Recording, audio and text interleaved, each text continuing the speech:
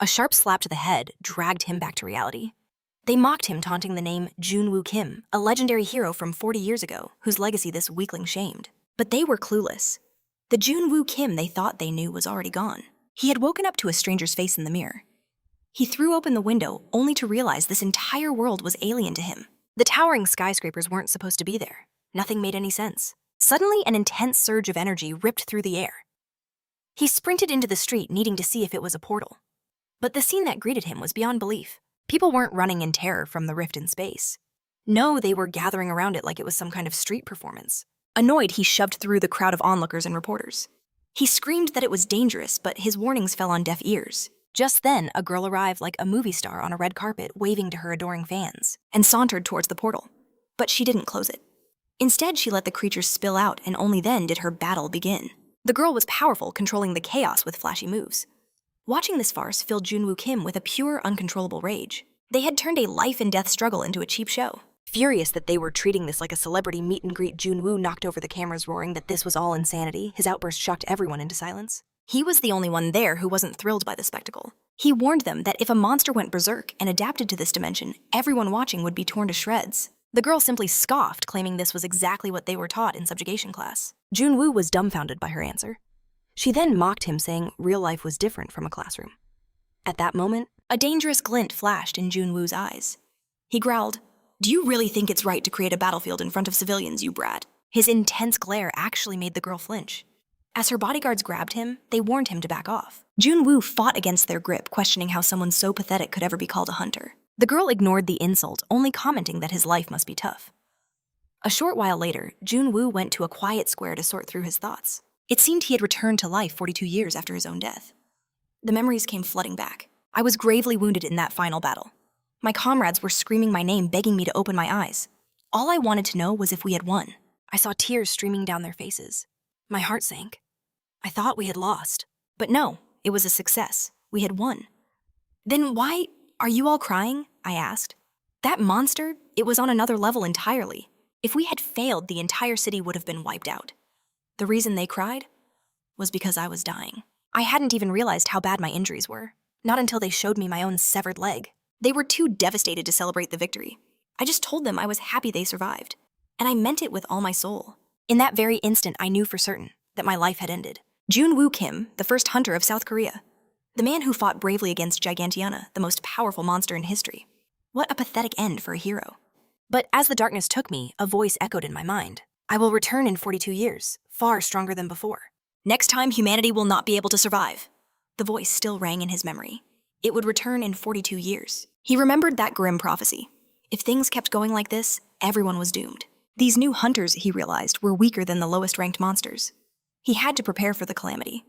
But then, a faint flicker of hope. He realized there was still a chance. He held on to the hope that his old party was still alive. If he could find them, he could change everything. But how he couldn't just ask random strangers about companions who'd been missing for decades. Then he recalled the arrogant girl, her mention of a hunter's academy. That was it. That had to be his chance. That meant the institute was founded in the last 30 years, and only one person could have been behind it. He remembered asking his friend if he was serious about establishing a school. His companion had confirmed it without hesitation. He was always planning for the future, dreaming of an academy to train the next generation once the war ended. He even asked Jun Wu to name it. Jun Wu, surprised by the request, hesitated. "Are you sure?" he'd asked. With a calm smile, his friend had suggested Korea Hunter College. He was told the name was too simple, completely unremarkable. Now, standing before the academy, he wondered if his friend had actually used such a plain name. The school itself was absolutely immense. He was interrupted by a guard asking what he was doing there. "Are you a student? I've never seen your face around here." He denied it, saying he was just looking for someone. The old man's eyes narrowed.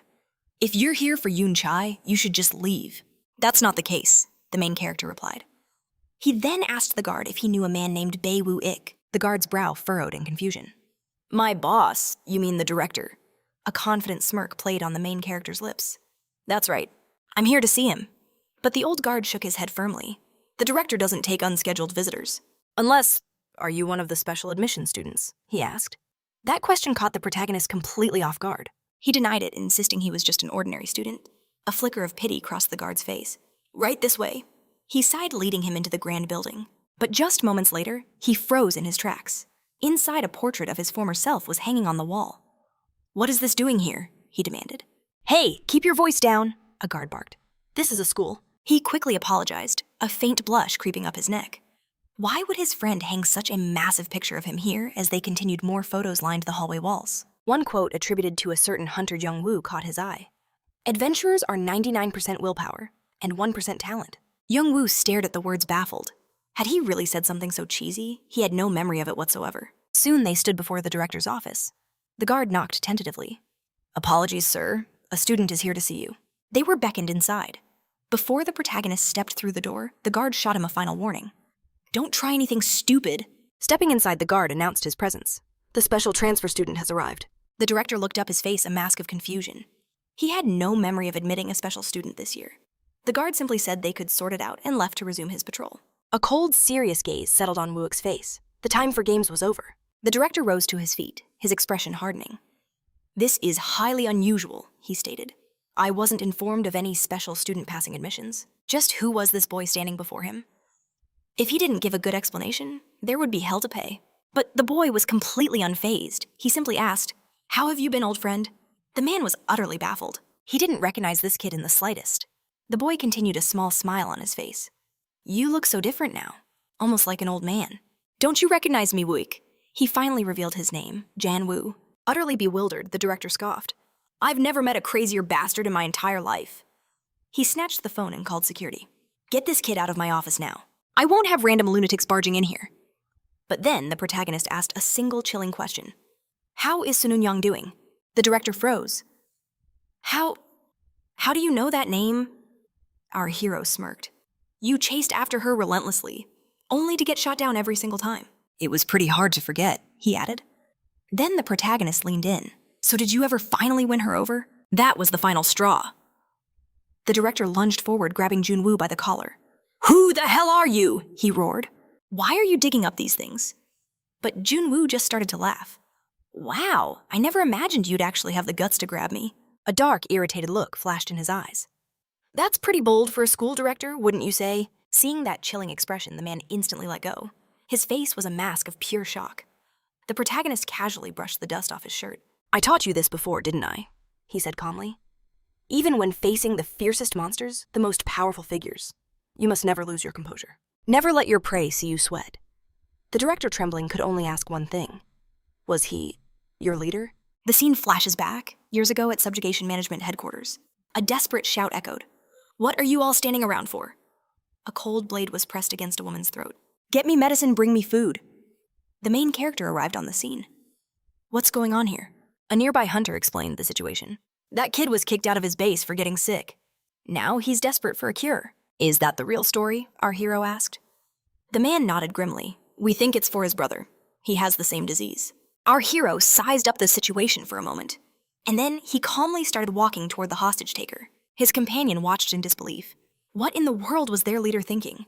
A panicked shout split the air. "Don't come any closer," the man screamed. "Stop right there or she dies." But our hero didn't even slow down. He just kept walking forward. "I'm warning you," the desperate man yelled. "One more step and this girl is finished." But the protagonist's voice was like ice. "Go ahead, do whatever you want." That chilling response stunned everyone. Even the hostage couldn't believe her ears. Did I hear that right?"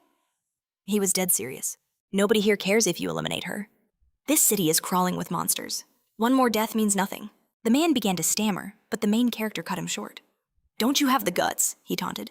"If you want that medicine for your brother, you'll have to eliminate every single one of us to get it." The man's eyes widened in shock. "To save one life," the hero explained, his voice brutal and true, "another must be sacrificed.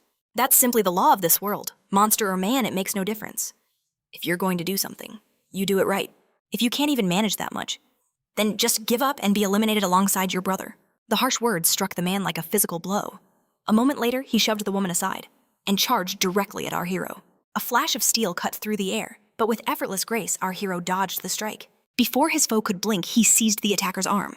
A flawless judo throw followed, a masterpiece of precision. A pained curse ripped from the attacker's throat. In an instant, his world turned upside down as he crashed hard against the unforgiving ground. Scrambling to his feet, his face twisted in fury, he swore he would eliminate our hero. Screaming Jun Wu's name, he swung his blade wildly. A ghost of a smile played on Jun Wu's lips. "Now that's more like it," he murmured. A system window flickered to life, announcing an item had been equipped. Jan Wu deflected the desperate attack without breaking a sweat. He then leveled a single finger at the man. The system confirmed it. Explosive flick. The impact was instantaneous. The man was sent flying backward, slamming into the wall with bone-jarring force. His world immediately faded to black. Jan Wu turned to his companion. They had to find the man's younger sister. He knew she was close by, and he still carried the medicine she desperately needed. But his companion argued, urging his leader to reconsider. The girl was afflicted with a contagious plague, but Jan Wu was unmoved. If that were true, he reasoned her brother would already be dead. He ordered his companion to hurry, and the young man obeyed without question. The protagonist then told his friends to bring the newcomer to their base and give him some food. Weik opened his mouth to protest, but the hero cut him off with a single look.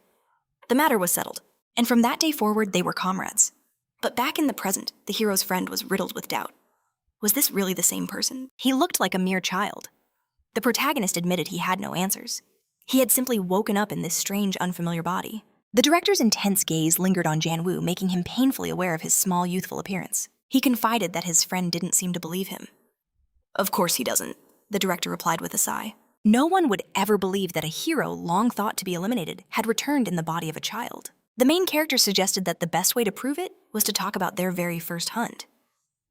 At those words, something in Wuik snapped, and he threw a punch. Meanwhile, a guard was sprinting towards the director's office, summoned by Wuik to remove the suspicious boy. The school's special admissions program was famous for attracting prodigies, and he figured this boy must be one of those incredible talents. He arrived at the office announcing he was there to apologize. But as he stepped inside, a sharp voice called out, "Wuik, stay focused." The hero was drilling Wuik on his apology. The guard, taking in the bizarre scene, simply turned to leave. "Keep going," the hero called after him. "Don't stop." A few minutes passed, and irritation flashed across the main character's face. Wuik shifted uncomfortably. The protagonist complained that his face still hurt. The director apologized for his friend's outburst, explaining that the very mention of their first mission had triggered it. The world had changed so much. The main character observed this grimly, a thought the director echoed, adding that it must all seem strange to him. "It's obvious," the protagonist shot back, pointing out how even monster subjugation had become a twisted business. Just the day before, he'd seen hunters dragging a monster from a dungeon like a parade float. Wuik interrupted, "You mean the dungeon near the hospital?" Our hero said he already knew what his friend was thinking.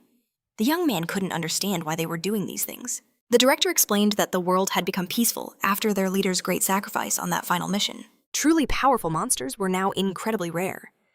"Is that why you're unleashing them onto the streets?" the hero wondered. "There's a limit to this recklessness," he yelled. The director calmly replied that there were other reasons. Without any real danger, securing corporate sponsorships was impossible. This predicament had forced their hand. Meanwhile, the hunters were becoming nothing more than celebrities. Their methods were a complete departure from the true subjugations of the past. Our hero insisted that it wasn't too late to fix this. As the director of the Hunter Academy, his friend could change things, but the director confessed that he had already tried. He explained that with high-ranking officials involved, it was impossible for him to change the education system alone. The main character suggested that reuniting their old companions would give them the power they needed to fight back. But the director's next words were like a dagger to the heart. "Those companions, they are the high-ranking officials I mentioned." With clear reluctance, he admitted that some members of their old team would not welcome their leader's return. The main character's eyes narrowed. "And you, my friend, do you feel the same?" Startled, the director quickly denied it, insisting that wasn't true at all. He sighed, admitting everything had been a mess since the hero's return. Wuik tried to reassure him. The world was finally free from the constant threat of attack. Their leader could finally begin a new peaceful life. But he countered grimly, certain that the final boss would return. The director, bewildered, asked him to repeat what he'd just said. The protagonist reiterated his chilling claim. "The final monster is coming back." Wuik, completely lost, pressed him further. "Gigantiano, you're saying he'll be back?" "Exactly," the protagonist replied. "Model, believe it or not, this is our reality now." And just before he vanished, I heard a voice. It warned that the final boss would return in 42 years. Wuik couldn't believe his ears, asking if his friend was certain. The main character shot back, "Are you really doubting me?" He'd witnessed someone return after 42 long years. But his friend couldn't grasp it. The world's most powerful being. Coming back? The director could only shift in his seat, a storm brewing inside. The hero declared his time was over. Staying here was pointless now. He looked at his friend, asking what his next move would be. With cold determination, he stated the obvious. He would handle it all, just like he did before, alone. Wuik protested, claiming their leader was helpless in his current state. But he shot back, "I did it once, and I'll do it again." Just as he was about to leave, he paused. There was one last thing. He needed his blade. Facing this alone without it would be a fool's errand. Wuik explained the item was locked in deep storage. Its value was so immense, retrieving it was impossible. The main character pushed, there has to be a way to get it back. That's when the director mentioned Sukdu was the one in charge.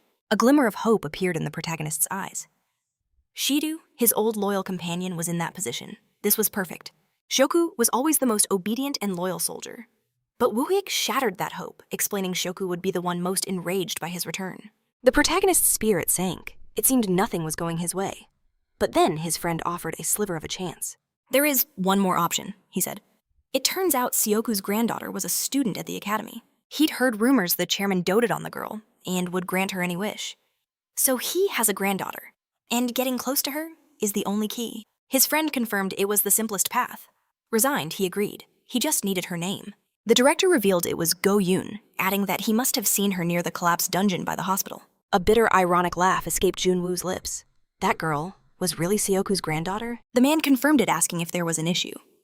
The main character admitted that his rage got the best of him, and he ended up fighting her. The director was stunned into silence. Wuik, filled with dread, asked if anyone else had found out. Of course not, the main character snapped. A few more curses left his lips before he turned his back and walked away. But later, the weight of his actions crashed down on him. The memory of her overwhelming power, her victory, it sent frustration boiling through his veins. I have no idea what to do, he roared. He spun around, extending his hands toward a confused Wuik. What was Jan Wu thinking? Do you need something from me? He asked. Jan Wu's reply left him speechless. The academy enrollment form. You can't be serious, Wuik exclaimed. He demanded his friend hand it over, reminding him his weapon was still in enemy hands. To get it back, the only way was to get close to Sioku's granddaughter. Wu scoffed, dismissing the entire plan. The granddaughter wasn't the problem, he explained.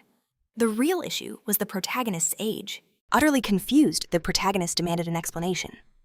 Wuik asked in disbelief if he really planned to enroll in high school looking like a grown man. The question hit the legendary hero like a physical blow. The director's words poured over him like gasoline on a fire.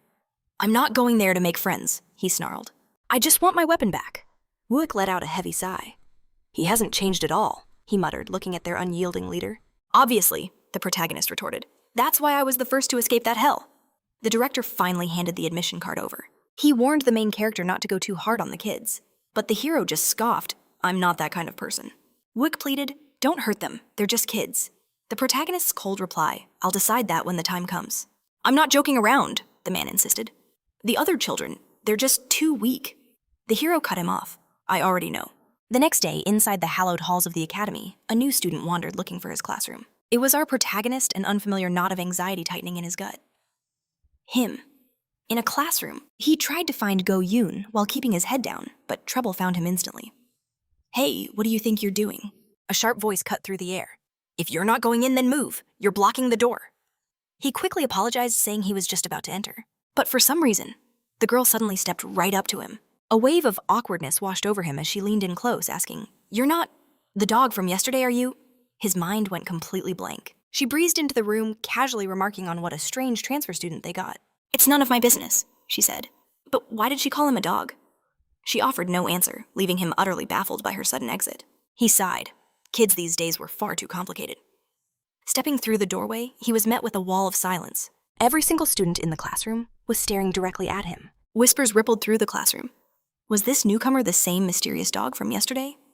Even the girls buzzed with theories about our protagonist. He felt their eyes lock onto him. A cold confusion washed over him. What in the world was going on? His first day, and the attention was already suffocating. He could just ignore them.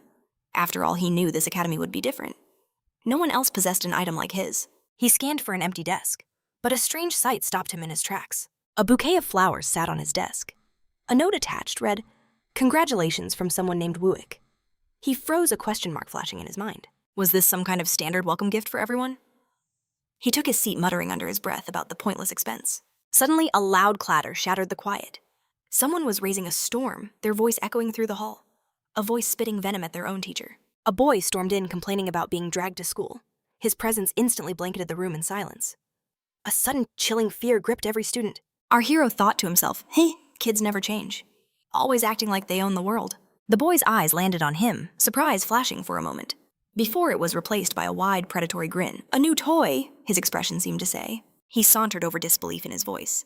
No way! You're in my class, he sneered. That dog from yesterday? It actually appeared in my room. He never expected to see the main character here. Not after the clash with Go Yoon and his insults toward all hunters. A flicker of genuine surprise crossed our hero's face. "How could you possibly know about that?" he demanded. "You're video genius," the boy shot back. "It's gone viral." Our protagonist's mind reeled. He was sure that secret was safe. Then, like a physical blow, the boy's next words struck him. "I can't believe your nerve," he scoffed with disgust. "Even after pulling a stunt like that, you still crawled into this academy." He called the main character insane for challenging Yoon, especially as a pathetic E-rank. But a storm of irritation was brewing within our hero. The boy held out his hand, a mocking smile playing on his lips. "A pleasure to finally meet you. The name's Jwok," he announced as if our protagonist should already be bowing. Annoyance flashed in our hero's eyes as he remembered Wook's warning in Durit. A moment later, he reluctantly extended his own hand and stated his name. Jwok exploded into derisive laughter. "Your parents must have been idiots," he sneered. "Naming their kid after a legendary hunter. What a joke." The main character forced a laugh, but it sounded empty. "Get a grip," he told himself. "Do not punch him." So, Hwak leaned in. "What was it like seeing Go Yoon Chae up close?" "Her body's not bad, and her face is decent for her age," he remarked, followed by another ugly laugh. "Even if she's the director's granddaughter," he continued, "that's no reason to be so arrogant. If it weren't for that stuck-up attitude, she'd be exactly my type." Just then, a sharp voice cut through the air, warning Jwok not to cross the line. Both Jwok and our hero turned stunned. It was the girl from before. The boy demanded to know why she was butting in again. She shot back that Jwok should take a long look in the mirror before judging anyone's face. "Are you crazy?" he snarled, reminding her he'd let her off easy before. She just smirked. "We're both in Class E. We're both trash." His face twisted in rage. "Don't you dare put me on your level." "I was in Class B, he roared. She shrugged it off. "Means nothing when you can't even use your own powers. The only reason you're still here is because of your daddy's money. Without that influence, he would have been kicked out long ago." Every word was a spark, and a fire of pure rage ignited within Jwok. He lunged toward the girl, his hand raised to strike. She squeezed her eyes shut, bracing for the impact. But the blow never landed. Instead, Jwok was sent sprawling to the floor. The entire class watched their jaws on the ground. "How dare you!" Jwok screamed from the floor. "Mim Jong-woo, have you completely lost your mind?" The big man's expression was like stone as he stared down at the bully. Jwok questioned if the protagonist was really behind this. He simply replied, "I can do it again if you'd like." Jwok scrambled back to his feet. "You're asking for a death wish on your first day." Raising his voice to a roar, he threatened to beat him into submission, to teach him his proper place in the school's food chain. Our protagonist just let out a cold, empty laugh. He scowled at the boy. "Have you ever faced a life or death situation?" he asked. The boy didn't answer, simply charging forward. Our hero sidestepped the clumsy punch with ease. Pathetic, he thought. His form was a complete joke. He was so weak, even a low-level goblin could take him down. But before the battle could truly begin, the classroom door slid open. A woman entered, demanding to know what her students were doing. Jwok's face burned with frustration.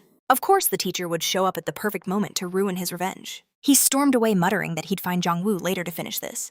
Then he shot a glare at the protagonist. "Meet me behind the school," he snarled. "We're going to have some fun." Hours passed. Wooik stared at him, a deep frown on his face. "How could you possibly get into a fight on your very first day?" he demanded. Our protagonist simply said, "I was holding back." Wooik sighed, explaining he'd already handled the fallout. But there was no telling what a loose cannon like Jwok would do next. "What are you talking about?" Jun Wu demanded. The director revealed a shocking truth. The boy he just struck was the minister's son, from their very own subjugation department. This was a privileged brat used to getting his way, shielded by his father's immense power. He had never once faced the consequences of his actions. A cold understanding washed over Jun Wu. Now he saw exactly what kind of monster that system had created. The director warned him, his voice laced with fear. "Tread carefully. If you provoke him again, no one here will be able to protect you." "I understand," our hero replied coolly. "I'll handle this my own way." But stepping outside the office, a heavy sigh escaped his lips. Suddenly, a sharp voice cut through the silence, startling him. "Are you insane?" a girl demanded. "Do you have any idea who you just messed with?" He simply shrugged. "Doesn't matter. I despise arrogant punks." He then turned the question on her. "So why were you about to fight him?" She snapped back that the jerk was bad-mouthing Yoon. Hearing that name, Jun Woo's eyes widened in surprise. The girl standing before him. She looked strikingly familiar, like someone he'd seen during the subjugation. His gaze then fell to the name tag on her uniform. "Go Ahyeon?" he read aloud, then asked directly, "Are you Yoon's younger sister?" She confirmed that she was. A sly grin formed on the main character's face. This was an opportunity he could use. But then she dropped a bombshell, revealing she wasn't actually Yoon's sister at all. Born from a different mother, she was an outcast, never acknowledged by her father, or truly accepted into the family. Taken aback, our hero awkwardly asked if she ever spoke with her grandfather. She explained that they were incredibly close, and that he was the one who had officially removed her from the family registry. In that instant, all his hopes were crushed. The girl apologized, explaining that since she wasn't family, there would be no reward for helping her. She looked at him with disappointment. "I thought you were different. But you're just like the rest, only chasing status and connections." He shot back instantly. "And you're any different? You judged me the moment you heard I was a special admission student." He scoffed to himself. All this talk of family legacy and special admissions was completely absurd, especially for a bunch of teenagers. "Just you wait," she declared. "You'll learn what it really means to be a special student here." But he didn't care one bit. He just kept walking away. As he disappeared, a deep blush crept onto her face as the audacity of their encounter finally sunk in. Meanwhile, our protagonist realized his first plan was a total failure.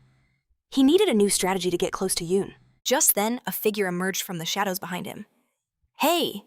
a voice called out. "You're Jun Wu, right? The special admission kid." Surprised, Jun Wu turned to face the stranger. He had no idea who this was, but simply asked, "What do you want?" A couple of thugs watched from the side, snickering, as more and more people began to gather around the challenger. In seconds, Jun Wu found himself surrounded by 5 people in the empty hallway. Their leader threatened him, "Come with us or we'll humiliate you right here." The protagonist sized up the situation, already feeling a massive headache coming on. He followed them into an old-school warehouse.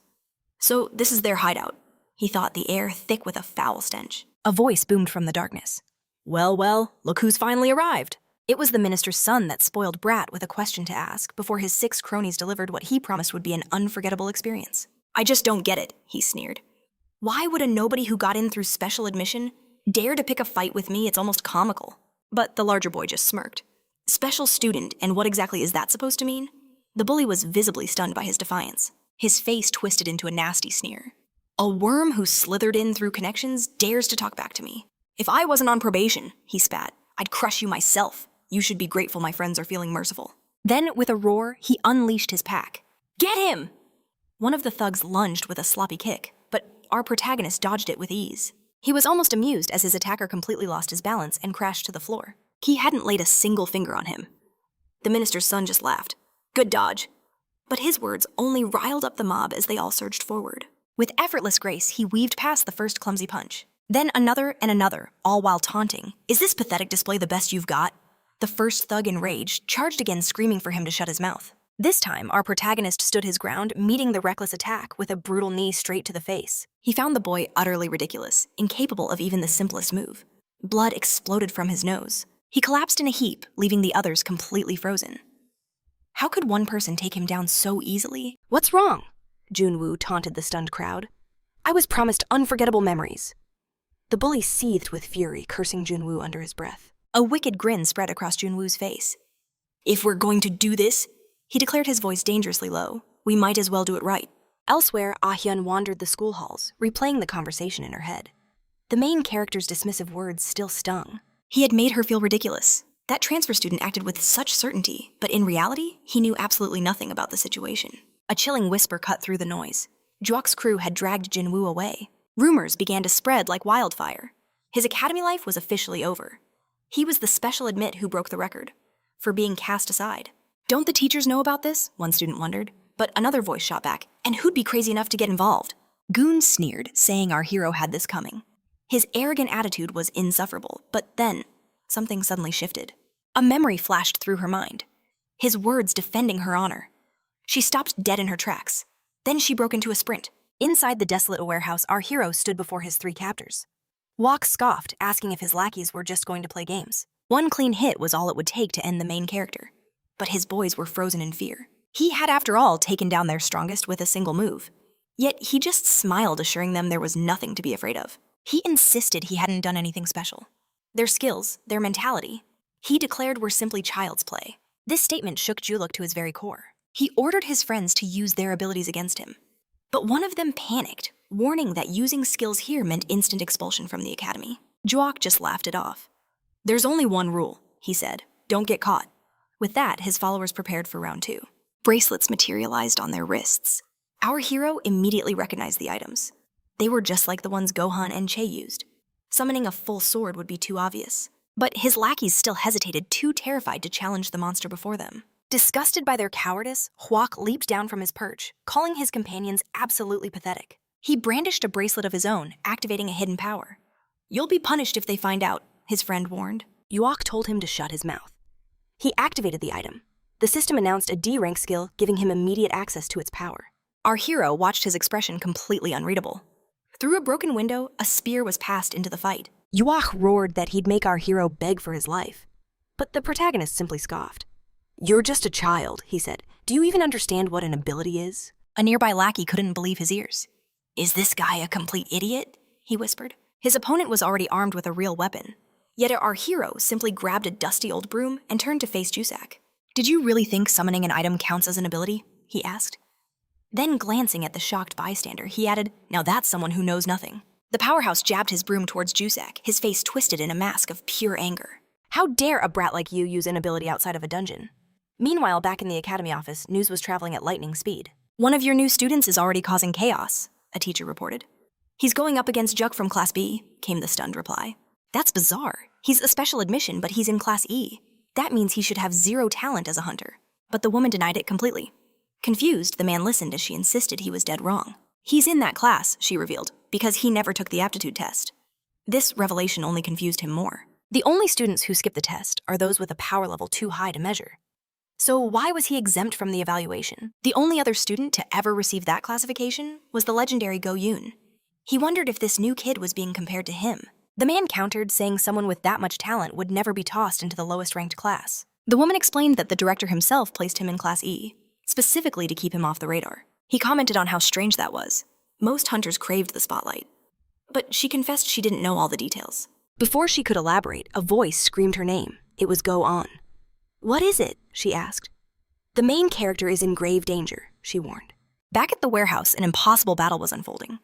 A flimsy broom met a deadly spear in a furious clash of power. Pure irritation flashed across the boy's face. He was struggling to keep up as his opponent effortlessly parried every attack with a simple cleaning tool. A bystander watched his mind reeling. Gusto with an enchanted spear should have overwhelmed a no-talent weakling in seconds. So what was happening? Every single blow was deflected. The broom didn't even have a scratch on it. With his frustration mounting, the attacker finally screamed, "How is a pathetic E-ranker pushing me back?" He lunged with all his might, but the protagonist met his attack, his cool expression never changing. Jusak rained down curses on Jin Wu, unleashing a relentless barrage. But Jin Wu parried each strike with calm precision. A weapon skill isn't something you should use so carelessly, he lectured. One of the thugs sneered, "Shut your mouth, you're just a worthless special admission student." The main character explained that a weapon's core is what defines its power. He dodged another wild swing with ease, then asked, "What kind of core do you think your spear has?" Enraged Gusto just screamed for him to go to hell. "This spear's core," he seethed, "was a gift from my father. It's the entire reason I was accepted into this academy." His future was supposed to be golden. A hunter after graduation, maybe even a coveted seat on the student council. But facing a mere E-rank special student, he was being completely overwhelmed. He lunged forward, but his broom missed its mark, smacking the hand of an innocent bystander instead. A cold, emotionless system message echoed in his mind. Weapon lost. Retrieve immediately. Utter confusion washed over him as he saw the protagonist now holding his spear. Trying to save face, he arrogantly told the boy to watch closely, as if to teach him how a real hunter wields such a weapon. And then, without warning, the entire building was plunged into absolute darkness. The students panicked when shouting that it felt like night had swallowed them whole. Just as suddenly as it began, the light returned, flooding the world back to normal. One of the onlookers gasped, telling his friend to look at the floor. In a terrifying spectacle, their shadows began to peel themselves away, writhing from the ground like living things. The man our hero had struck stood in shock, convinced something vital had been stolen from him. His eyes desperately searching for his vanished shadow. A suffocating dark aura now swirled around our hero. Fear was etched on the bully's face, his confidence shattered by a single terrifying doubt. Could it be? Was that the very same core from his own weapon? Just then, a wicked laughter erupted from the giant brute, his body radiating waves of a corrupted, sinister energy. The bully stumbled back, every instinct screaming at him to run. But he was frozen in place, paralyzed by a primal terror. He'd lost all control. With the spear's tip now at his throat, Huak could only beg for his life. The protagonist's expression turned to ice. He lunged, thrusting the spear straight for the boy's heart. The bully cried out, scrambling to escape the fatal blow. But the weapon began to dissolve into particles of light, its 1-minute activation time, expiring as the system deactivated it mid-strike. Jun Wu decided they'd had enough fun for one day, even with Huak still unconscious. The massive bully began kicking the boy cruelly, ordering him to wake up. The boy's eyes fluttered open, but the moment he saw the main character, a blood-curdling scream of pure terror escaped his lips. "I didn't do anything," Jun Wu said coolly. Now get up. The extra scrambled to his feet, his eyes locked on the protagonist as if staring at a monster. You're just a kid. The hero, Huak, set a strange, calculating look on his face. So answer me, he pressed. These are weapons and abilities for hunting monsters. Isn't it incredibly dangerous to use them outside of a dungeon? But Juke stood frozen in silence, unable to form a reply. The leader's voice cut through the air, demanding an answer. Immediately, the bully confessed, admitting the danger. The protagonist delivered his final warning. Any more behavior like this, and there would be severe consequences. He then turned his gaze to the boy who had joined the fight. Step forward, he commanded with absolute authority. Then, turning back to the first bully, the protagonist gave a shocking order, hit him a few more times. The man was utterly bewildered. I want your strongest punch, Jun Wu declared, his voice a low threat. Or do you want everyone here to laugh at how you were beaten by a mere special student? The boy thanked him, but asked why he was doing this. The main character simply said he didn't want his real identity getting out. Is that even possible? The bully questioned. It has to be your strongest punch, Jun Wu insisted. If it doesn't hurt me, every single one of you will get a beating you'll never forget. Hearing this, the man charged, throwing everything he had at our hero. The very instant his fist made contact with the protagonist's face, the warehouse doors burst open and the teacher stormed in. The woman pointed a trembling finger at a crimson stain spreading on the floor. There's blood, she cried. It's his blood, Yuban announced, stepping forward. This has gone too far, he declared. He just transferred here today. But then another student suddenly spoke up. That's my blood, he claimed. The teacher ordered that student to his office immediately. The woman then told Goa Hin to get her massive friend to the infirmary, and she quickly agreed. A few minutes later, the protagonist was walking down the hall. He was reflecting on just how much weaker his physical body was than he'd expected. He looked over at the girl beside him. What are you doing here? You're supposed to be going to the infirmary, she pointed out. She didn't answer his question, remaining perfectly silent. Don't worry about it, he said.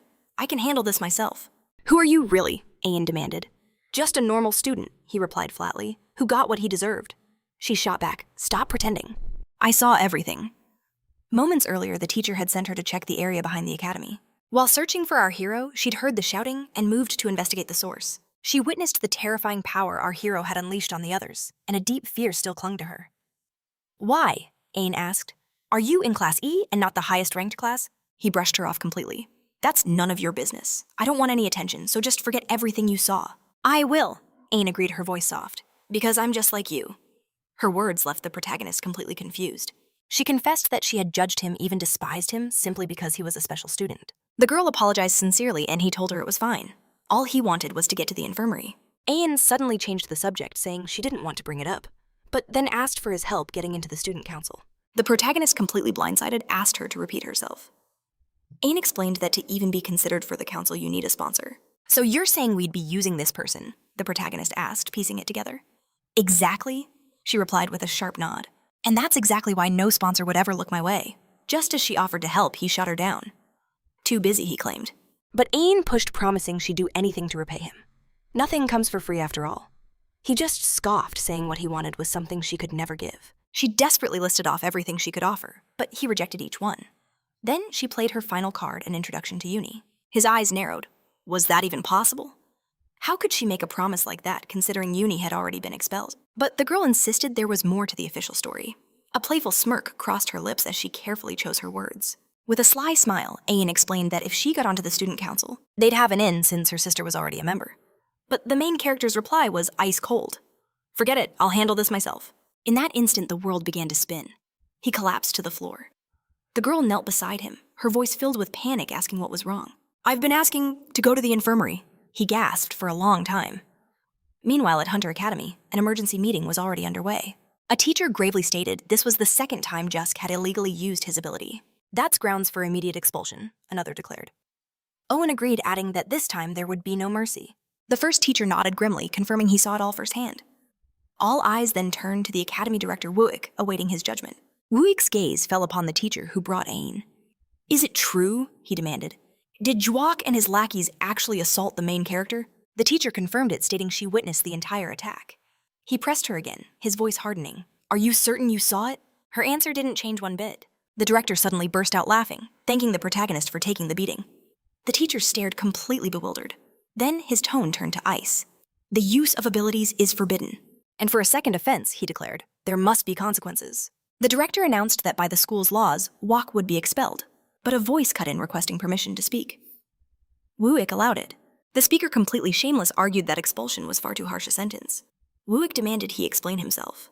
The man's audacious reply was that teenagers are prone to making mistakes, but their teacher's voice rose in fury. This wasn't just a mistake. It could have led to a serious accident. But the academy official simply argued that Jusak was a student with immense potential, destined to be a pillar of their institution. He then turned his venom on Yubin. Can you live with yourself knowing you destroyed his future over a minor issue? His words were a poisoned dart. The man conceded that Wak was at fault and that his error was serious. Even so, he insisted expulsion was too much. A 1-week suspension, he argued, is more than enough for the boy to reflect. To everyone's surprise, Wooik agreed, saying they'd finalize the punishment later. The meeting was over. As the teachers stormed out, the man from the story's second-largest guild lingered. A smug smirk played on his lips as he pulled out his phone and made a call. The person on the other end was the minister, Juak's father. Junbin assured him the punishment would be a slap on the wrist, a mere suspension, and that as things stood, his son still had a golden opportunity to join the student council. His voice dripped with malice as he vowed to teach our hero a lesson. And with the end-of-month evaluation drawing near, he had the perfect stage.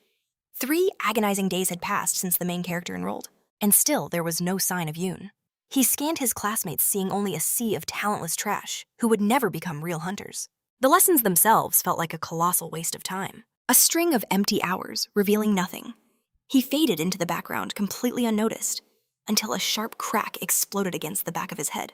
It was a scene straight from the story's opening, the same relentless bullying playing out all over again.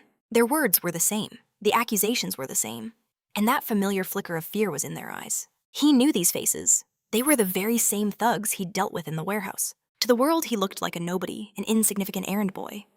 But the truth of the matter was far more complex. The student who landed the blow sneered, calling the protagonist pathetic, and telling him to follow if he wanted a real lesson. The other students quickly filed out of the classroom. In the empty hallway, the protagonist calmly trailed behind them. The moment he spoke, the 2 boys flinched as if struck. "That slap actually stung," our hero said calmly. The 3 thugs immediately bowed in apology. "Just venting your frustrations on me, were you?" he asked. The man frantically denied it. "No, sir. We only did it because young Wu ordered us to make it look real." "And did it work?" the protagonist wondered. The man let out a heavy sigh. Getting close to the student council was proving nearly impossible for first years. After hearing the report, the protagonist asked if they'd uncovered anything else. His subordinate confirmed they'd learned a few things. Rumor had it that Yoonji rarely even came to school. "Is that all?" the protagonist demanded. The boys added that she was a complete loner who never spoke to anyone, his sister's only friend, a student council member named Jong Yoon. This was his one and only lead. He had to find him, but when he asked around, the answer was always the same. Jong Yoon was a ghost who barely showed up to school. The main character's patience finally snapped. "Get out!" he roared. The boys scrambled away, promising to find real information next time. A deep throb began to pulse behind his eyes, the start of a crippling headache. He sensed a presence and turned to find Aeon watching him. "This method of yours is getting you nowhere," she stated. He narrowed his eyes. "Have you been following me?" She explained that because Jong Yoon was part of the student council, he was practically untouchable. The main character scoffed. Why was it so hard to find these people? It was just a student council, not some secret society. But she insisted he was wrong. Only the absolute elite were ever chosen. He shot back, "They're just kids. Just students, every last one of them." But Ion explained that council membership was a golden ticket, a guaranteed path to becoming a hunter and taking on real missions. And with their influential parents backing them, even the teachers treated the council members like royalty. Inside these school walls, they held absolute power. They were playing a completely different game. And with his current brute force approach, he'd never even lay eyes on Jong Yoon. He gritted his teeth. "Is there another way?" The girl began to suggest the student council itself, but he cut her off instantly. "Absolutely not." Her face filled with confusion. "Why do you keep refusing?" He simply told her that Aeon said only the talented could stand out and she had no talent. "Then just teach me," she begged. "I'll work harder than anyone." A dry, humorless laugh escaped his lips. He warned her that learning from him meant walking a path of unimaginable pain. A heavy silence hung in the air. He admitted he didn't get it. Why was she so desperate to join the council? He told her to stop chasing things so far beyond her grasp, but the girl simply brushed his warning aside. Jan Woo was completely stunned. She declared that if the council rejected her, she would find a way to another world entirely. And she pleaded with him to show her how. "I will master every art of subjugation," she vowed, her eyes burning with resolve. Seeing the end of their break, Jan Woo simply turned and began to walk away. The girl rushed after him, demanding an answer. A faint smile played on his lips, impressed by her sheer audacity. He hadn't seen a fire like that in a long, long time. Perhaps she could actually be useful. Meanwhile, their favorite teacher praised her students before reminding them of the upcoming monthly evaluation. They had to give it their all. Last month's results had been a disaster, but her speech was cut short by someone entering the room apologizing for the intrusion. It was the shameless teacher here to announce a sudden change to the monthly exam. He declared that the first-year test would now be a practical exam, held inside a real dungeon. The classroom erupted in panicked confusion. Our heroine wondered if she was dreaming, while the protagonist's expression turned dangerously dark. The homeroom teacher immediately protested, declaring it impossible. But the man just sneered, warning her not to raise her voice in front of the students. Euban argued that a practical exam was far too extreme for these students. The shameless teacher fired back. "Are you implying Class E can't handle it?" She was trapped, left utterly speechless. He dismissed her, saying the decision was final. He then had the nerve to say that excluding any class from this test would be an act of discrimination. He questioned how long they planned to hide from the Academy's main curriculum. Every student, he reminded them, needed to fulfill the basic requirements for their hunter certification. The main character knew this was madness. This class was full of clueless kids. He was certain of it. Something was terribly wrong. No sane teacher would send children to their deaths in a dungeon. Then came the brazen ultimatum: take the exam, or surrender, and be sent to remedial classes. Fixing his gaze directly on our protagonist, he added a final chilling condition. Withdrawing from the test meant immediate expulsion. As he left, he vowed to personally oversee the evaluation, leaving the protagonist with a cold certainty. This was all a setup. A teacher couldn't have pulled this off alone. A much higher power was pulling the strings. In the director's office, his suspicions were confirmed. The Minister of Civilization of Korea himself was involved. Our hero then revealed he'd been blacklisted, all because of Juk. The director apologized, explaining he did everything in his power to prevent it. But Mayunjin's influence ran too deep in the Academy's history, making him unstoppable. "I understand," the protagonist replied coldly. It was a difficult position. The director tried to explain further, but the protagonist cut him off. He was done hearing excuses. Wooik looked at his friend. "So how will you escape this witch hunt?" Our hero's answer was simple. "Of course I'm taking the exam." He still needed to find Yoon, and expulsion wasn't an option. He turned to the director. "Do you have any weapons I can use?" The man shook his head, claiming he had nothing to offer. Our hero pleaded, "You can't go into a dungeon unarmed." He pressed Wooik for any kind of weapon, but his friend was adamant. He had nothing. Items, he claimed, are just too dangerous. Our protagonist was floored. He grabbed his friend's arm tightly. "Since when did you have the guts to lie to me, Wooik?" he demanded. But the director flatly denied it. Then his eyes fell upon the ring on his friend's finger. "And what's that?" he asked, his voice low. The second-in-command of GO8 knew instantly his secret was out. It was the Ring of Patelis, an artifact of almost mythical rarity. He and his friend stared at it. 50 long years had passed. The main character couldn't believe it. Did Wooik still have it? Wooik confessed he'd only started using it after their leader had fallen. A flood of memories washed over him. A time when he was a nobody, and our hero not only saved his life, but gave him a place on the team. His friend asked what he was doing.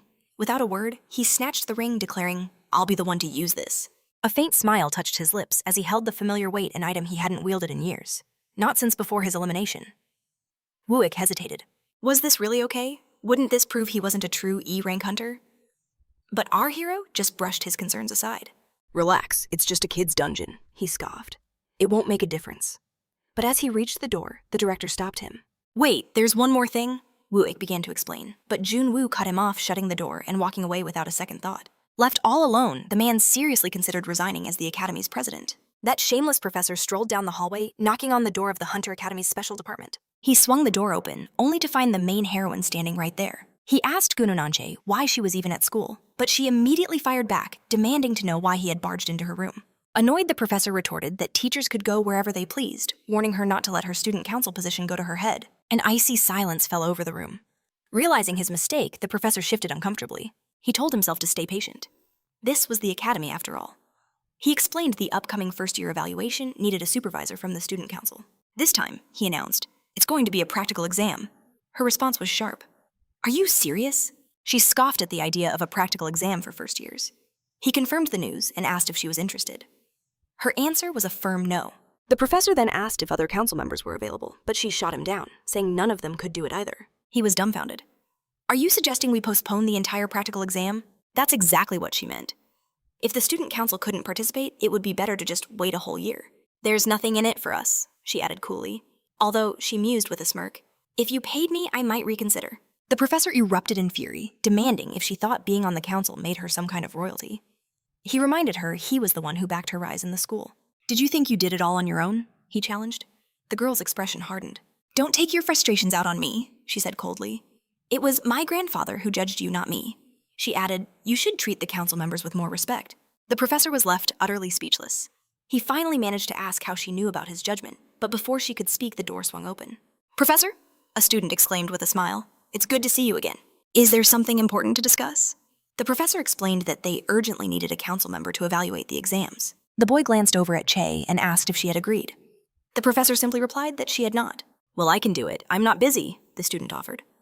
The professor asked skeptically if he was truly capable. The boy just grinned, pointing out that as a council member, he was obviously more than qualified. The professor hesitated, knowing this student was nothing but trouble. But with no other choice, he finally gave in, telling the boy to sign the document and submit it. Uni watched as a suspicious, cunning smile spread across the boy's face, a knot of unease tightening in her stomach. She immediately demanded to know his plans for the subjugation schedule. He claimed he'd just drop out of it. Unlike her, he wasn't famous, so nobody would even notice. Che pressed him, still confused. Why risk so much for Professor Cha, a man he clearly despised? He explained he took the job to watch the professor, determined to prevent another accident like the one that happened before. He also needed to see the test results, especially now that he'd heard the boy from the hospital was a first-year student. Che was puzzled. This boy seemed to know a shocking amount of detail about the subjugations. Hadn't she just assumed he was already a student? He admitted that his own curiosity had driven him to observe the protagonist. He saw how he took down Chuok's group on the first day, and then, just like Che, skipped the evaluation entirely. He asked her, aren't you curious about him too? Meanwhile, back on the academy's training grounds, our hero scanned the crowd of students. He saw that some students from classes C and D were missing. The B-rank students, however, were all present, puffing out their chests and eager to impress the girls. In the main character's entire class, only 2 stepped forward. Our hero and one other soul. Is it really just the 2 of you going in? The question came from Aeon, who was already gearing up for the dive. Good, she stated, a hint of a smirk on her face. With just us, there's no dead weight. Our hero couldn't help but question her. Isn't it obvious? Aeon shot back. I'm taking this test, she declared. She looked him dead in the eye, assuring him not to worry. I won't slow you down. But Jun Wu warned her, even a low-level dungeon is no walk in the park. You should back out now, while I'm still asking nicely. He explained this first test was designed to crush E-class applicants from the very beginning. But Aeon's resolve didn't waver. She reminded him her goal was the student council, and nothing would stop her. Anyone who's serious about joining, she stated coldly, can't afford to fail this. Just as our hero was about to retort, a sharp voice sliced through the tension, commanding their attention. It was their instructor. The very man who'd laughed off the dungeon's dangers was now warning them not to let their guard down. This exam, he announced, is a low-grade dungeon dive. Each team is limited to 8 members. The students quickly decided amongst themselves. The elite Class A would be the first to enter. Everyone else would have to wait their turn. Then another student entered the room. The teacher announced that they should all recognize this face, a powerful member of the student council. It was the boy from before. My name is Kim Jong-un, he introduced himself. Surprise flickered across our hero's face. That name? It felt strangely familiar, like an echo from a forgotten memory. While his eyes were locked on the protagonist, the instructor shamelessly announced a class reassignment. Since only 2 remained in Class E, Jun Wu and Aeon were being forcibly moved to Class D. Just then, the man from before approached, greeting our hero directly. The bullies, still bruised and broken from their last encounter with him, shifted on their feet, trying to put on a brave face. But the heroine saw right through their pathetic act. Their confidence was a fragile, transparent mask, nothing more than a poorly disguised show. Murmurs of discontent began to ripple through the other students. What terrible luck, they grumbled, getting stuck on a team with a special admission case. One boy couldn't hide his disgust at being grouped with him. A girl then complained they were already 2 members short. One of the thugs our hero had previously thrashed tried to stammer out an apology, but before he could finish, the protagonist cut him off. He changed the subject, asking about the dungeon itself. Someone confirmed they'd gathered intel on it. Then one of the boys actually bowed, presenting a tablet to him. Please review the details, he said respectfully. A wave of confusion washed over the other students. Was someone actually bowing to the school's most pathetic loser? But then the student scoffed. Useless, he sneered with contempt. Can't even gather your own intel. You have to depend on everyone else. Hours later, at the dark entrance to a cave, a man named Junmin addressed the final team. Are you prepared to enter? He asked. The man confirmed his freshmen were prepared. He was confident they'd find what was needed to clear the dungeon. The instructor explained the test's win condition. It would end only when they defeated the boss lurking inside. A strange, unsettling smile played on his lips. Are there any final questions about this exam? Our hero watched in silence, analyzing the man's shameless attitude. Then Jong-yun gave the signal for the final team to begin. With that, the protagonist's party stepped into the darkness. As our hero ventured deeper, he found the dungeon, surprisingly almost boringly ordinary. The monsters were just your typical cave dwellers. But then a sudden deafening shriek shattered the silence. A massive swarm of grotesque rat-like beasts charged straight for them. Screams of terror erupted from the students. "There are too many," someone shrieked. "Prepare for battle." Just then, the system's voice echoed in their minds. Authorization to use abilities has been granted. A flicker of interest crossed Jun Woo's face. He muttered to himself, curious to see what these students were capable of. One of the boys summoned a powerful gust of wind. A second unleashed a sniper-style combat skill. And the third activated some kind of berserker state. Together, they barely managed to hold back the monstrous tide. One student fired off a volley of air bullets at the creatures, but the barrage was barely enough to stop the relentless assault. Our main character wasn't surprised in the least. Their powers were weak, their control practically non-existent. The others were no better, just flailing their swords without any real technique. But from the heart of the chaos, a lone figure emerged. It was the heroine Aeon unleashing a devastating fire skill. In a brilliant flash, searing flames engulfed the monsters. Their monstrous shrieks were silenced in an instant. Aeon clearly knew exactly how to command her power. Even without any real training in Class E, she had mastered her abilities.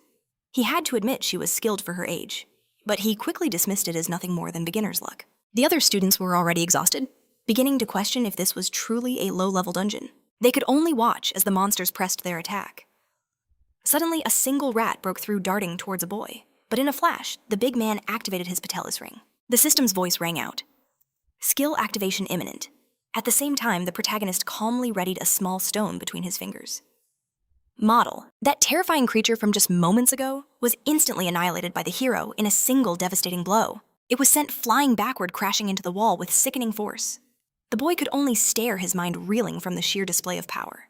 The hero shot him a sharp look, warning him against such a reckless attack. Hearing this, the bastard simply told the hero to shut his mouth. The girl added that he was just desperate to rack up points. The hero wondered if they were complete idiots, utterly clueless to the danger they were in. One of the boys asked in a hushed tone if Jun Wu had really done all that. Even the redhead had to admit this dungeon was proving to be much harder than she'd ever expected. The main character sighed, overwhelmed by his own weakness. These fools had no idea they had just brushed past the gates of death. Exhaustion was already creeping in, making it impossible to fight on, and they hadn't even been in the dungeon for 5 minutes. Go-in was the only one strong enough to help, but relying on her was completely out of the question. He desperately wanted to leave these idiots behind, but he could feel eyes watching him. Something about this dungeon felt terribly wrong. He turned to his companion, a knot of suspicion tightening in his stomach. "Doesn't this whole thing seem strange to you?" he asked. "There are way too many monsters and we're just at the entrance. Something isn't right. We need to stop and figure this out." Junmin scoffed, asking if our main character was good for anything besides slowing them down. He turned to leave, muttering that the main character was getting arrogant and needed to learn his place. As supervisor, Junmin would decide their every move. "If this continues," the protagonist shouted, his voice laced with urgency, "someone is going to get killed." He tried to say more, but Jun Wu cut him off sharply, ordering the students to focus on the mission. He offered an out a chance for any student too exhausted to continue, but the room remained deathly silent. Not a single person took the offer. Jun warned that if the protagonist was tired, he should drop out alone and stop dragging everyone else down. Any more trouble, he threatened, and it would mean instant disqualification. But just then, a hand landed firmly on the protagonist's shoulder. "Don't worry," Jong-hoon reassured him with a calm smile. "If things get dangerous, I'll step in." He dismissed the protagonist's concerns, flashing his student council status as a quiet promise before walking away. Jun Wu watched him go, his mind a whirlwind of doubt. A few minutes later, the group's excitement was electric. They'd reached the dungeon's boss room, but their celebration was cut short, replaced by a sudden bone-chilling silence. Seeing their fear, he sighed. They were already terrified, and they hadn't even laid eyes on the boss yet. He strode towards the massive door, announcing he would open it. Aeon insisted they open it together. He began to argue, claiming he could handle it alone, but she was not taking no for an answer. She was opening that door with him. She even claimed he was inwardly amused by everyone's terror, a fear she certainly didn't share. He glanced away, trying to look as if he didn't care. Then together, they pushed open the gates to the dungeon boss's chamber. One look inside, and the protagonist froze in shock. A giant monster lay dead on the ground, crimson liquid oozing from its head. The creature had already been slain, a massive pool of its lifeblood spreading across the floor. One of the boys stammered, Is that really the boss?" The woman beside him was just as stunned. "It's already been vanquished." Junmin, utterly baffled, demanded to know what was going on. An could only explain that the dungeon was unexplored. The heroine looked straight at our main character, her eyes asking if he knew something. There was interference inside, he said grimly before roaring. Everyone retreat immediately. The students' faces etched with fear could only react with shocked questions. Why run? The protagonist screamed at them to get out immediately. Something had gone terribly, terribly wrong inside this dungeon. Then, without warning, a colossal shadow engulfed Junwoo and the heroine. The main character saw it for the first time and felt a chill of pure primal terror. The creature dwarfed their hero. It was a horrifying giant. Struck by its immense size, the students broke into a panicked sprint. This phenomenon, a dungeon boss defeated by a stronger monster invading its territory, is called a dungeon interference. But for such a thing to happen in a low-grade dungeon was almost unheard of. A look of absolute terror gripped the heroine's face while the hero trembled. The creature now stood directly before the protagonist. The system identified it a three-tailed tiger. A cold dread washed over him, a green-ranked boss inside a purple-ranked dungeon. This was a complete disaster. Screams echoed as the students scattered, desperate to find the dungeon's exit. But the creature ignored the protagonist entirely, springing towards the others. Its landing was catastrophic, shattering the very ground beneath it. Fear gripped the teacher as he shielded his classmates, urging them to hide behind him. The system's cold voice announced, "User authorization granted, rank 6 skills activated." Yun's legendary abilities were now at his command. A blinding light suddenly bloomed within the dungeon's darkness, emanating from Jong Yun's arm. This was Porcupine's Wrath, his signature devastating ability. He turned his gaze to our hero. He confessed he couldn't face a green-ranked monster alone, pleading for the main character's help. Our hero was baffled. Why on earth would he ask for his help? Hun bowed his head, admitting a crucial truth he already knew about our hero's real power. He'd seen him pass without even taking the entrance exam. That single revelation sent shockwaves through the crowd. A student whispered, "Could he be another monster like Cha?" He was completely floored. Just a few days ago, a system window had declared his abilities immeasurable. Wuik must have anticipated this, simply marking him as past. All he ever wanted was to avoid the spotlight. Our hero asked what to do, and the man explained this was out of his hands. If he truly wished to remain unnoticed, the teachers would simply look the other way. He then made it clear, when he said it was within his authority, he meant he could ensure absolutely no one would ever question it. He muttered to himself, a wave of regret washing over him. Back inside the dungeon, he shot forward, ready to unleash his full power. Yan gave a nod of thanks as the monster charged them. Hun, momentarily stunned, braced for the deadly impact. But in a flash, he saw an opening. He unleashed a volley of mana spikes straight at the tiger. The beast roared, reeling back to defend itself from Hun's furious assault. But the boy pressed to his advantage, giving the creature no time to recover. He drove 2 spikes deep into the monster's flesh. Struck again, the creature thrashed in a blind rage. Nearby, a student murmured in awe, "That's the power of the council." Another girl lamented that despite their strength, they were all still just kids. Other students noticed our main character just standing by, doing nothing while Hun fought. One of them sneered, asking if Hun was giving him special treatment. The girl shot back that it was impossible, but the boy scoffed, saying he'd had a bad feeling about our hero from the very start, unwilling to let his prey escape. The third of the story's 8 guardians continued his relentless attack. He searched for a weak point, a crack in the creature's defense. A strange thought began to form in his mind. He had never felt a thrill like this before. Dominating a green-ranked boss with such ease, it was almost too perfect. A complete victory handed to him on a silver platter. But as he glanced at the protagonist, a seed of doubt began to sprout. Could our hero be pulling the strings from the shadows, letting him take all the credit? Hun's thoughts were shattered as the tiger lunged again. With a casual flick of his wrist, our hero sent a rock hurtling into the beast's side. The tiger stumbled suddenly dizzy as Hun moved in to finish it. That's when the boy finally understood everything. Each time the monster attacked our hero, subtly knocked it off balance. It was a perfect countermaneuver straight from a textbook. The main character was targeting its vital points, a feat that should be impossible, unless you could predict its every move. Even more incredible, he did it all without being noticed. The boy wondered who he truly was, but that didn't matter now. He had to defeat this tiger and clear a path for the other students. He launched another attack, striking the monster square in the head. The blow landed, and the creature was utterly annihilated by the council member's power. The boy stared at the tiger's corpse, completely lost in thought. The other students witnessing the brutal display were gripped by a chilling new fear. They realized with a shiver that someone on the student council possessed such terrifying power. Whispers spread like wildfire. Their senior was on another level, completely unbeatable. This, they all agreed, was the power they expected from the council.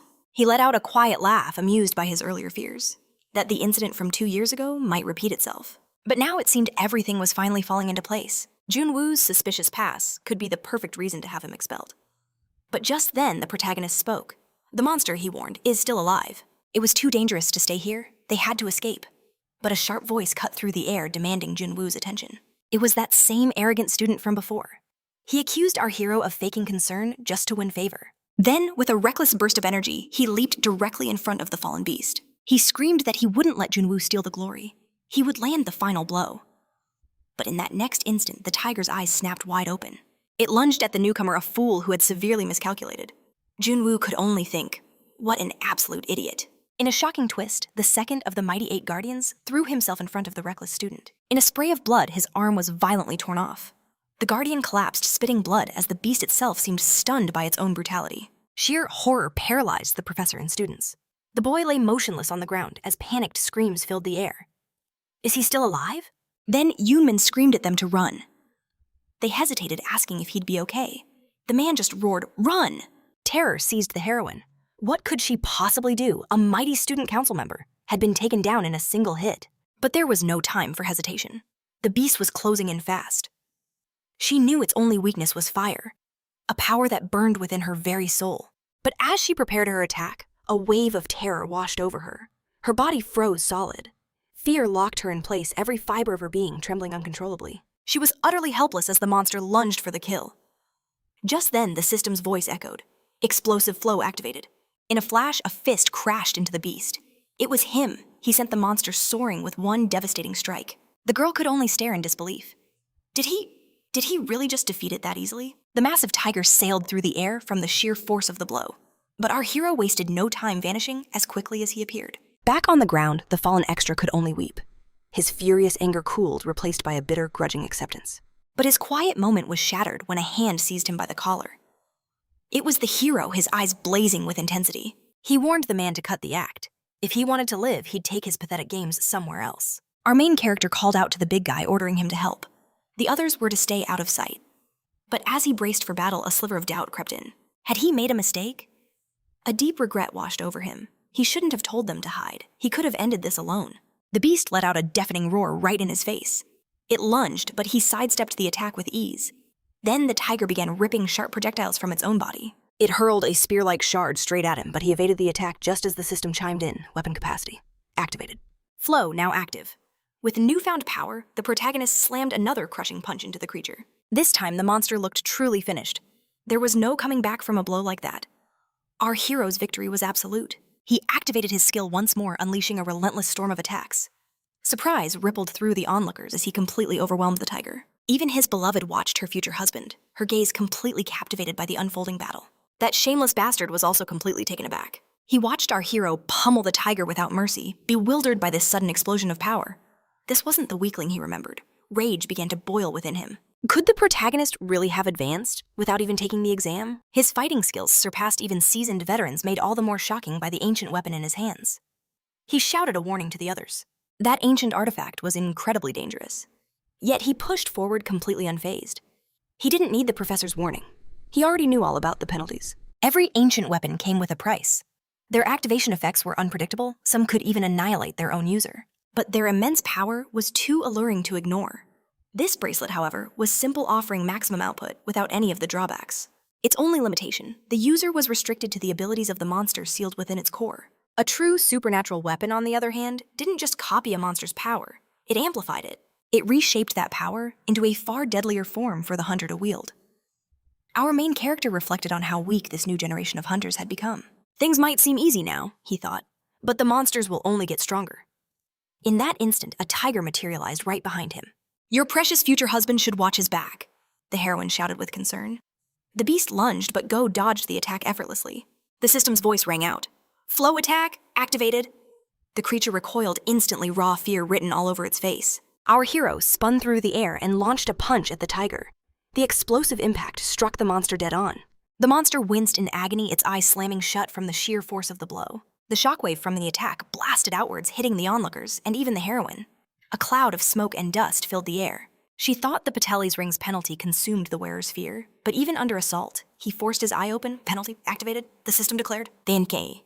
Our protagonist had hunted the green-class monster Patelis in the past. Patelis was a creature that fed on fear, growing impossibly strong when its prey succumbed to terror. And the ring forged from its core carried a lethal penalty. The first one to show fear would be instantly eliminated. Their will to fight would vanish, sending them flying into the sky. Our main character rushed over to the students, asking after Hun. The big guy confirmed he'd managed to stop the bleeding. His friend was still breathing, but bleeding out fast. They had to act now. He demanded the radio. There had to be a control center to call. The professor frantically fumbled in his pocket, finally pulling out the radio. Without a second's thought, he snatched it. He switched on the radio, reporting that the dungeon was clear, but that they had casualties. Through a crackle of static, the signal cleared. He added that the dungeon's rank itself had shifted, from purple to green. One of the injured had a severe wound. Then, to everyone's shock, the protagonist recited a precise medical code. He announced they were exiting the dungeon and demanded an immediate rescue team. Meanwhile, back at headquarters, John was reviewing Hun's file, when he noticed something that didn't add up. How could an E-ranker possibly know injury codes? John's suspicion flared. He demanded to know Jian Wu's true identity. But our hero remained silent. John's fury erupted. "Are you deaf?" he roared. But before his next word could escape, a fist silenced him completely. The blow came from Jian Wu himself. Tears streamed down the supervisor's face as our hero declared that a leader should know how to properly assess a situation. But the rage in his heart didn't fade. He tried to argue back, but the big boss shut him down instantly. One more word, and he was on a one-way trip to Brazil. The professor wisely kept his mouth shut. Moments later, the students emerged from the dungeon. A flicker of sorrow crossed our hero's expression as he glanced at his friend. Wuik asked if he was okay, admitting he just couldn't stand by. Our hero replied, "Because you acted, not a single student was eliminated." The number 2 ranker of the GO8 boasted loudly. He claimed his name would soon be famous everywhere, even reaching the ears of Siakdu. In that instant, all of our hero's hesitation vanished. He revealed the shocking truth. A teacher tried to get rid of him. A 19-year-old boy lost his arm. Finally doing what had to be done, our protagonist faced his friend. "Does any of this seem right to you?" he demanded. Wuik trembled, seeing the look in his eyes. "I will never let this happen again," he vowed. As he walked away, he added a chilling warning. "You don't want to see this side of me ever again." Hours later, that same teacher stood in Wuik's office shamelessly complaining about the written exam. He pointed the finger directly at Cha, claiming she forced the sudden switch to a practical test. He claimed the test was just to balance the classes to close the gap with Class E. It had nothing to do with any incident, he insisted. Even now, Yunman kept spouting pathetic excuses. The director's voice boomed through the office. Did Yunman really not know this whole test was a plot to expel his classmate? The scumbag teacher was stunned. He never dreamed Wuik knew about the conspiracy. He wondered if someone stronger than Minister Mamjin was pulling the strings, but quickly dismissed it. Who could possibly hold that kind of power? Desperately trying to regain control, he argued the test was completely legitimate, and that everyone had joined the raid willingly. But as he started spinning more lies, Wuik cut him off cold. The real problem, Wuik stated, was changing to a practical exam without any warning. Passing required 60 stars a score. Yunman knew the special students could never achieve. The entire system was rigged from the start. Wuik pointed out the obvious flaw. The main character who was exempt from the test still somehow got the highest score. He then exposed the truth of what happened inside the dungeon, a dangerous phenomenon known as dungeon interference. But the most shocking part of it all, Wuik himself had approved the test. The revelation hit him like a ton of bricks. He had actually signed off on it. With a sigh of resignation, Wuik ended it. "I understand," he said, telling the teacher to just prepare the report. They would review the video evidence first, then decide what to do next. A smug smile crept onto the teacher's face as he turned to leave the office. But he froze in place. Wuik's voice stopped him cold and clear. He wasn't afraid of Minister Mamjin, not one bit. The only person he had ever feared in his entire life was Jian Wu. 40 years ago, the man demanded to know what Wuik was talking about. Wuik gave him a final warning. "If this happens again, I can't protect you from Jian." Pure terror gripped the teacher outside the president's office. He let out a shaky breath and immediately called the minister, promising that the situation was under control. Mamjin reported that Jung Hyun's injuries weren't fatal, thank goodness. Jian wouldn't take the blame. As for Hunan, he was never a real candidate anyway. And after his part in getting Professor Choi kicked out, he should be grateful he got off so lightly. The teacher quickly apologized, admitting he had severely underestimated our hero's power. The minister then questioned if our protagonist truly had the skills to be admitted in the first place. But before the teacher could answer, Mamjin cut him off, deciding to get straight to the point. A member of the Parents Association suspects the council candidates are already decided. He wanted Yunman's take on it. Gripped by fear, Yunman quickly agreed with the sentiment. The minister was pleased. "Excellent," he said. He then added that Cha shouldn't feel too bad, and even suggested they all have lunch sometime. After the call ended, the teacher let out a heavy sigh. He couldn't help but wonder, how could a mere student possess such overwhelming power? This kid was on another level, entirely stronger than even veteran hunters.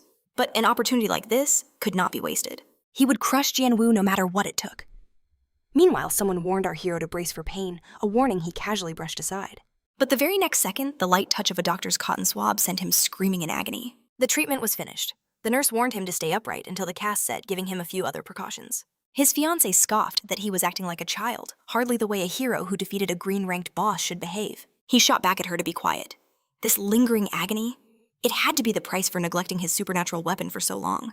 But things were different now. She kept pushing. His patience was wearing dangerously thin. She promised to vanish from his life if only he'd help her. Why was she so obsessed with joining the council? How many times he fumed did he have to refuse? He declared coldly that whether she joined the student council or not meant absolutely nothing to him. Just then, a sharp voice cut through the air warning that getting into the student council was far from simple. Aeon, startled, mentioned a rumor that this very person had just transferred into their class. In fact, this boy was a pivotal figure in the events to come. The main character asked how he was, but the newcomer insisted he was fine despite the pain clear on his face. Our hero asked if Hun had caught the news that the arrogant challenger had finally thrown in the towel. Hyun confirmed it, saying word spread like wildfire right after the practical exam. He muttered that when someone saves your life, you at least show up to thank them. But the guy just ran.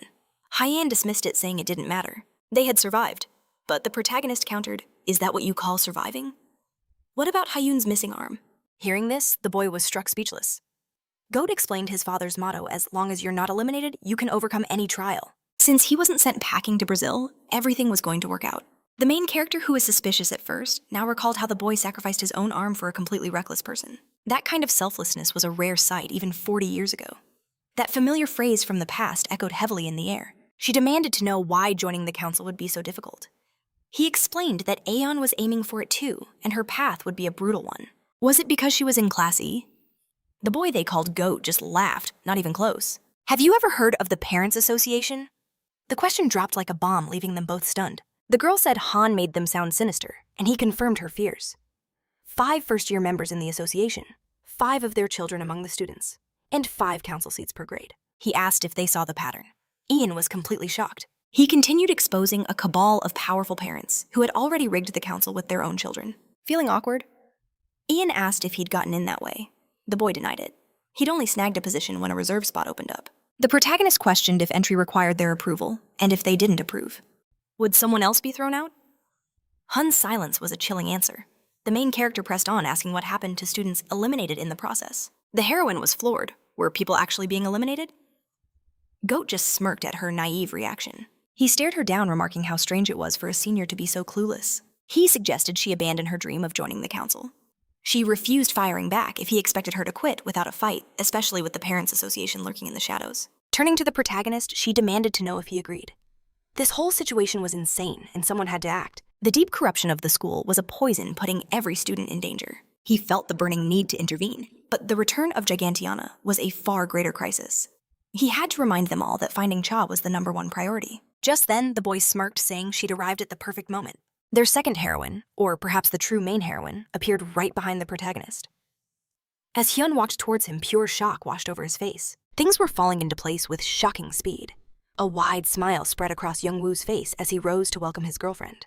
"It's been a while," he started, but his words just hung in the empty air. The brunette ignored him completely, walking past, as if he were invisible, her gaze fixed solely on the other heroine.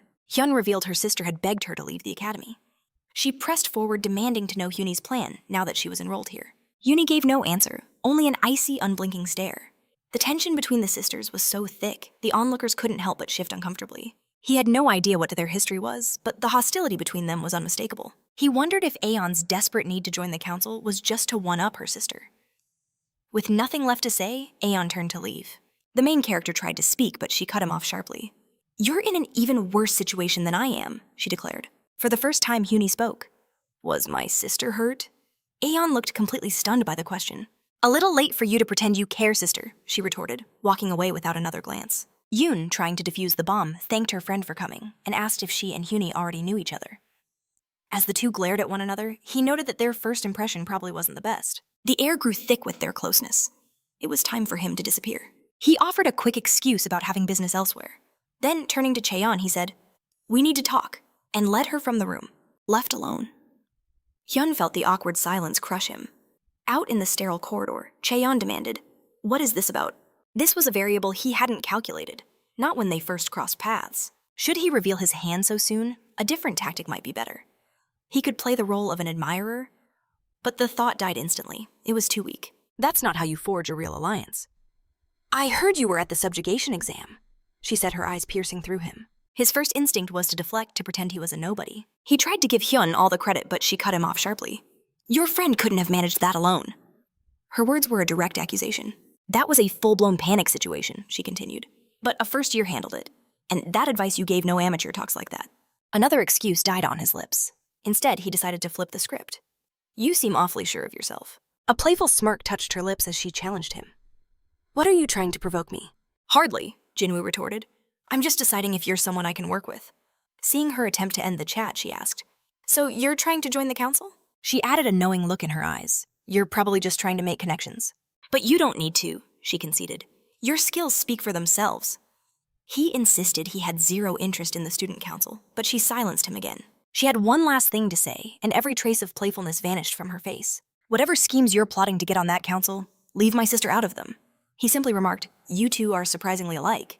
She looked utterly confused. He explained that Ian was the one obsessed with the council.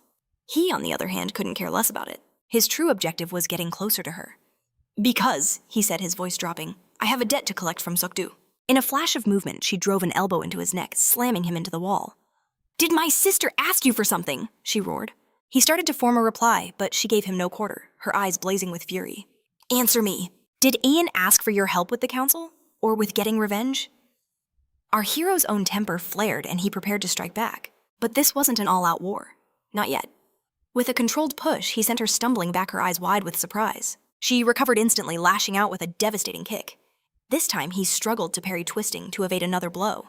Her skill was impressive. Their eyes locked for a tense beat before the fight resumed. This was worlds apart from their last encounter. Her power was on a level that could overwhelm even veteran raid teams. But his analysis was cut short by her next assault. Dodging the blow, he knew he'd gravely underestimated Yoon Chaeun. Her speed was blinding. Why, he wondered, did she hold back so much on the street when she possessed this kind of power? The next attack came in a blur. He dodged, coiling to counterattack. But his real plan was far more cunning. He ripped a bandage from his arm and flung it right at her face. The dirty tactic worked.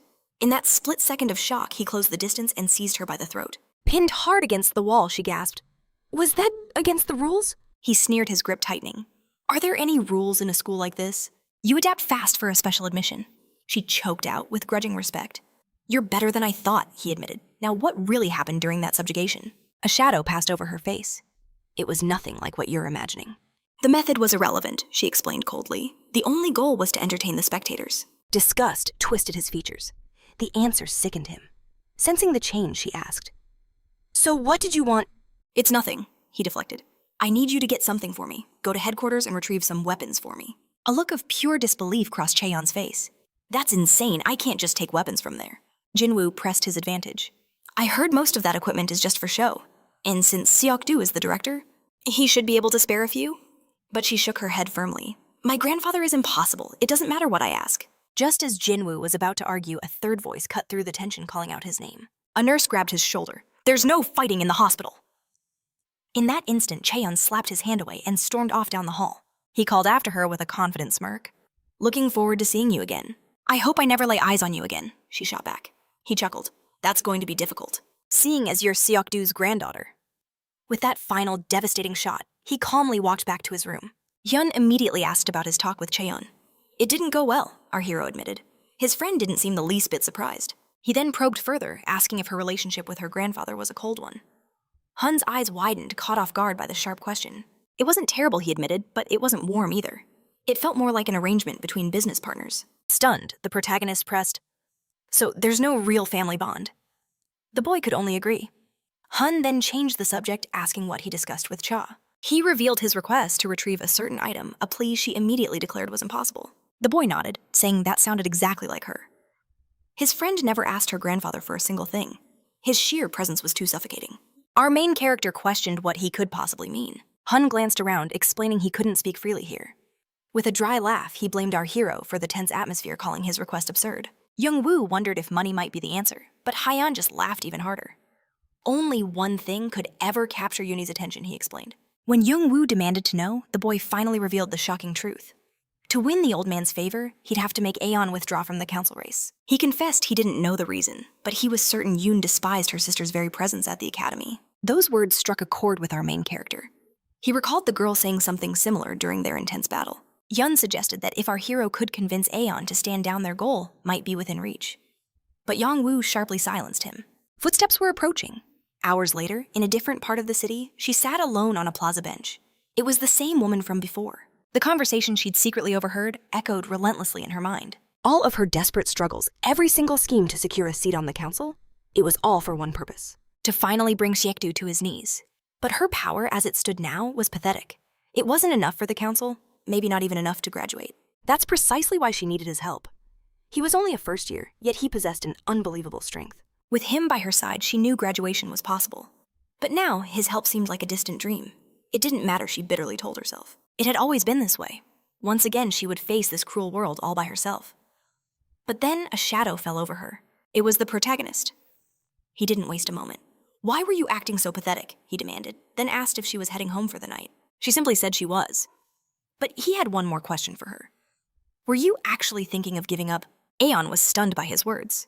"What are you talking about?" she shot back. "Why would I ever surrender?"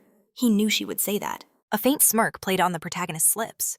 This exact moment, this turn of events, had never happened in the original story. Then he dropped the bombshell.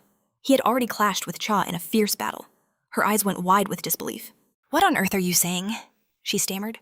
He confirmed it, explaining that he fought her directly, and Yoon was even more powerful than he'd imagined. Their fight was an inevitable clash of destinies, a direct result of their deep-seated rivalry, and it had just fanned the flames of an old war.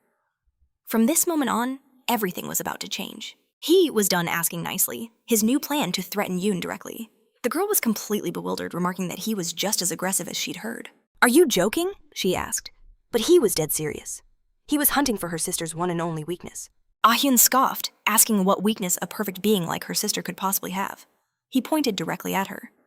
"Her weakness," he declared, "is you." He broke it down for her. Che led the council and was a top-tier hunter. On top of that, her grandfather was the head of the entire association.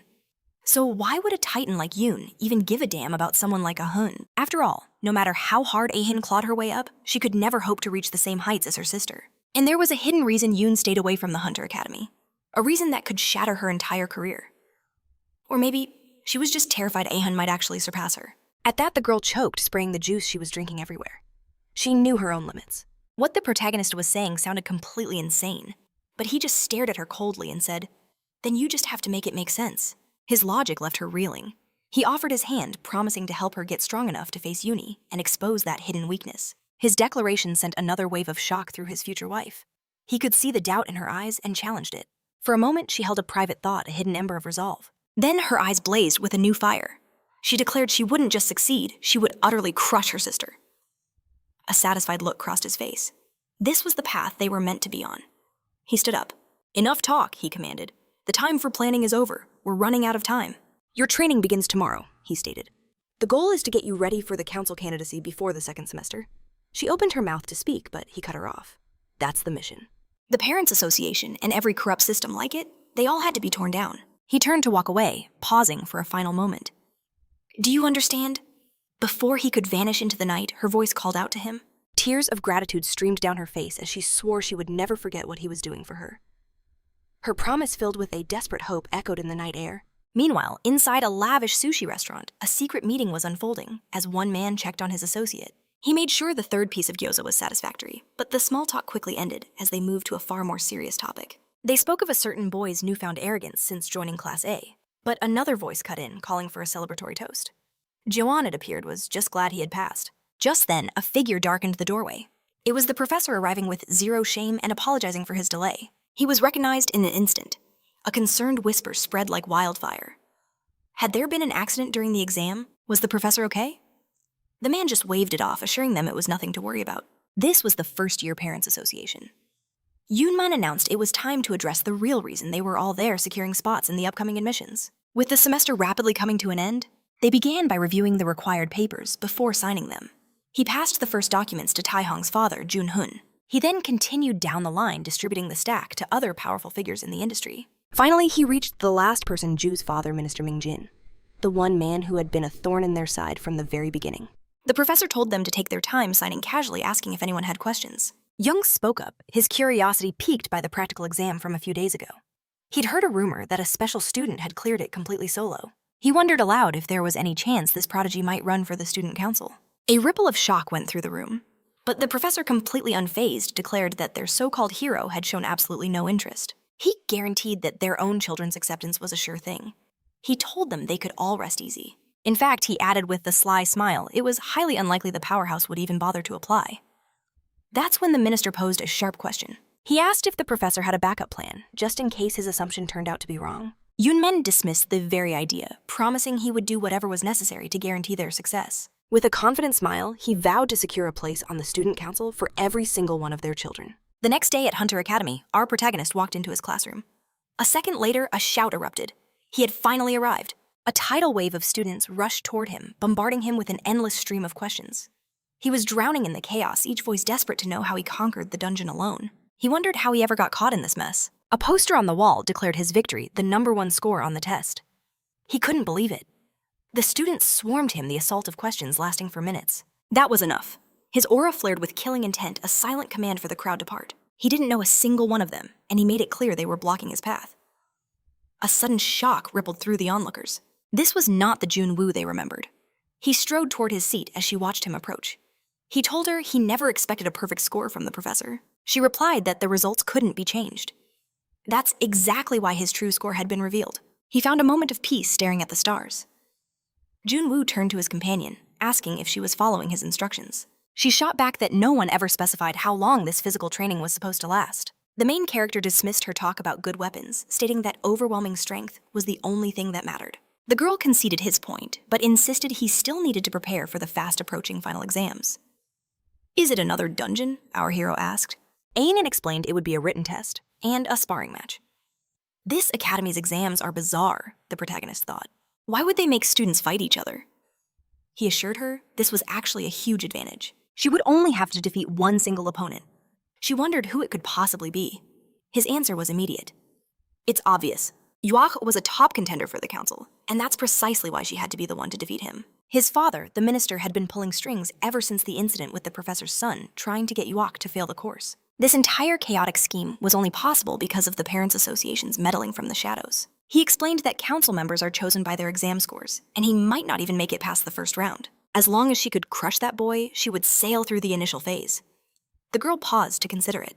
He pressed her, "Are you seriously hesitating?" She replied meekly that she would try. He shot back, "Just try." Her expression hardened with resolve. "No," she corrected herself. "I'll make it happen." A satisfied smirk crossed his face. "Good. Starting tomorrow, we begin martial arts training, and if you have time, you can invite your friends." The girl's expression suddenly fell. "I don't have any friends," she admitted in a small voice. Hearing this, his hardened gaze softened with a hint of pity. She immediately shot back. "Why are you looking at me like that? It's not like you have any friends either." Friendless. He scoffed at the very idea. There was Wuik, of course, but as he searched his mind for other names, a sudden blank. Nothing. An unsettling void. Then a memory surfaced, a half-forgotten conversation flickering at the edge of his thoughts like a dying flame. He couldn't quite catch the thread. A heavy silence descended upon him. Ehun, ever perceptive, noticed the change in his aura. Is something wrong? But Junwoo's face was an unreadable mask. He brushed it off, claiming his mind had just wandered. Meanwhile, at the hospital, Hyun was drowning in boredom. Maybe being surrounded by his classmates wasn't so terrible after all. He reached for his phone, hoping YouTube could save him. But his hand met empty air, and the cold reality crashed down. His arm was gone. Despair washed over his face. But then a voice called out for Geo8's son, and a spark of hope ignited in the boy's eyes. "You didn't go to work?" he asked, surprised. His father smiled softly, explaining he'd gotten time off from his team leader. His father's gaze softened with concern. "How are you feeling?" The boy simply shook his head. "It doesn't hurt." His father then spoke of his own dad, who lost an arm in a brutal subjugation mission, yet never once gave up on his dream. In fact, he became an even greater hunter than before. He assured his son that with dedicated training, his left arm would grow stronger with each passing day. The man reached into his shirt, pulling something out. "I found something," he said, his voice low and serious. Proof, solid proof, the Parents' Association was behind the incident from 2 years ago. "Are you still chasing that?" Hyun asked, his voice laced with concern. His father wondered aloud if the test was all a setup, but then he'd suddenly changed the subject. A tense silence filled the space between them. But just as his father opened his mouth to speak again, Hyun exploded. "Just forget it," he screamed, his voice raw with emotion. "You were fired for digging into it. We lost everything because of you. What more are you trying to prove after all this time?" The words struck his father like a physical blow, leaving him speechless. "Your little investigation is futile," Hyun declared. "You'll never take down the Parents' Association and me. I'll never hunt again." He cut his father off, refusing to hear another story about his grandfather. It's been 40 years. Nobody believes that story anymore. Could this boy truly be his grandfather? Reincarnated after his son stormed out. The father sat heavily on the bed, lost in thought, plotting his next move. Elsewhere, our protagonist was debriefing his eyes and ears. Anything new to report? The larger of the two reported that classes C and D were clean. Our hero pressed on. What about the other classes? The boy hesitated for a moment, muttering that it would look suspicious to pry into classes A and B. A smirk played on our hero's lips. They were trying to figure out his student council ambitions. But these two weren't exactly cut out for that level of espionage. Still, he appreciated their effort and offered them a reward. Seeing his genuine gratitude, they tried to refuse. Our main character just sighed. When an adult offers you money, you just take it and say thank you. Losing his patience, he shoved the cash into their hands. Just take it. The chubby one blinked. But this is only 1,001. Don't worry about it, he reassured them. Go buy yourselves a snack or something. But as they walked away, they realized it wasn't enough to buy anything at all. Our protagonist watched them go, muttering to himself. Man, they really are the perfect lackeys. He remembered a time when 1,001 felt like a fortune to him too. But that was a lifetime ago. Right now, his focus had to be absolute. Train Ah-Yun, defeat Ju-Hyuk. The written exam was just background noise. He could only pray she studied on her own. Because the real test was the fight. Jo-Hyuk's skills were sloppy, but they couldn't afford to be careless. The association's next move was a mystery, and training Ah-Yun presented its own set of problems. There was nowhere safe to train. Asking Woo-Ik for help, too risky. It would put them right in the spotlight. Suddenly, a voice called out his name. It was Hyun, the third strongest competitor in their year. A genuine smile broke across our hero's face. The main character asked if he'd already been discharged. But Hyun shook his head, explaining he was just there for some paperwork. He'd heard the rumors that our hero was training Ah-Yun. He wanted to know how things were progressing. After hearing the whole story, Hyun nodded grimly. He reminded him that Class E faced heavy restrictions on using academy facilities. That's the exact problem I'm facing, our protagonist admitted. Hyun's expression turned serious. Are you really going to take on the association? Of course I am, he shot back without a second's hesitation. He then turned the question on his friend. The real question is, why are you asking? Hyun warned him it wouldn't be simple, that this path was paved with danger. But our hero just laughed. We've stared down death together before. We'll find a way through this too. Hyun had to admit he was right. They had against all odds survived that hellish dungeon. The memories flooded back, of crumbling walls and the roar of destruction echoing all around them. He even remembered shielding that arrogant brat, saving his life. The weight of the past settled on the guildmaster's shoulders like a mountain. A fresh wave of sorrow washed over him. He mused aloud. How different would things be now if our hero had been there during the incident 2 years ago? The boy was completely blindsided by this sudden cryptic remark. But Jumon quickly brushed it aside, casually mentioning a perfect training location he knew. The student council's very own private academy hidden within their offices. The professor, with a look of feigned seriousness, told the boy that Ju-Suk was in the gravest danger. Ju-Suk demanded to know what he meant. Jumon explained that our main character might try to join the council. The boy was left stunned. The tension in the room thickened as the professor revealed. Our hero didn't just pass without an evaluation. He single-handedly defeated a green rank monster. He'd witnessed it with his own 2 eyes. There was no room for doubt. Ju-Suk, who was already terrified, grew even paler at this shocking news. Trembling, he confessed his council position wasn't earned, but bought a little gift from his father. The professor noted that parental power has its limits at the academy. Jumin continued to push his agenda, while the other man insisted that the professor had to intervene. Ju-Suk's father desperately declared his son couldn't afford to slip up. The boy recalled the man's promise a guaranteed seat on the council. Juman just reassured him, saying not to worry. He had all the answers. All Ju-Suk had to do was memorize them and keep his mouth shut. The real fight was what mattered now. The memory of his crushing defeat at the protagonist's hands was still painfully fresh. He admitted victory felt impossible, but the professor, completely unfazed, revealed he had a plan. He reached into his shirt pocket. He pulled out a bracelet similar to the one Ju-Suk used. Juman identified it as an unregistered B-rank item, unknown to the association. The boy's eyes widened. Almost every student in the school was D-rank. The true power of the item suddenly dawned on him. The professor, without a hint of shame, declared that the minimum rank for pro hunters was B, insisting his student use it. He smirked, calling it an overpowered cheat item. Ju-Suk laughed nervously, asking where he'd gotten it. The professor explained it was from his own father. The boy then recalled hearing that Juman's father had been part of the legendary subjugation team. Juman quickly changed the subject, saying that was ancient history. He'd called in a senior to help his student master this newfound power. A moment later, the door slid open. It was Inuit. The boy couldn't believe his eyes. It seemed impossible. And he was right to be shocked, for standing before him was the academy's second heroine. Incredible, Ju-Suk thought. Victory was now guaranteed. The professor ordered him to obey her every command, explaining he'd pulled some serious strings. He'd never imagined she would actually agree, figuring her intense hatred for our protagonist must be the reason why. He then shifted the conversation to the upcoming training. Placing a hand on her shoulder, the professor told her to take care of her junior. She simply nodded. Meanwhile, deep within the academy, Anne was sparring with the protagonist. He offered her fighting advice, but the heroine found herself completely overwhelmed, unable to land a single hit. Finally, she called for a break, admitting she couldn't keep up and that this was only practice. Wasn't he being a little too intense? He simply replied that they needed to train seriously. Anne then insisted that if he wanted a real fight, he had to teach her how to use her abilities. Arguing everyone relies on them. She couldn't just fight with her fists. Yang Wu sighed. It would be easier to show you than explain, he told her. He instructed her to take off her gloves and come at him with her full power. Confusion crossed her face, but the main character urged her on. Think of this as a real fight, he said. Attack me seriously. He then taunted her, asking if she truly believed she could take him down with a single punch. Are you insane? Anne retorted, shocked. She refused to use her powers on an unarmed opponent. Yang Wu warned that if she kept complaining, the training session was over. With her bracelet flaring to life, the system confirmed her rank-level abilities. Flames ignited in her hands. I won't care if you get hurt, she declared. With that, she charged forward, magic blazing. She unleashed a torrent of fire, but our hero dodged with effortless grace. In the blink of an eye, he closed the distance, seizing her arms and landing a powerful strike that sent her hurtling through the air. She slammed hard into the ropes.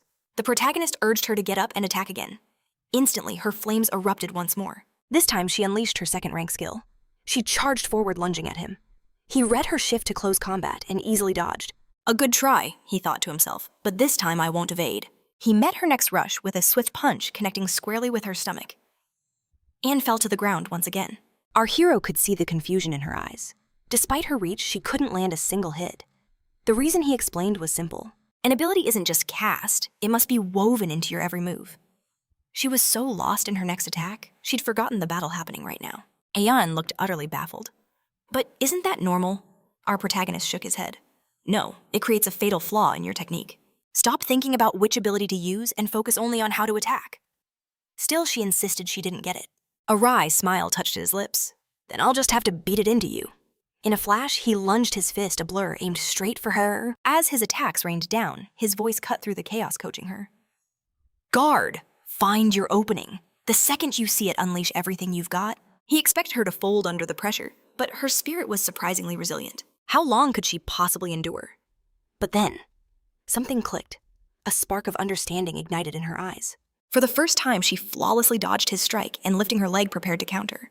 Her kick landed true, a solid, powerful blow right to his stomach. The impact sent him stumbling back, almost knocking him from his feet. Seizing the chance, she unleashed a third-rank skill and surged forward again. But just as she attacked, he launched himself into the air. For one breathtaking second, they hung suspended face to face, their eyes locked. The sudden closeness made her hesitate, her concentration shattered. In that single instant, he landed a clean blow to her chin. The world spun around her. In a flash, she was on the ground. The main character had taught her that victory comes from exploiting an opponent's weakness. But all the skill in the world means nothing if you can't seize the moment. He looked down at her. Do you understand now the true importance of mastering the basics? But he knew what she was really thinking. Ignoring the lesson, her eyes filled with curiosity. Just who are you? He narrowed his eyes. Why are you asking that all of a sudden? Because none of this makes sense, she shot back. We're the same age, but you... She trailed off, staring at him as if seeing him for the first time. For a split second, pure panic flashed across his face. Could she have figured it out, his greatest secret? That he was a reincarnator? She pressed on, her eyes gleaming. Don't tell me. My future husband is some kind of secret agent trained since birth. The main character just sighed, completely shutting her down. Stop with the crazy theories. As they walked into the academy, Gilwat spotted them. Hey, I didn't expect to see you guys back here so soon. The protagonist and heroine greeted Ken. He asked how they'd been noting. It felt like ages since they'd last trained together. She just nodded, insisting she was fine. Ken admitted he still sparred with his father, even though he almost always lost. Our hero watched him, then asked bluntly, So what's your plan now? Ken looked startled. Why bring that up? He mumbled. Even if I'm off the council, I still have to graduate. It was the thought that haunted his every waking moment. His entire life had been dedicated to becoming a hunter. A dream that was now impossible. A vital part of his destiny had been stolen. Our protagonist fell silent, a wave of guilt crashing over him as memories of that day in the dungeon resurfaced. But then a flicker of determination lit his eyes. Actually, he said quietly, it might not be impossible. Ken stared at him bewildered. What are you talking about? Our hero stood firm. You can still become a hunter, even without an arm. A bitter smile touched the boy's lips. I know you're trying to help, but don't give me false hope. The protagonist's gaze was dead serious. I'm not. He began to tell a story of a legendary hunter who lost his right arm in a raid, but refused to let his dream die. Instead of quitting his training, became even more brutal, pushing him to become stronger than he ever was with both arms. That hunter always had a saying. Hunter always had. As long as you're breathing, Hyen would always declare you can find a way. Our protagonist nodded. Just as the boy was about to ask the man's name, he answered. His name was Chun. He died a long time ago, which is why your friend has never heard of him. But then, Ken's eyes went wide. Chun Hun was my grandfather. Even our hero was stunned by the shocking twist of fate. Hours later, a massive explosion tore through the Academy's training grounds. It was Juke, a malevolent grin on his face as he tested a new bracelet. The antagonist shot a venomous glare at the protagonist. Just you wait, he sneered. You have no idea what's coming. A calm voice cut through the tension. I know you're excited about your new toy, but you need to cool it. It was the second heroine reminding everyone, this is only the second part of the test.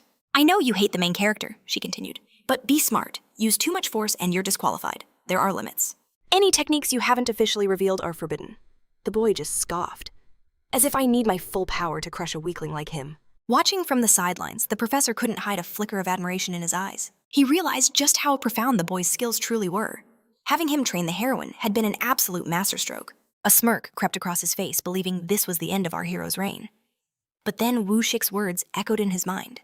The only man he ever feared was Jun Wu from 40 years ago. Jun Wu, however, walked on unconcerned.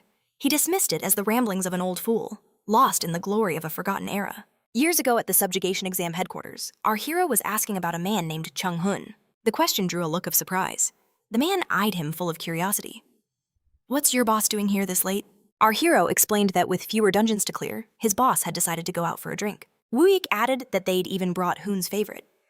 Chun Hun, the legendary leader of Team 2, was one of the talents our main character admired most. The protagonist asked about Hun's companions.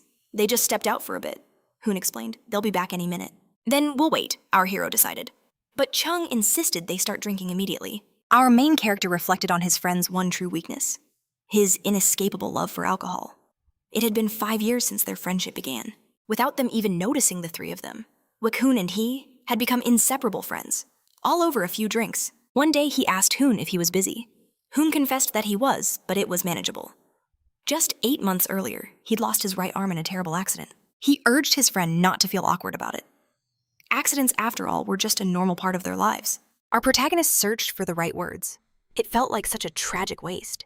His friend was one of the most gifted people he knew. Chung then asked our hero if a technique for a left arm only even existed, something his friend could perhaps teach him. Young Wu doubted if such a thing would be enough, but the man's resolve was unshakable, insisting it was far too early to surrender. As long as I'm still breathing, he declared, I can make anything work if I just don't quit.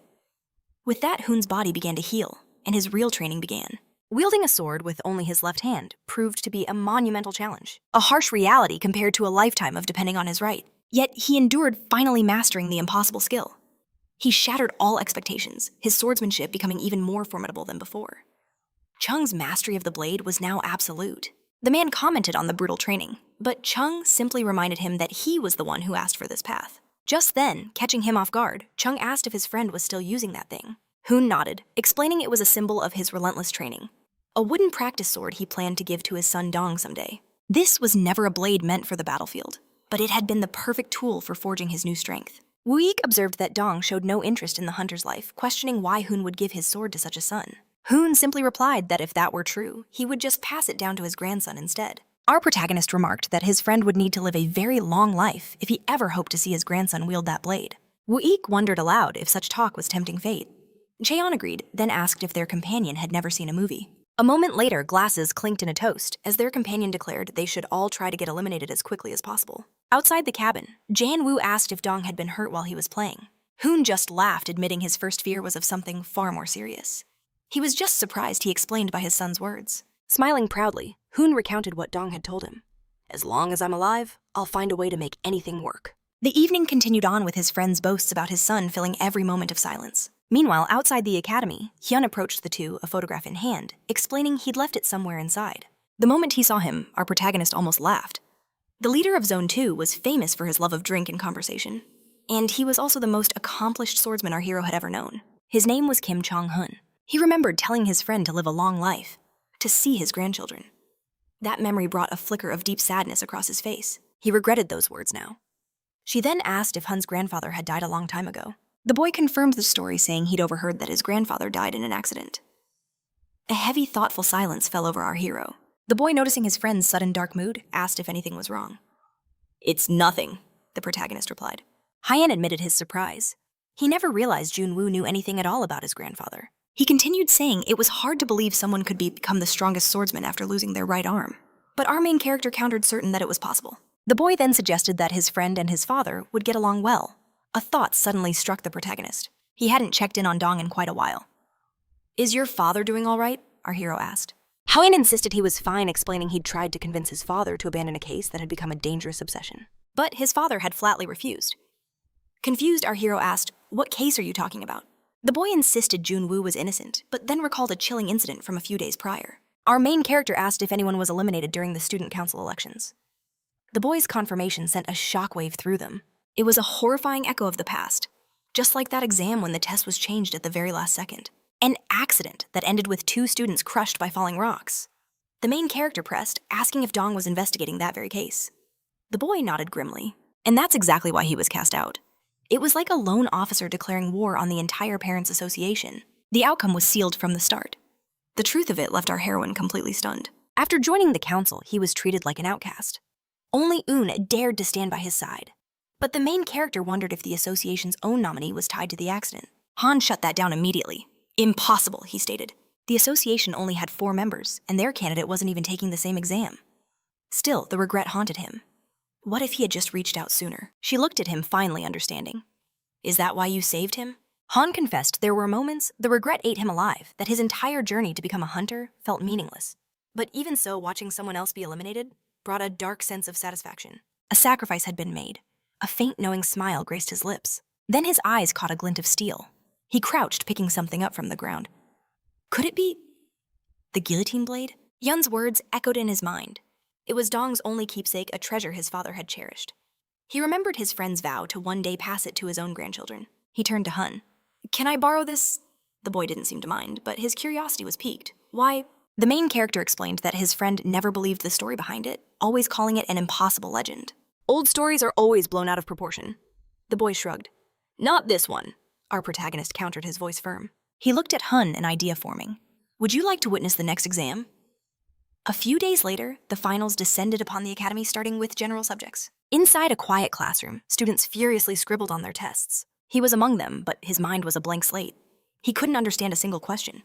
After all, he hadn't attended a single class. How could he solve a math problem when his entire life had been a battle against monsters? His gaze then shifted, landing on Juk beside him. The extra seemed focused, yet there was a hollowness in his eyes. The look of someone who hadn't studied, but simply memorized. If this cheating continued, Go On could be in serious trouble. Speaking of whom, she seemed to be struggling deeply. Her expression was strange, almost sickly. It sent a spike of worry through him. He remembered her perfect scores on the written tests. He had to have faith in her. Suddenly, a sharp tap on his head broke his focus. It was a rolled-up piece of paper held by one of the proctors. The teacher looked uneasy, telling him to stop looking around. He promised he'd be ready. Days blurred together, and on the 4th day of exams, a voice boomed from the speakers. The final test for first years, the combat exam, was about to begin. All first-year students were ordered to gather in the main auditorium. "It's finally starting," he murmured, glancing at the woman who would one day be his wife. "Let's go," he urged. "We can't be late." She nodded in agreement. Standing inside the massive gymnasium, he was amazed by the sheer size of the crowd. She simply asked him to wait. A moment later, his eyes widened in shock. Though to anyone else, nothing in the arena seemed out of the ordinary. A low, indecipherable murmur rose from the massive crowd of spectators. Reporters were everywhere, documenting every second. The main character couldn't help but wonder, are the exams always this insane? Anne explained that as the final test of the semester, the top performers often become instant student council members. Jun Wu watched with a cold, detached expression. Even their subjugation missions were broadcast for the whole world to see. In the end, watching students with supernatural abilities tear each other apart was just another form of entertainment. An announcement thundered through the arena. The exam was beginning.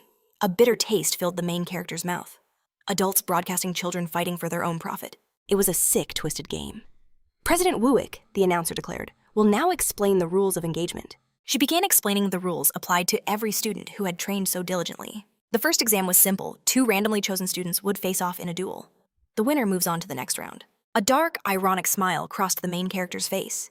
These were the exact same rules from their own subjugation tests in the past. The fight would continue until one person surrendered or was knocked out. Victory granted a single point. Defeat meant 0 points, but no other penalty. Those with no points could challenge as many times as they wanted. But if you earned a single point and then lost it, you were eliminated. Wooick added that while the special gear would absorb most damage, it wasn't perfect. But a word of caution followed. He must not let power go to his head, nor be reckless with his gifts. The Class A assessment was about to commence. The goat-like figure wished them all the best of luck. Without delay, the lottery for the matchups began. 2 no-name students were chosen clearly just background characters in this grander story. The announcers directed the combatants to enter the ring and prepare for their trial. The referee motioned them to their starting marks, then roared for the match to begin. The red-haired student was the first to explode into action. She was stunned by this spectacle. "Incredible," she whispered. So this was the level of a Class A battle. Turning to her future husband, she asked the main character for his thoughts on the fight. But in the next instant, her jaw dropped. The boy was fast asleep. She demanded to know why, especially during a Class A showdown. He simply replied that their fight was sloppy. There was nothing worth his attention. After pulling all-nighters for his exams, he figured a nap was well-deserved. Aeon questioned his incredible confidence, especially after seeing the raw power of Class A with her own eyes. By what impossible standard was he judging them so harshly, just as she thought that his words proved true? The 2 extras were eliminated. A few hours later, the announcer declared, "All Class D matches are now concluded." Aeon gently nudged him awake. He stretched with a yawn, asking if it was all over. "Yes," the girl confirmed. "It's our turn now." The announcer called for all Class E fighters to make their preparations. The other students flooded towards the exit, a human tide flowing towards the cafeteria. The once thundering arena was now hauntingly silent. The main character wondered aloud if their class was really so boring that no one bothered to watch. The girl beside him shot back, saying he was the last person who should complain, since he'd slept through all the other matches. But then her gaze locked onto something. He was actually paying attention to the upcoming rounds. The boy offered a greeting, which was returned in kind. The announcer began the introductions for the first participant from Class E. He resolved to save his strength. It would be far more strategic to pick an opponent of only moderate ability. The first match for the protagonist's class pitted our heroine against a girl named Ji-hai. Jun Wu could only watch in concern. This was bad. His plan was already falling apart. But the girl just gave him a reassuring look, as if to say, "I've got this." Taking a calming breath, the heroine focused. All she had to do was remember her training and execute what she'd learned. He boldly declared she would claim 10 consecutive victories and nothing less. Ayan was stunned. He explained their class has 20 students. To prove her strength, she needed 10 straight wins. A confident smile bloomed on her face. That was precisely her plan. The referee commanded both fighters to take their positions. A heartbeat later, the match began, and the system announced Ji-hai was authorized to use D-rank abilities. Aeon's fist landed in a flash of movement. It sent the other girl crashing to the arena floor. The announcer's voice echoed, "Ji-hai has been defeated." A shockwave of disbelief rolled through the spectators. The referee declared the first round a victory for our heroine. Even Hyun looked impressed. A low murmur spread through the stands as the protagonist watched from his seat. A swell of pride filled his chest, but it was tinged with a hint of doubt. Was it too easy? Did Aeon really win without even using an ability? The boys were baffled. Then, in round 2, she effortlessly defeated another challenger. Her victory streak blazed into the third round as she took down another nameless opponent with absolute ease. The announcer's voice rang out, declaring the heroine's advancement to the 4th round after a perfect streak of 3 victories. Whispers erupted from the crowd. Could she truly be from the infamous trash class? Hyan noted her astonishing progress gaining such power in just 1 month. His gaze then drifted to someone else nearby. He figured she must possess the same latent talent as her friend. Go-yoon watched the heroine fight. "It's just a first-year Class E test," he scoffed. An event nobody important cared about. He wondered if the person he was watching was there for Aeon's match. Or perhaps for Ju-hyuk. Yoon didn't see what that mattered, asking if her friend wasn't supposed to be assisting Jun-woo and Aeon. Hyan explained that he couldn't have helped them alone. Besides, one of his juniors had promised him something far more interesting. That was the real reason he came. Yoon was completely lost. She had no idea what he was talking about. The announcer called for the next challenger to step forward. But the arena remained silent. Not a single person moved. The announcer stated that if no one else from Class E stepped up, the matches would end. Just then, a single hand shot into the air. It was Ju-hyuk. The official directed the new challenger into the arena. Seeing him, our hero's expression hardened. If Ju-hyuk wasn't afraid after seeing Ayan's overwhelming power, then he was definitely hiding a trump card. A moment later, the referee called them to their positions. She knew this was it. Her chance to finally battle Joo-hyuk, a fighter whose skills she knew were based on long-range attacks. The moment the referee's signal dropped, Ayan exploded forward. A spectator gasped at her all-out blitz, but Juicy just smirked completely unfazed. Then, a devastating explosion ripped through the arena. The students stared in absolute shock, struggling to process what just happened. Even the hero was taken by surprise. Yun recognized that sinister power instantly. He shot a look at Yunai, demanding, "What in the world did you teach him to make that possible?" A nearby onlooker puffed with misplaced pride, asked Yun Chai if her fancy gear saved her, but she knew better. Her own endurance was far too low. Lost in her own analysis, she realized this wasn't the bracelet Juicy normally wore. Where did this new power come from? He smugly claimed his parents' influence opened many doors for him. That's how he'd gotten his hands on this powerful item. Our heroine stared back in disgust, asking if that was something he was truly proud of. He confirmed it was sneering, that it was a privilege she could never dream of. His words were like venom, igniting a cold fury within her. He then twisted the knife, asking if she was upset he'd mentioned her having no parents. She silently commanded herself to stay calm, to not fall for his cheap provocations. Her hero's words echoed in her mind. The first battle is about understanding your opponent. She had to decipher Yuok's ability. What category did this strange new skill even belong to? Its rank must be leagues above her own, she concluded. Activating her mana, she steeled her resolve. There was only one way to find out for sure. A torrent of fire blasted towards Juok. "I have no choice," she declared, "but to keep fighting." He just laughed, asking if she really thought such pathetic abilities would make a dent. She reasoned that most magic skills shared similar casting speeds, which should give her a long-range advantage. But in a terrifying flash, Juok unleashed another explosion. She barely managed to defend, getting thrown back several meters. She scrambled to understand what she had just witnessed. Even if he controlled that ability, its speed was impossible. Was it even magic? He smirked, asking if she finally understood. His power was on a completely different dimension than hers. It couldn't be a magic skill, she thought. Magic required a cooldown between uses. Firing abilities back-to-back like that was unthinkable. Could it be a combat enhancement? The only ability she knew that was remotely similar was beetle bombardment. With a defiant roar, she charged in. Her opponent advanced as well, boasting that she'd finally cracked the code, but it was far too late.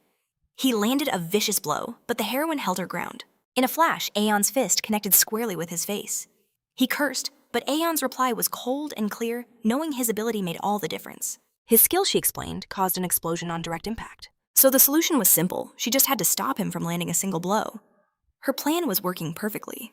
Had she mistaken it for a fire skill, getting this close would have been suicide. Stopping a caster mid-spell is difficult, so the usual tactic is to exploit openings while they defend. But against an enhancement type, she needed a whole new strategy. With no delay between activations, magic counters were useless.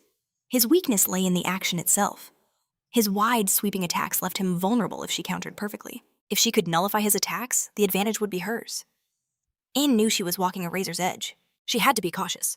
The extra lunged forward. Her defense was an impenetrable wall.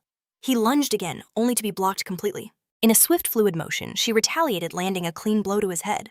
As she masterfully countered his relentless assault, a surge of confidence coursed through her. She could do this. She would take Juok down. With that resolve, she seized both his arms. The system announced the activation of the user's second-level flame abilities. Our heroine launched a fiery kick toward her opponent, and Juok braced for the impact. But suddenly, another explosion rocked the arena. The extra's surprise attack sent our heroine flying back several meters. Juok, irritated, scoffed in disgust. "You learn a little martial arts and think you're special. Did you really believe you could block me with just your arms?" He began to walk toward Aeon, his aura menacing. She realized with a jolt of horror that he could create explosions with a single knee. The extra confronted the heroine, warning her to know her place. A system announcement echoed. An enhancement category ability was activating. The man declared that she needed to be eliminated. He lunged to attack, but a hand suddenly stopped him. The protagonist had stepped onto the field. "Enough," he said. "If you continue, I will eliminate you." The match was called. Aeon was eliminated.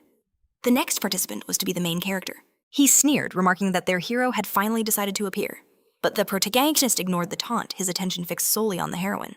"Are you all right?" he asked. "It's not over," she insisted. "Go back. Your turn hasn't come yet." He knew she was at her absolute limit, battered from the initial blast, and a surge of respect filled him for her tenacity. "You've already lost," he stated softly. "The match is over." She started to speak, but he told her to accept the loss. After a tense moment, Aeon stopped resisting. She left the arena, refusing a stretcher, insisting she could walk on her own 2 feet. A moment later, our protagonist called out to the heroine, telling her that one performance doesn't define a warrior. Stunned by his unexpected kindness, Ion turned away as tears began to stream down her face. The onlooker watching with a proud smile admitted he was worried our hero wouldn't even show up. Our hero shot back, asking if he hadn't been too brutal with her. But Seek just scoffed, claiming that was him going easy. The main character sneered, saying he was acting awfully arrogant for someone who just got a B rank ability. He then leaned in, asking if he'd forgotten about the warehouse incident. The words hung in the air, making the boy tremble. An ability like that, he continued, is far from ordinary. Where did you get it? But the boy just demanded to know why it mattered. He didn't have to ask who had gifted it to him. The answer was already crystal clear. He recalled someone claiming it was all an accident, that they too were a victim. The chilling resemblance between that man and Juman was undeniable. A shocking thought crossed his mind. Could the professor be that man's son? But the announcement for the second round shattered his train of thought. He had to focus on what was in front of him. Hyun needed to watch closely. This demonstration wouldn't last forever. Meanwhile, Hyun watched from the side, wondering if his friend was really planning to fight with only one hand. The opponent just laughed. There's a limit, he sneered, to how much you can underestimate your foe. Did he truly intend to fight one-handed? Jaws' aura exploded with rage. He swore he would crush him. And with that, he began activating a skill, a devastating ability designed to wipe the protagonist off the map. He unleashed a blinding series of strikes, each punch erupting in a massive explosion that shook the entire arena. Flames raged across the stage. The boy's merciless assault was just beginning. Even after 7 straight panels of action, the ferocious attack on our hero showed no signs of stopping. Hyun couldn't believe it. This was supposed to be the first match of the year, but the power on display was already off the charts. His opponent stopped his assault and laughed, questioning if a little athletic flair was all our hero had. He scoffed that abilities are absolute and no amount of showing off could ever close their power gap. But our hero simply sighed. Kids these days are hopeless. A sudden chill ran down Jusk's spine. From behind the smoke, our protagonist added that they all think reckless power is the answer to everything. He calmly raised a single wooden sword. He demanded to know why his opponent closed his eyes and spammed his ability so blindly. That makes no sense, Juke shot back. Are you saying you dodged every single hit? Our hero just scoffed at his opponent's idiocy. His explosions only had a 1-meter radius in a massive arena. Our hero hadn't needed to dodge anything at all. The main character charged forward, declaring he would teach him a real lesson in combat. The boy, confused at first, suddenly saw an opening. This was his chance. He lunged forward to land a decisive blow, but that confidence instantly twisted into pure terror. Our hero had already countered, striking him down with the wooden training sword. Yuak stared in disbelief. His ability? Why hadn't it activated? A tremor of fear ran through him as our protagonist stood there, one hand outstretched. Smoke drifted from his wooden blade. Sheer terror was etched across Julk's face. He stammered, asking if Jan Woo had truly deflected an explosion with a piece of wood. Jin Woo simply told him to try again if he didn't believe it. Consumed by rage, the boy unleashed a wild, desperate barrage of attacks. But his fury was met only with pain as our hero landed another clean hit. Yoon watched in absolute awe. Did he really block those explosions with nothing but a wooden sword? He hadn't just stopped a bullet. He was nullifying point-blank explosions. The feat seemed utterly impossible. Jan Woo explained that the wooden sword had a unique power. It was crafted to sever the flow of mana itself. Chae realized what happened. He had neutralized the skill by cutting the mana flow just before it could detonate. The boy confirmed it was the only possible explanation, then turned to his companion for her thoughts. She questioned if their hero could truly cut invisible mana with a precision of 0.01 seconds at the exact moment of activation. If a feat like that was even possible, she concluded there were only 2 answers. This person was either a complete fraud or a legendary hunter from 40 years ago, from the era of the great Jun Wu himself. The extra fell to his knees before our hero, his mind shattered. He, a hunter with an unrestricted core and a B-rank ability, was losing. He was losing to a special admission student with nothing more than a wooden sword. It was unthinkable. His reputation as a student council member, his entire future as a hunter, all of it was turning to dust before his very eyes. This couldn't be real. He refused to accept it. He would defeat this nobody no matter what it took. He struggled to his feet, screaming that ever since our hero appeared, his entire life had been destroyed. A Crimson System warning flashed. A new ability was activating. He braced himself, vowing to utterly crush our hero, no matter the cost. As he spoke, the entire arena shook violently, and debris rained down from above. The announcer's voice boomed through the chaos, ordering the extra to stop declaring that power was forbidden here. Alarms blared to life as panicked voices screamed for security. Hyun could only watch in disbelief, trying to comprehend the nature of this forbidden skill. If this continued, he knew the entire auditorium would be reduced to ash. Chae cursed Chuizio's sheer recklessness, even as a sharp pang of guilt reminded her of her own role in this spiraling disaster. A sinister crimson aura bled from the extra's body, growing in intensity. It surged toward the main character as the system announced the ability's name, Nuclear Explosion.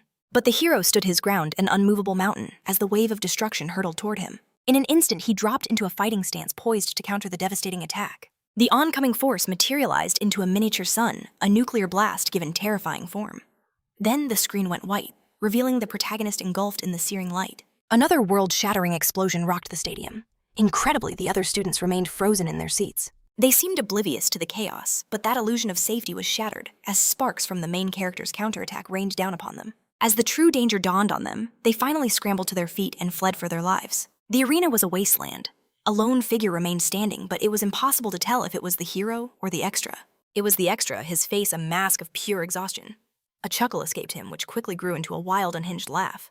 But the hero was still alive. He knelt before the arrogant boy. "How does it feel," he asked, "to have all that pride crushed?" Leaning closer, he whispered that forgiveness was off the table. In fact, the main character should consider himself lucky. He had no desire to eliminate anyone. He would be merciful and merely... Before he could finish, a new attack landed. He was completely blindsided, struck hard from behind. Suddenly, he was launched into the air, flipped upside down, and slammed face first into the ground. Still processing the devastating impact, our hero coldly commanded the other man to get up. His expression turned to ice as he refused to repeat himself. Juichio, he declared, had crossed a line he could never uncross. The background character, still dazed, struggled to his feet, trembling under the hero's suffocating pressure. He made a desperate attempt to activate his nuclear explosion again, but the protagonist moved faster, striking him down once more. This time, the hero's attack was so brutal, it defied description. He collapsed to the ground like a puppet with its strings cut. Struggling to get up, he gasped, "I can't breathe." But the protagonist's cold fury was far from over. "Get up," he commanded again, as tears streamed down the boy's face. The background character was paralyzed by the fear of elimination. He knew if he stood up again, the protagonist would show him no mercy. Scrambling backward away from the hero, he began to beg for forgiveness, pleading for his life. He admitted he was wrong, swearing on his life it would never happen again. He was truly sorry. But the protagonist's rage was a cold, unquenchable fire. He demanded to know if the boy had any idea of the power he'd unleashed, a skill forbidden even on a true battlefield. Because of the background character's foolish actions, the entire auditorium had almost been completely vaporized. He had forced every single person in the stadium to flee for their very lives. The weight of the accusation crushed him. The boy finally broke down sobbing that he never intended for such destruction. He'd only heard rumors that the ability was strong, he never knew its true power. The main character, enraged, revealed that the person who used that same skill 4 years prior had made the exact same excuse. He asked Wok if he knew what became of that person. Terrified, Wok shook his head, asking what had happened. Activating a unique ability of his own, the protagonist declared that someone like Wok didn't deserve to be called a hunter. The boy still didn't get it. Desperately, he asked if the protagonist knew who his father was. He warned him that if anything happened, his father would never let it go. But the protagonist didn't care. He launched his attack, and the world seemed to shatter. Was he actually eliminated? The protagonist's final attack sent a thick cloud of smoke billowing into the air. The remaining onlookers murmured in confusion, unable to penetrate the thick haze. One of them shouted that the smoke was too dense to see anything. Then a figure stumbled from the cloud and collapsed onto the ground. "The assessment is over," the announcer's voice declared. "The fight has concluded." The remaining students began to file out of the ruined auditorium. The announcement echoed through the arena as the protagonist walked away, his usual overwhelming aura strangely gone. A stern voice called out, asking if the sword he carried belonged to Chum Hyun. It was the director, his face grim as he watched the protagonist leave. Woo-ik quickly tried to explain that his friend had just gotten a little carried away during his fight with the other student. But indifferent to his words, the protagonist retorted that he shouldn't act like he was still living in his glory days. From this day forward, there would be no more holding back. He cast aside the mask he once wore. The director warned him the easy days were done. But our hero shot back. Did he really think he would just stand by and watch? Hours passed. Then a phone's sharp ring cut through the silence of the men's restroom. It was Minister Manganjin calling, and the one answering was the shameless professor himself, the man who had fled all those years ago. A deep worry etched itself onto his face, its source a mystery. But now the reason was horrifyingly clear. His team's base was a blazing inferno. Bodies were strewn across the scorched earth, utterly still. A lone child's toy lay in the dirt, a heartbreaking monument to a stolen life. Pure terror warped his features. He saw Chun's sword on the ground. He knew that blade anywhere. The guillotine. In that moment, a cold dread seized the king's heart. His eyes locked onto something impossible. A figure lifeless on the ground. He saw a man holding a woman in a final embrace. The sight brought him crashing to his knees. A crowd quickly gathered around the devastation. A voice cried out for the captain. He grasped the sheer gravity of the disaster and demanded answers. A survivor spoke up, his voice trembling. A monster had broken free from a blue-ranked dungeon. It had stormed their camp and left nothing but ruin in its wake. A cold fury began to simmer inside him. Clearing dungeons was standard procedure. He roared, demanding to know exactly what happened. A single hand rose from the crowd of survivors. A man pointed a trembling finger, his voice thick with accusation. He blamed a team of 3 for this catastrophe. Annoyance flashed in our hero's eyes. It was only a blue-ranked dungeon, he scoffed. Failure should have been impossible. The accuser stammered, completely flustered, unable to explain the disaster. Another hunter bowed his head in shame, explaining that Hunter Cha had insisted on taking a smaller team against all advice. And with those words, the protagonist's iron composure finally cracked. The main character's voice was dangerously low. "How many people were assigned to the mission? 7, the man whispered. "And how many actually went?" he pressed. "Just 3. A storm was brewing behind his eyes. He fought back the inferno of rage threatening to erupt. "Did the 3 of you take the supplies and rewards meant for 7? The man swore it was a one-time thing, a freak accident caused by dungeon interference. That was the last straw. He was done being patient. He didn't give a damn about stolen supplies. But there was a line they had crossed, a sin he would never forgive. "Do you have any idea what you've done?" he asked. He would never forgive them for destroying this sanctuary he had bled for. He slammed the man into the dirt, forcing him to look at the carnage. Look at the ruin you caused," he seethed. "Your greed has turned everything to ash. I didn't suffer through hell just to watch it all burn down like this. Were the sacrifices of our team all for nothing?" The man screamed that it wasn't his fault, that he never wanted any of this to happen. How could he predict the dungeon interference? He claimed he was a victim here too. He begged the main character for another chance, promising to return the money, even pay for the reconstruction. But his pathetic pleas fell on deaf ears. The protagonist's eyes glowed as he activated an ability on the guillotine and declared the man banished from the team. His right to live here, his very status as a hunter, was revoked. In that instant, our hero seemed like a completely different person. From that day forward, Che would never dream of being a hunter again. And just as foretold, the inevitable finally happened. Meanwhile, back in his office, the professor ignored the frantic buzzing of his phone. It was the minister. 6 missed calls and still counting. He cursed Seek's name. He had warned him countless times, control your power. Never ever cause a nuclear-level explosion. But now it was too late. The whole country had seen it on the broadcast. An investigation was unavoidable. They would dig up everything. And the worst part? That illegal, unregistered bracelet. It could even be linked to that incident from 2 years prior. The design was flawed, he knew, and all the blame would fall squarely on him. He slammed his fist into the mirror. No time for regret. He had to stay calm. He needed that bracelet back. As long as its origin stayed secret, the boy would be safe. The minister had his own neck to save after all, and Uni had no reason to talk. He pushed his other worries aside. Retrieving that bracelet was the only thing that mattered. But then a calm voice sliced through the tension. "Looking for this?" The item clattered onto the floor, tossed there by their classmate Junmin. His expression was a complete blank. "What are you doing here?" Junmin demanded of the main character. "Didn't you hear the announcement everyone is supposed to be back in class?" Our hero retorted, "What are you so worked up about?" He figured Junmin was looking for the bracelet, so he'd decided to take it to the teacher. He had overheard a conversation during the exam. A restriction was placed on dangerous abilities over a certain power level.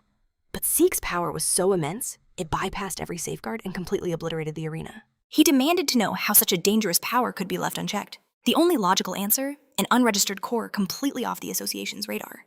The accusation struck a nerve and the man began to tremble. A teacher? Illegally providing a student with an unregistered core. He stammered, the realization dawning on him.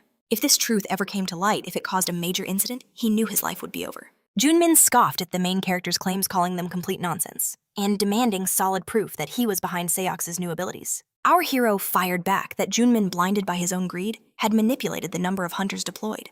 A fatal decision that cost the entire 2nd District team their lives. For that sin, the protagonist stripped Junmin of his mana and officially banished his entire team from the camp. Could it really be a coincidence that he was seeing these forbidden abilities surface once again? When he called out the name of the man he'd just overpowered, the man had no idea who he was, but recognized his father's name. Even our hero was stunned. He never knew Junmin was Cha's son, though their history made it all click into place. With that revelation, he sent a fist flying. Roaring that because of him, one student had already lost an arm, and today several more almost died. The man had made catastrophic errors in judgment even 2 years ago. But this was a line that should never have been crossed. To watch something he'd poured his soul into building be torn apart. He had one question, and he demanded this shameless teacher answer it immediately. He stared him down, his voice laced with ice, and demanded to know if he was the one who gave Seok the unregistered core. He was met with chilling silence. Then the man made a break for it, lunging for the protagonist's bracelet, and shockingly managing to snatch it. He lunged forward with the bracelet in hand, seemingly preparing to land a devastating blow. But instead of striking, he slammed it to the ground in a desperate act of destruction. He then unleashed a furious volley of kicks, trying to obliterate it completely. He glared at the protagonist with a smug look, absolutely certain that all the evidence had been destroyed. He taunted our hero, asking what he could possibly report to the police now without a shred of proof. "Do you really think they'll believe a high school student?" he sneered. "Adults aren't a joke." This was about more than just Seo now. He had attacked a teacher. His school life was over and no one would believe his story. He trembled once more as a figure approached, their voice booming, demanding to know the cause of the commotion. The director had arrived to restore order. The teacher immediately played the victim, claiming the protagonist had just threatened and assaulted him.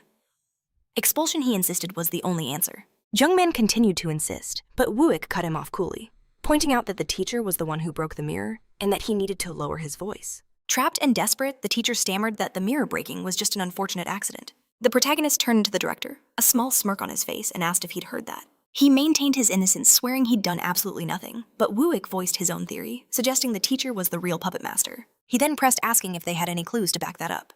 Without a word, the protagonist thrust the phone into the director's hand. "He needs to be more careful," the director stated calmly. "There are still a lot of payments left on this." He added that Jun Wu should really learn how to use his phone's features.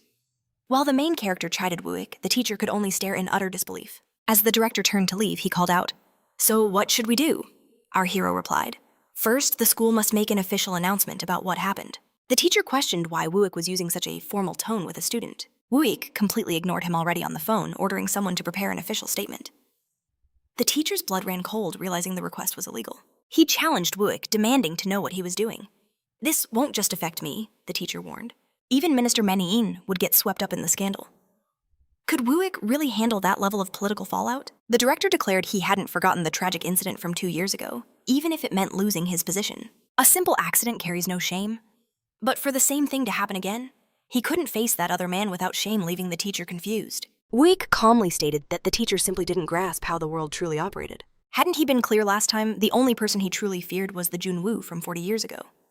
He then formally thanked Youngman for his years of service. As he walked away, the man's desperate shouts echoed behind him, but Wooik continued on completely unfazed. He knew that linking the teacher to the minister would be difficult, and a proper investigation might not even be launched. The main character explained that once a secret is out hiding, the truth is nearly impossible. He told his friend to make sure this story spreads everywhere. He told him to contact his media connections and have them broadcast the information as widely as possible. Then he asked for one last favor. It concerned Chong's son, who was unjustly dismissed while investigating the incident from 2 years prior.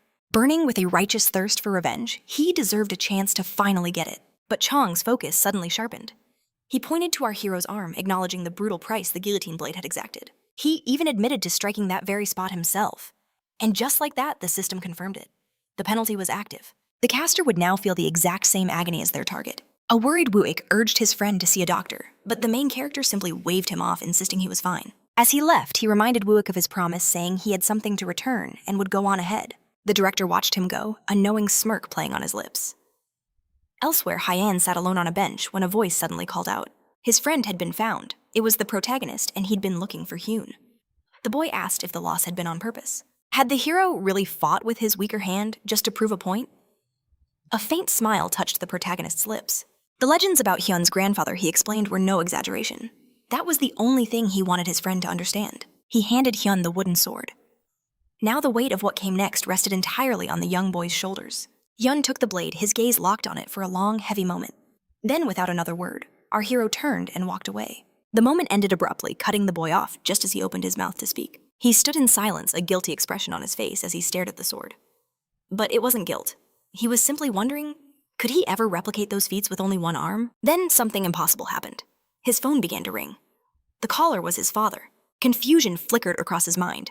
Why would his father call him now of all times? But then his dad's voice, thick with worry, came through the line. "Are you all right?" Hearing rumors of an incident at the school, he'd called, immediately asking if his son was hurt. Hun quickly promised he was fine. Nothing had happened at all. Relieved, the man said he was stuck at work and asked his son to head home early. The boy agreed.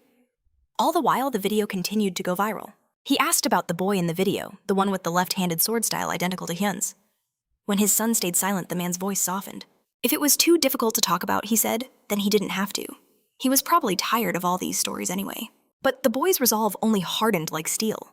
He would become a licensed hunter, no matter what stood in his way. The news was covering the incident at the academy, detailing how the auditorium had been completely annihilated by Sook. The police were still investigating the minister, searching for any connection to forbidden powers. Meanwhile, at the school, news of the battle was spreading like wildfire online. One student, our hero, watched the reports roll in, noticing the public's reaction was surprisingly on his side. Dong's job was reinstated, much to everyone's relief. Just then, Aeon noticed Jun Wu staring intently at his phone, lost in thought. The rumors about him, she noted, were getting out of control. By now, his name was probably known by everyone in the school. He smirked, asking if the same wasn't true for her. After all, she was the one everyone was really talking about these days. People were praising her courage for standing against Seok in the arena, even for a moment. A blush crept across her face as Jan Woo added that some had even given her a new nickname, One Punch Girl. Just then, someone else entered the room.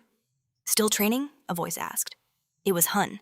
He congratulated her on becoming a council member, but she just looked bewildered. "What on earth are you talking about?" she demanded. Even she had no idea what was happening. "I haven't even been officially nominated yet," she protested. "It's too soon to relax. Nothing is confirmed." Hun warned her that anything could happen. But in the next instant, he said something that completely stunned our hero. He confessed that even with daily practice, he was making no progress with the guillotine blade. And that was a huge problem.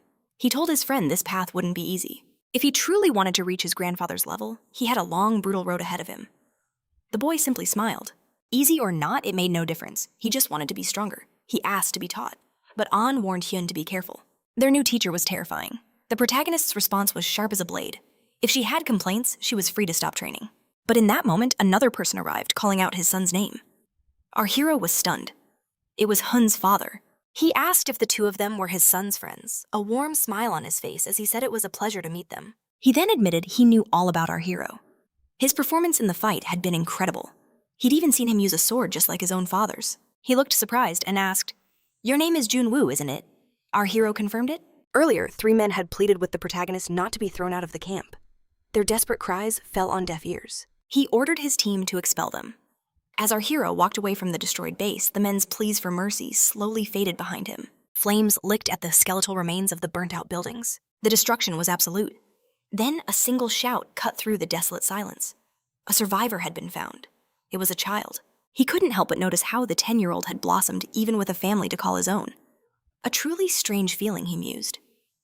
Hours later, the news they were waiting for finally dropped. And with that, class was dismissed. Applications for the student council would be ready tomorrow, right in the main office. A wave of whispers swept through the classroom as our hero rose to his feet. He turned to her, suggesting they both sign up, asking if it had to be today. "There's something I need to confirm," he explained with a serious look.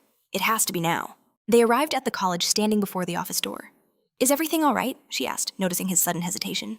"Just wait here a moment," he told her. "I need to check something inside." Just then, the door creaked open, revealing a young woman they had never seen before. At first glance, she seemed like a nobody. Just another face in the crowd, a background character in their story. But perhaps, just perhaps, her role was far more important. As she walked by, her eyes lit up in recognition. "It's you, the hero who defeated Juke." Meeting a real-life celebrity like him was incredible, she gushed. Then her gaze shifted to the heroine beside him. "Are you two dating?" Aeon's face turned a deep shade of crimson. "No, not at all. We're just classmates," she stammered, making the girl chuckle. "I'm just teasing," she said, her voice a flat, emotionless drone. "I already know who you are. I'm from Class B," she announced. Our protagonist found her incessant chatter grating on his nerves. She then offered a hand to our heroine, formally introducing herself, and asking if the 3 of them could become friends. But the pair just stood there, their faces unreadable. As they sized her up, she pushed on, telling them not to be so guarded. After all, they'd be seeing a lot of each other soon. "There's no need to be so shy," she insisted. When he asked why, she explained she was applying for the student council, simply because she could. "A Class E student could never compete with our skills anyway," she added with a smug smile. "And now that Se-Huk has been expelled," she continued, "our spots are practically guaranteed." He smirked. "Interesting." Se-Huk never even applied for the council, and his expulsion wasn't official. Yet this girl was so certain of her victory. It was clear the results were already decided. His eyes narrowed. "Are you connected to the association?" he asked directly.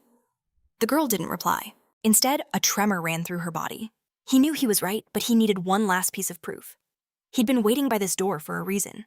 Anyone hoping to join the council had to pass through this office, giving him the perfect chance to ambush someone from the association.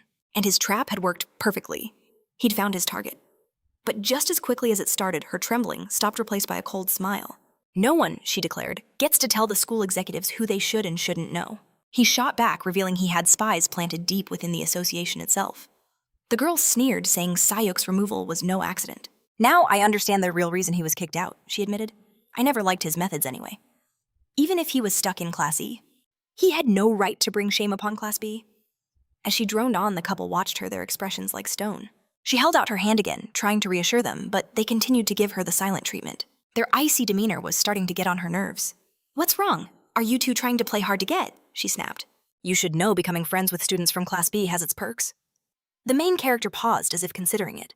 But it was all an act. He questioned if her high-class status had blinded her, asking if she truly believed all student council members were on the same level. He had to admit the girl had a point. Even his own friend was treated like dirt by the council at first. He didn't care if she was from Class B or if she even got on the council at all. He was here for her, and it wasn't to make a new friend.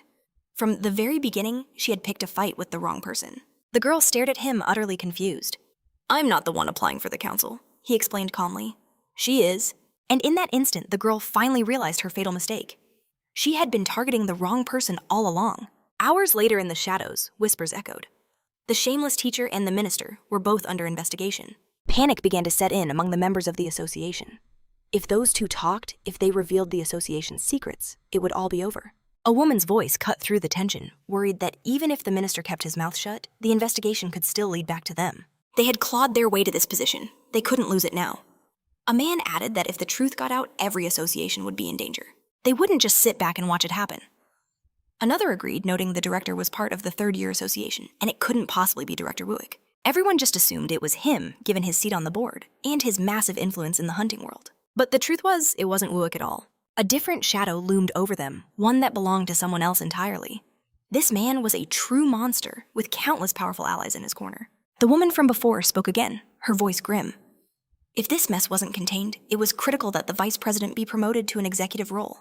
If not, they would have no choice but to change their entire plan with catastrophic consequences. The man's voice was grim. He'd already weighed the risks. Working with Minister O had become impossible. And the man they spoke of was none other than Seek's father. A woman's voice cut in. Are any of us free from the minister's contracts? He conceded they'd had dealings, but claimed they were insignificant. Another recalled a past conversation with the minister. Even if their plans collapsed, they had fail-safes. Still, the minister's disappearance was a humiliating blow to the department. Someone else pointed out the obvious. The empty seat's fate depended entirely on Juizio's successor. And in that instant, every mind turned to one person. Does it truly have to be him? One asked. But another shot back, why shouldn't he join our circle? He has no connections. It's too dangerous. But the woman refused to back down. She couldn't ignore the knot in her stomach. Our main character's victory over Juicy was expected. Yet a seed of suspicion had been planted. But there was a critical flaw in their thinking. With Cobb disqualified, the boy could coast to victory and claim a council seat without lifting a finger. Then a shocking move from the very top. The president released an official statement calling their power struggle bewildering. This was unheard of. The president always buried scandals, never exposing the academy's weaknesses to the world. To publicly denounce the minister like this, it could only mean one thing, a link between our protagonist and the president. Not just a simple connection either. It was a chain that could give him absolute control over the president himself. His eyes locked onto the woman. Do you really think the president will stay quiet? If John Woo takes a seat on that council, they'd tried countless times to sway him, but he had never once bent to their will. But now they were all bound by this new reality. His influence wasn't on the board's level yet, but as one of their own. He could be a far greater asset than Minister O ever was. A wave of pride washed over the room, but one man's expression betrayed his doubt. Chung-soo watched them, his mind reeling. Were they really abandoning Minister O? His entire project depended on Mangjin's backing. Without that support, he was nothing. As the minister's star fell, Chung-soo saw the truth. He alone was staring into the abyss of his own destruction. The world he'd built with such care was shattering. He needed a lifeline, a new strategy to seize control. And in that moment of desperation, his daughter called. The timing was almost too perfect. I'm busy, he barked into the phone. But her words stopped him cold. Their rival was out of the running. He was completely stunned. He recognized her voice, the same girl from before. She confirmed his fears. An is going to apply. She was absolutely certain. She'd even confirmed it with a teacher. He knew who this girl was. Yoon's sister, the granddaughter of the immensely powerful Sukdu. John Woo becoming a candidate was one thing, but An, that changed the entire game. When asked about his sudden departure, he brushed it off. My daughter needs me. With that, the clandestine meeting was over. Alone in the parking lot, he made a call to a mysterious figure. But the caller's first question revealed everything. He demanded to speak with Yoon Chae. He had something of critical importance to tell her. Hours later, they met. Chae's eyes were like ice. How did you get my number? She demanded. He explained calmly that his guild, one of the nation's largest, keeps a file on nearly every hunter. He then apologized for his sudden approach. Che cut to the chase. What is this important news? He began, You must know the first years are aiming for the council. But do you know exactly who plans to run? Chai admitted she had a suspect in mind. Someone she despised. He shook his head. If you're thinking of our protagonist, you're wrong. My daughter confirmed it, he said. The real candidate isn't him. It's On. She's the one applying for the council. Che's eyes widened in shock. How do you know? My own daughter told me everything. It seems that since Josuke got involved, our hero has lost all interest in the council. But that didn't apply to Che. She narrowed her eyes. What are you trying to say? He explained the trap. If her sister joined the council, Yoon's condition would spiral. Their already fractured family would shatter. A disaster that would surely anger Seokdu. And that would be very bad for Che. And then he made his move. I can help you, for a price. He assured her the conditions were simple enough. His request was specific. Take his daughter on a highly publicized hunt. Then, in an interview, declare Han as her official disciple. He paused, reading her expression. You look confused. My guild is powerful in this country, he began. But we are nothing compared to the Hunter Association. What if his daughter not only joined the council, but also became a disciple of Chai? The thought was tempting. The girl had struck the very heart of his ambition, elevating the association's influence beyond his wildest dreams. Jane could become the symbol of the Acres Guild. With her as the face, he'd no longer need puppets like the minister or Director Soju. He confessed a bitter truth. His daughter's B-class rank was a sham, a title bought and paid for with his power. Jay suggested a personal tutor, but the man waved it away. Real strength, he claimed, was never part of the plan. He'd known from the start his daughter had no real talent. This was about efficiency, and she saw right through it, asking if he was turning his own child into a mere mascot. He confirmed her accusation without a shred of remorse. He slid the money forward, assuring her it was more than enough. He wanted her on board, but she wasn't letting him off that easy, demanding to know the full extent of his scheme. He brushed off her worries, sneering that he wasn't a monster like Director Shukju. The moment the name left his lips, he regretted it, quickly adding that she had nothing to fear. He'd only send his men to scare her a little. Che scoffed. Such simple-minded tactics would never work on her sister. He challenged her then, asking if the second heroine had a better idea. Her answer was cold and clear. Do whatever it takes to stop her sister, even if it means using force. But just before she left, she turned back with one final question. Had he spoken to the other parents in the association? A flicker of surprise crossed Changsu's face, followed by his signature dismissive sneer. Who in their right mind would ever gain from a stunt like that? The scene shifts. Years ago at a somber funeral, two figures kneeled before a grave, their eyes locked on some unseen point in the distance. One of them, our heroine, was weeping uncontrollably. A voice cut through the heavy silence from behind, mocking their lingering sorrow. A woman shot up her face, a mask of fury confronting the man who dared to intrude. How dare you show your face here, she screamed, her voice cracking with grief and rage. After everything he'd done, the accusations flew like daggers. She was certain this man was the reason her daughter was eliminated, and her instincts were screaming she was right. She stared him down, her voice dripping with venom, asking if he really thought his dark deeds would stay buried forever. His expression was a cold, unreadable mask.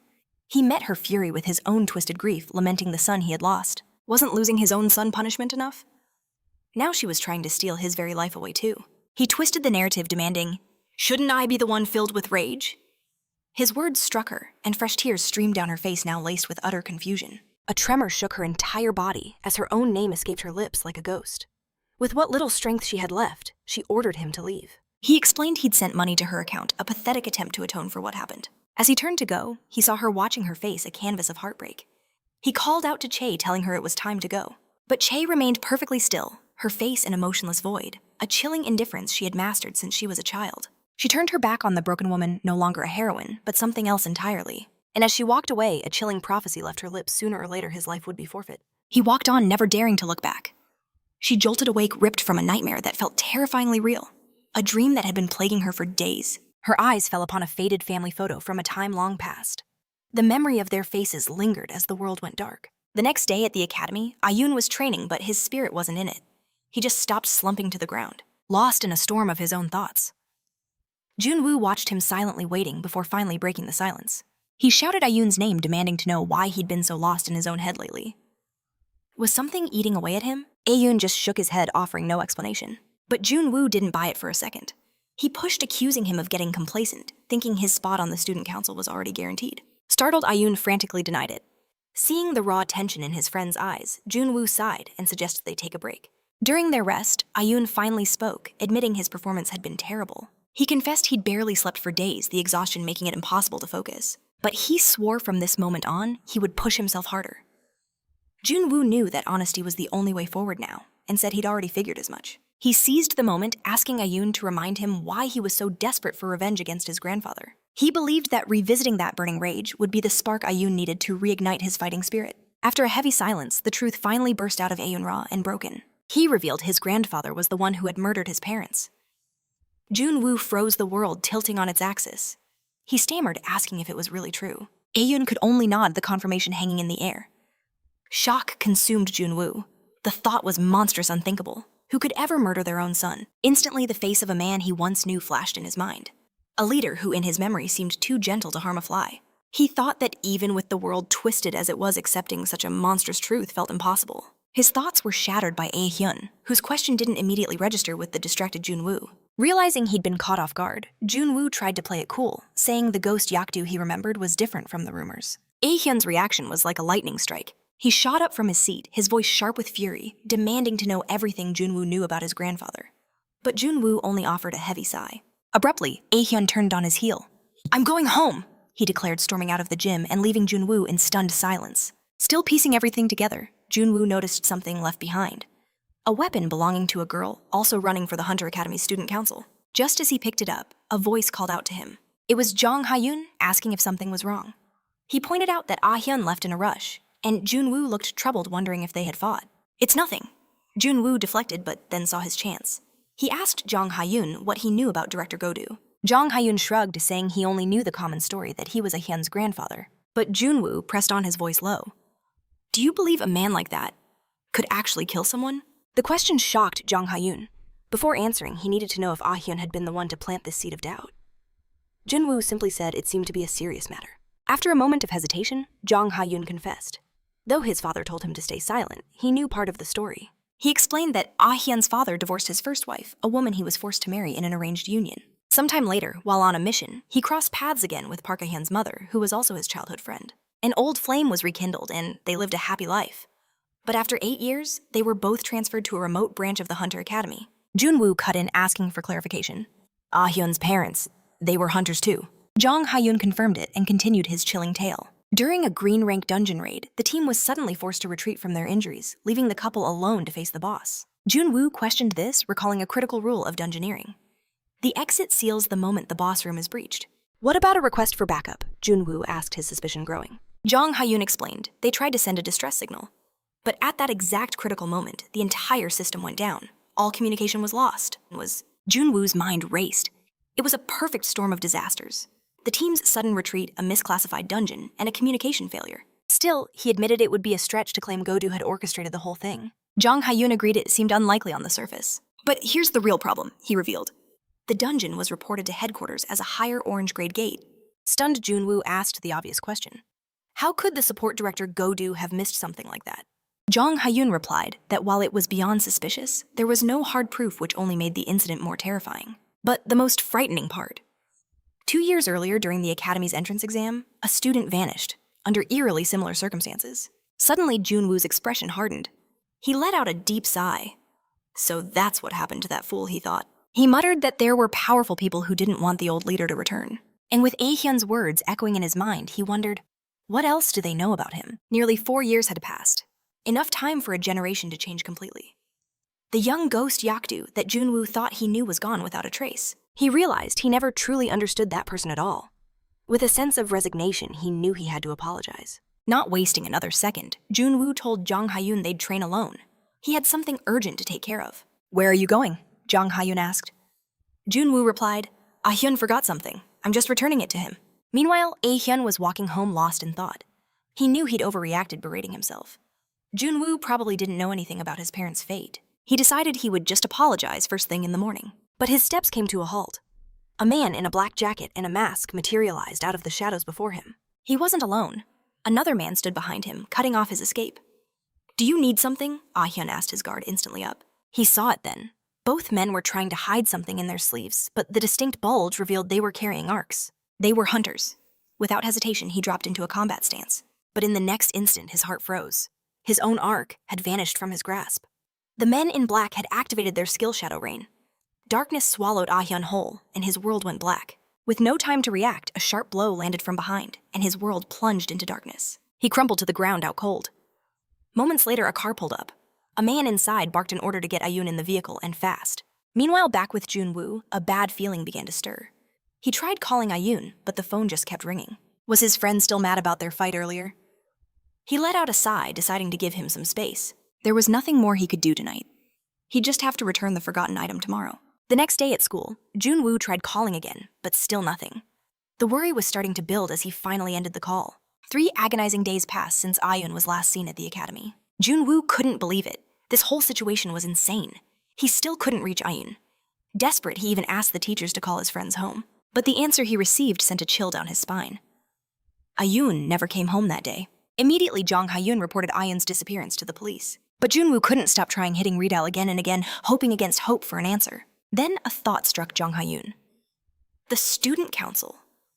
He warned Jun Wu the registration had to be in before 6 p.m. that very day. Jun Wu's eyes hardened. Ayun would never give up on running. In that instant, they both knew. This was no accident. Someone was behind this. Jong Ha-won voiced the terrible suspicion. Are they trying to stop Ayun from joining the student council? He immediately suggested the most likely culprit. It has to be the Parents Association. But Jun Wu quickly shot that theory down, reminding him that with the investigation still going on, they wouldn't risk making things even worse for themselves. Besides, with Jose already expelled, what more could they possibly gain by escalating things? Jong Ha-yoon had to agree. If it wasn't them, it had to be someone else who was furious about Ayun's candidacy. Jun Wu nodded, but one question remained. Who could have possibly leaked the information? The gears in Jong Ha-yoon's mind spun furiously. He suddenly reacted, defending himself. Hey, it definitely wasn't me. We haven't even seen each other since the exam, he added. Jun Wu just smiled, reassuring him, I know it wasn't you. But in that moment, a chilling memory surfaced in Jun Wu's mind, and his face went pale. Noticing his reaction, Jong Han asked what was wrong. Jun Wu explained grimly. When we went to get the application, we ran into that girl from Class B right outside the teacher's lounge. Jong Ha-yoon frowned, his mind racing. It couldn't be, could it? Did you accidentally say something? He pressed. Jun Wu admitted with a grimace that he might have spoken without thinking. Jong Han shook his head, annoyed. You talk way too much. Then his tone sharpened. Who was she? Jun Wu replied. Her name is Haiyan from Class 1B. He paused. And she's part of the Parents Association. The revelation stunned Jong Han. He wondered if it was possible that Haiyan and Ayun were somehow working together on this. But Jun Wu immediately shook his head. There was no way Ayun would ever team up with Haiyan. And what would Ayun even gain from staging his own disappearance? It made no sense. Still, he realized as a member of the Parents Association.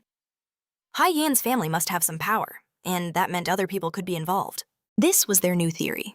Someone got the information from Haiyan and used it to orchestrate these events. Faced with this grim possibility, Jun Wu wasted no time pulling out his phone to make a call. He was calling Jong Ha-yoon's father. The man on the other end was surprised.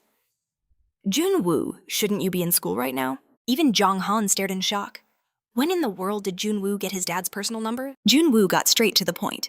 Sir, I know you're busy, but I need to ask you for a favor. Intrigued by the urgency in his voice, Jong Ha-yoon's father agreed to listen. Meanwhile, Jong Ha-yoon watched the scene unfold, frowning. Hey, since when do you have my father's number? On the call, Jun Wu asked for any information on the parents of Haiyan from Class B. After a moment, the man replied that Haiyan's parents weren't well known. There was very little to go on. He then revealed a critical piece of information. Her father was the head of a guild in Seoul, the Aces Guild, and after a divorce, he lived alone with his daughter. Jun Wu's mind raced.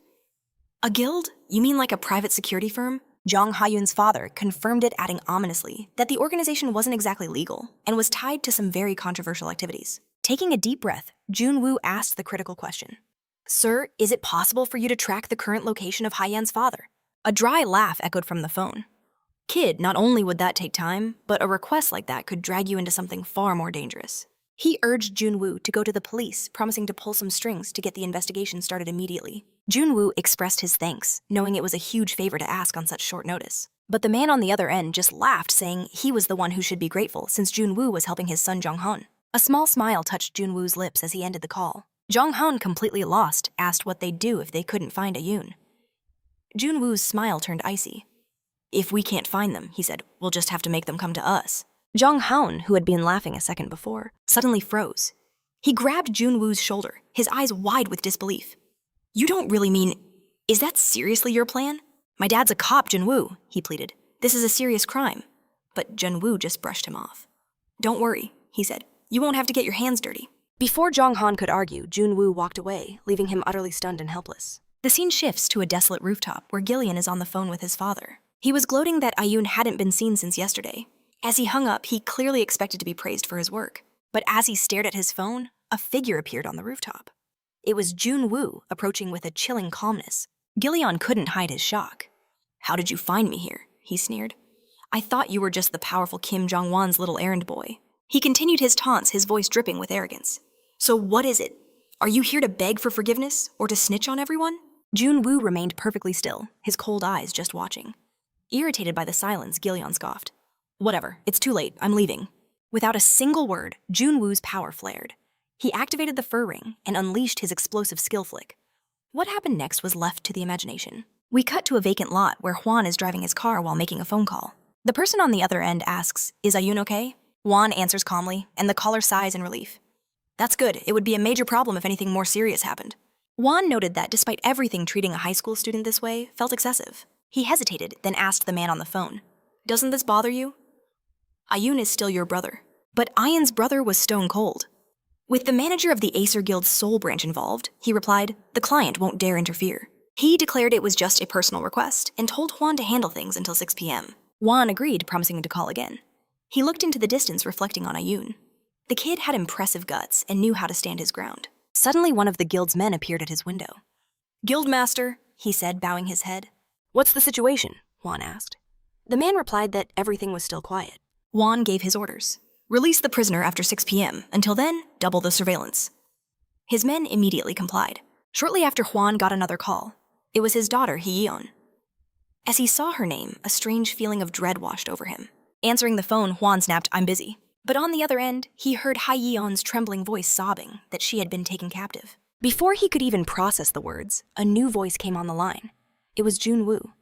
Am I speaking? He asked coolly. To Hyeon's father? Pure fury exploded from Juan.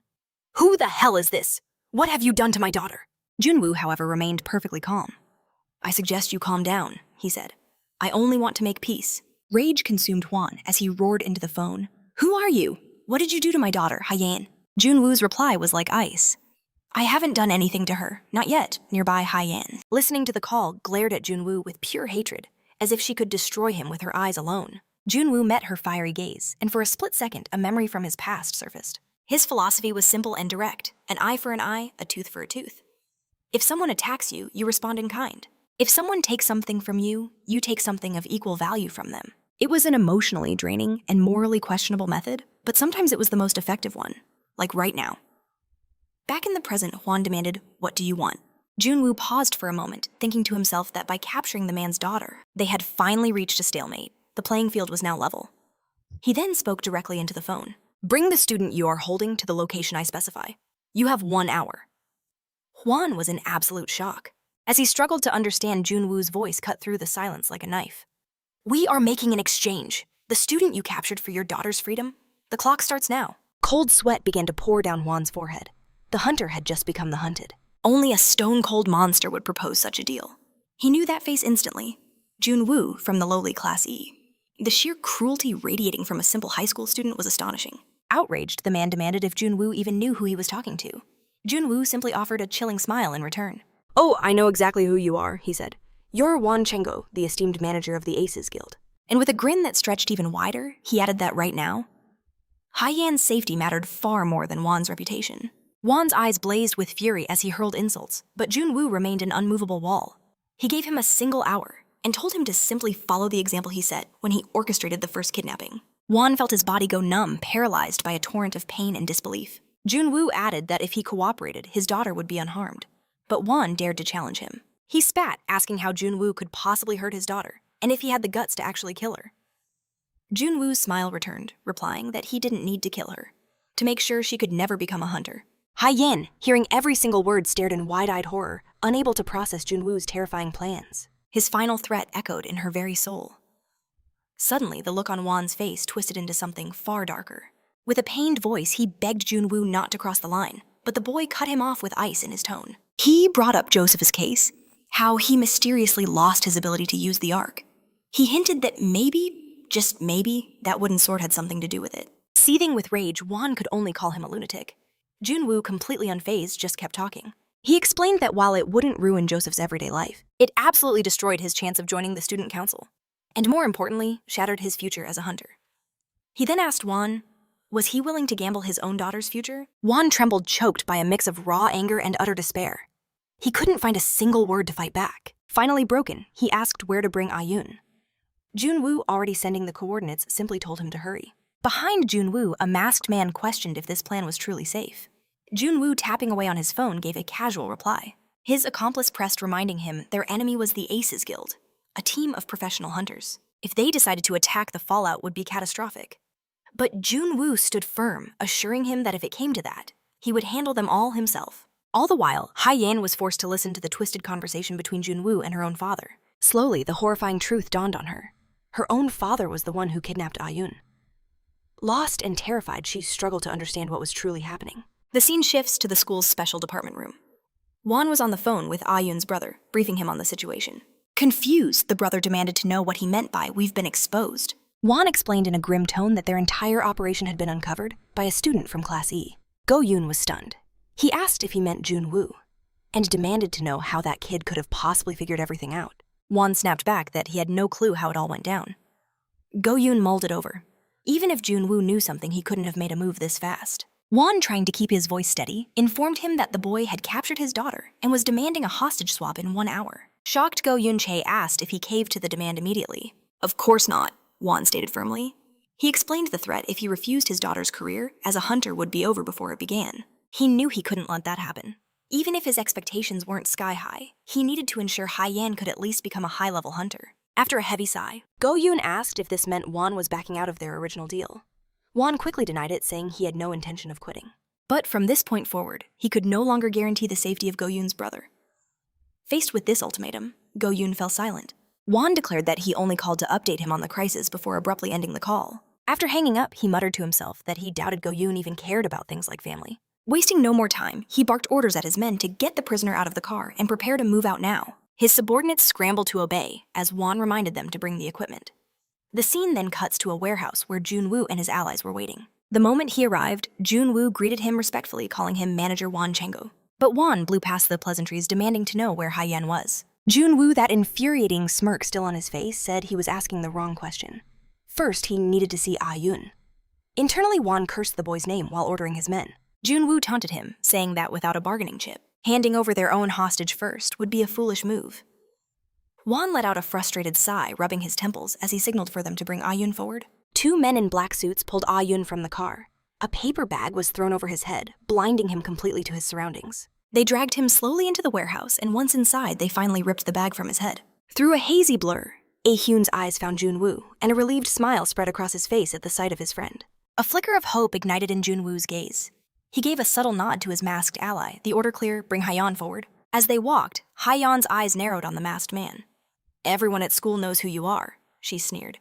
"There's only one student with a single arm." The masked man offered no response. After a tense moment, he simply gave a slight affirming nod. Standing before Jun Wu, Hyeon's voice was sharp. "Let's get this exchange over with. No tricks." Juan, however, put on a show of total boredom, casually lighting a cigarette. "Hold on," he drawled. "Let me think about this." He blew a cloud of smoke into the tense air. "Sorry, but I have my orders," he smirked. "We're taking A-Hyun, and we're taking Haiyan with us too." Jun Wu's eyes narrowed to dangerous slits. "And how could I possibly refuse such a generous offer?" Juan just roared with laughter, savoring the moment. But in that instant, shadows moved in the darkness. Juan's thugs found themselves completely surrounded by Jun Wu's reinforcements. Juan's smirk faltered only to return wider than before. "You think this changes anything?" he sneered. The sudden escalation caught everyone off guard. Haiyan, the masked man, and even Jun Wu tensed up as the air crackled with hostility. As the silence grew heavy, Juan coldly calculated his next move. Breaking the stalemate, Jun Wu stepped forward, his voice quiet but cutting through the tension. "This matters to both of us," he said. "So let's settle everything right here and now." An arrogant smirk twisted Juan's lips as he crushed his cigarette underfoot. "Well, well," he mocked. "Look who's begging now." But Jun Wu's faint smile never wavered. "This is exactly what you wanted, isn't it?" he thought. Meanwhile, a terrified Haiyan rushed to Jun Wu's side, pleading, "Please just let me go. Don't even look at me." But her panic earned no sympathy. Jun Wu's response was ice cold. "Shut up," he ordered. Stay put and don't complain if you get hurt. Just then, his masked ally approached, catching Jun Woo's attention. What are you doing? The man's voice was steady. Facing this crew alone. Even for me, that's a tall order. Are you sure about this? Jun Wu asked, surprised. A grin spread from beneath the mask. At this point, he declared, I couldn't care less. And with a single dramatic motion, he tore off his mask. Revealed before them stood Kim Jong-han. Without a second wasted, Jong-han unleashed his power. His C-rank skill, Mad Hedgehog, activated as he dropped into a fighting stance. I've been training for almost a month, he grinned. What better time to test out my new skills? Jun Wu smiled, recognizing the fierce determination in his friend's eyes.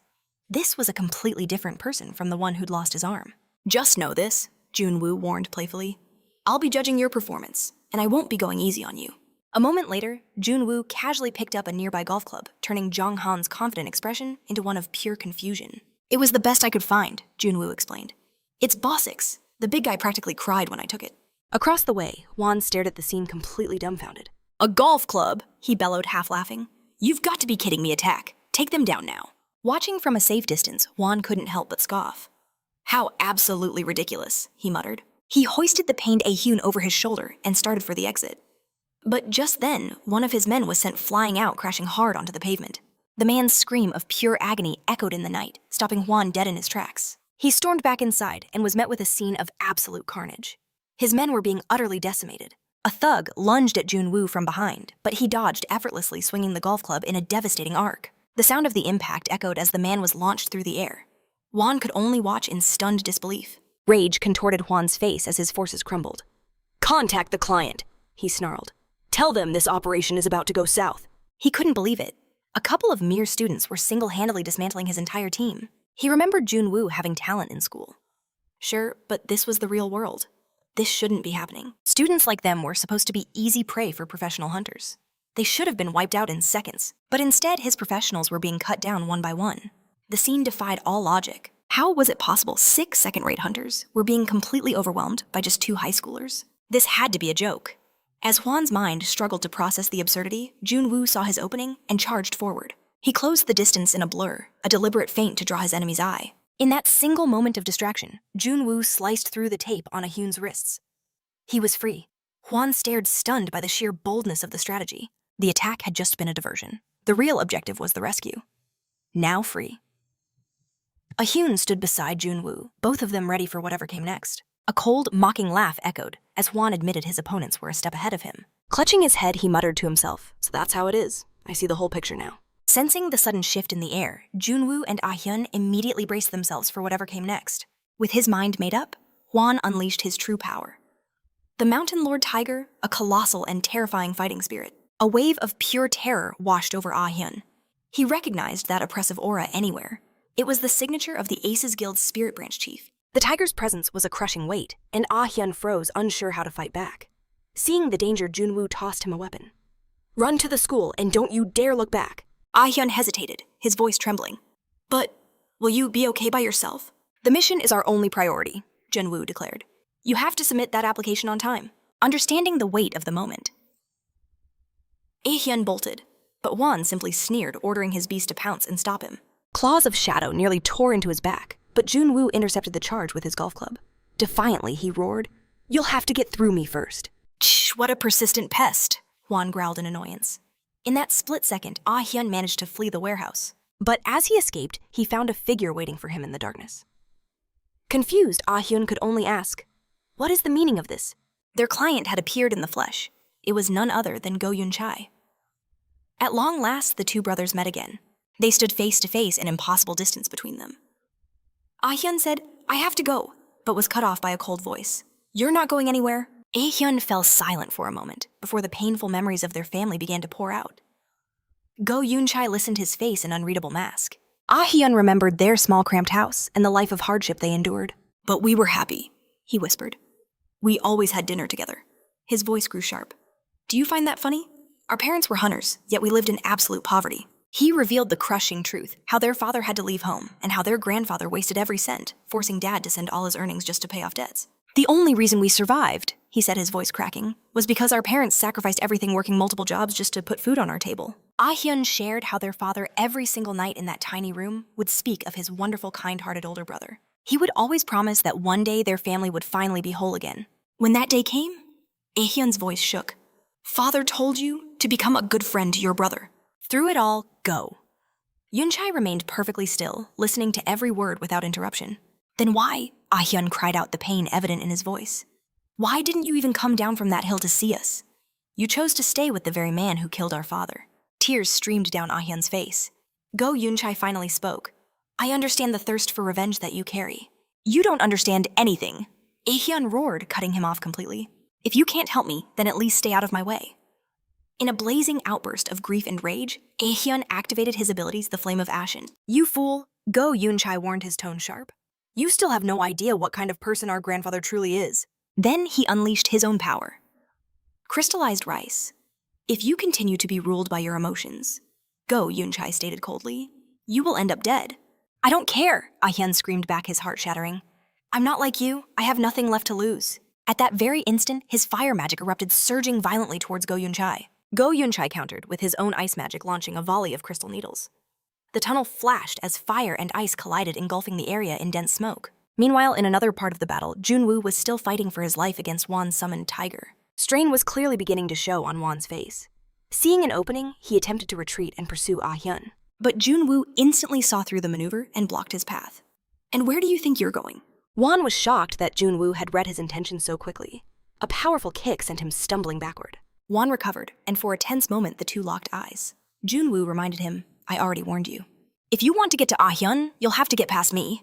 Frustrated, Hwan cursed inwardly at Jun Wu's incredible arrogance. He realized this didn't feel like he was facing some ordinary student. He acknowledged that even against his powerful mountain spirit, Jun Wu could block its attacks and even counter. He had to admit Jun Wu's skill was astonishing, rivaling even that of veteran hunters. This was a serious problem. At the same time, his men were still chasing the client's daughter inside the building. He realized with dawning horror that no one else was chasing Aehyun. They were about to lose him for good. Wan had finally had enough. I don't think I'll hold back or play with you anymore, he declared, his voice dropping. I'm in a hurry. Wan then activated his mana connection skill, linking his own power directly to the beast he had summoned. He warned, prepare to die, kid. Instantly, Wan's spectral tiger lunged toward Jun Wu, but he stood his ground, meeting the attack without a hint of fear, even noting its incredible speed. The beast's claws tore into Jun Wu's side, drawing blood. He had anticipated an attack on his head, but realized it was a feint for his torso. In that moment, he understood. This summoned beast was on a whole other level. Its movements were just too precise. Though injured, Jun Wu shot back to his feet, refusing to yield. He commented, so that's your mana control technique, not bad for a student. Wan just smiled. Feeling the pressure now, are we? You can't afford to take another hit. Jun Wu remained silent, his mind already calculating, analyzing the entire battlefield. He knew that most summoned creatures moved on instinct. But Wan was controlling this one directly, like a character in a game. By linking his mana directly to the beast, the summoner could issue commands with absolute precision. Without this skill, summons were just wild, dangerous puppets. A common flaw for amateurs, but Wan was clearly no amateur. Jun Wu assessed the tiger's power. It had to be green rank, maybe even on par with a dungeon boss. But his analysis was cut short as the tiger attacked again. Jun Wu dodged fluidly, searching for an opening to counter. He realized he could block the strikes, but every single one was strategically aimed at his weak points. So this, Jun Wu thought, is the power of a branch manager. In a blur, the tiger vanished, reappearing right behind him to deliver a fatal blow. Jun Wu managed to twist away, but the mid-air dodge left him completely defenseless and vulnerable. That's when Wan's grin widened. Too late! To Jun Wu's horror, a second summoned monster, a colossal golem, erupted from the ground. Wan declared, now you're right where Eric was. The only way out is down. With a taunting smile, he added, I was hoping for this. I never imagined I'd actually need to summon two of them. Jun Wu was trapped, wondering how he could possibly survive this hopeless pincer attack. Wan's mockery continued. Don't worry, you won't die here, but this is going to hurt a lot. The golem thundered forward to crush him, while the tiger leaped from above. In that split second, Jun Wu activated his skill troll's blunt weapon. Wan's eyes widened, sensing the sudden shift in Jun Wu's aura. Before the beasts could land their strikes, Jun Wu didn't defend. He counterattacked with his golf club. Wan was completely blindsided, letting out a curse of disbelief. Meanwhile, the battle raged on elsewhere as Jong Ha-yoon faced three hunters cornering Hayeon. Amidst the growing tension, Jong Ha-yoon couldn't help but worry about Jun Wu. He was up against the branch manager Wan Chungo after all. But he quickly focused, knowing he couldn't afford to be distracted by the three professional hunters from the Aces Guild standing before him. His enemies scoffed, their confidence overflowing. Without your friend and his little golf club, they sneered. What can a one-handed nobody like you possibly do? Their words were laced with contempt. They knew that wasting time would earn them punishment, so they were determined to end this fight quickly. They attacked as one, but Jong Ha-yoon fell back remembering Jun Woo's teachings. He maintained his distance and watched his enemies waiting for an opening. The hunters mocked him, impatient with his defensive tactics. As the seconds ticked by, their irritation grew. Jong Ha-yoon knew it was only a matter of time before one of them made a fatal mistake. And just as he predicted, one of the hunters exploded in a fit of rage and charged forward alone. Jong Ha-yoon seized the opportunity, dodging with practiced skill, and slammed his weapon into the hunter's leg, who collapsed screaming in agony. Seeing his comrade fall, another rushed in blindly, only to be taken down by another swift, precise blow to the leg. The last hunter hesitated, seeing his allies writhing on the ground. But the fight was far from over. As he held his ground, Jong Ha-yoon couldn't believe it. Even without any special skills or powerful equipment, he was actually fighting against professional hunters. He remembered just a short while ago, he had lost all hope of ever becoming a hunter after losing his right hand. Now, after only a month of training under Jun Wu, he had achieved something he had never even dared to dream of. Furious, the three hunters struggled back to their feet. One of them spat, "Don't get cocky. In the end, rank is all that matters." They began to advance again, this time with much more caution.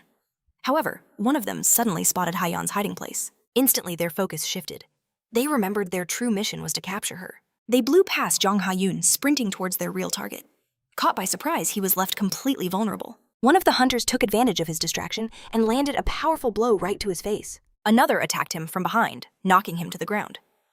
Helpless Jong Ha-yoon was met with a barrage of brutal kicks. His attackers towered over him, humiliating him. "Where's all that pride you had just a minute ago?" they mocked. "We're going to crush you until not a single bone is left." As he was being relentlessly beaten, Jong Ha-yoon remembered another one of Jun Woo's lessons. When the distance is closed and you can no longer fight, all that's left is to endure to resist, and to pray that an awakening will occur. It's that critical moment when a body pushed beyond its breaking point unlocks a power it never knew it had. In the heart of the brutal assault, even as fists and feet rained down, Jong Ha-yoon focused his will, moving on pure instinct. He plunged an aura stake straight through his attacker.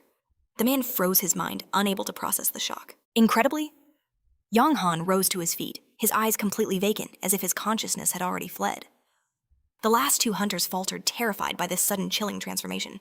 This was no longer the rookie they thought they could crush. As they lunged to restrain him, John Han, in a primal act of desperation, even used his teeth to grab a stake, driving it deep into his enemy's hand to break free. The men scrambled back, their faces pale with terror. They finally decided to draw their weapons and end this nightmare for good. But before they could even move, an unseen force struck one of them from the shadows. Startled, the hunter looked up and saw Huan himself, who ordered an immediate retreat. It was a silent admission that this battle was already over. Though confused, the hunters obeyed.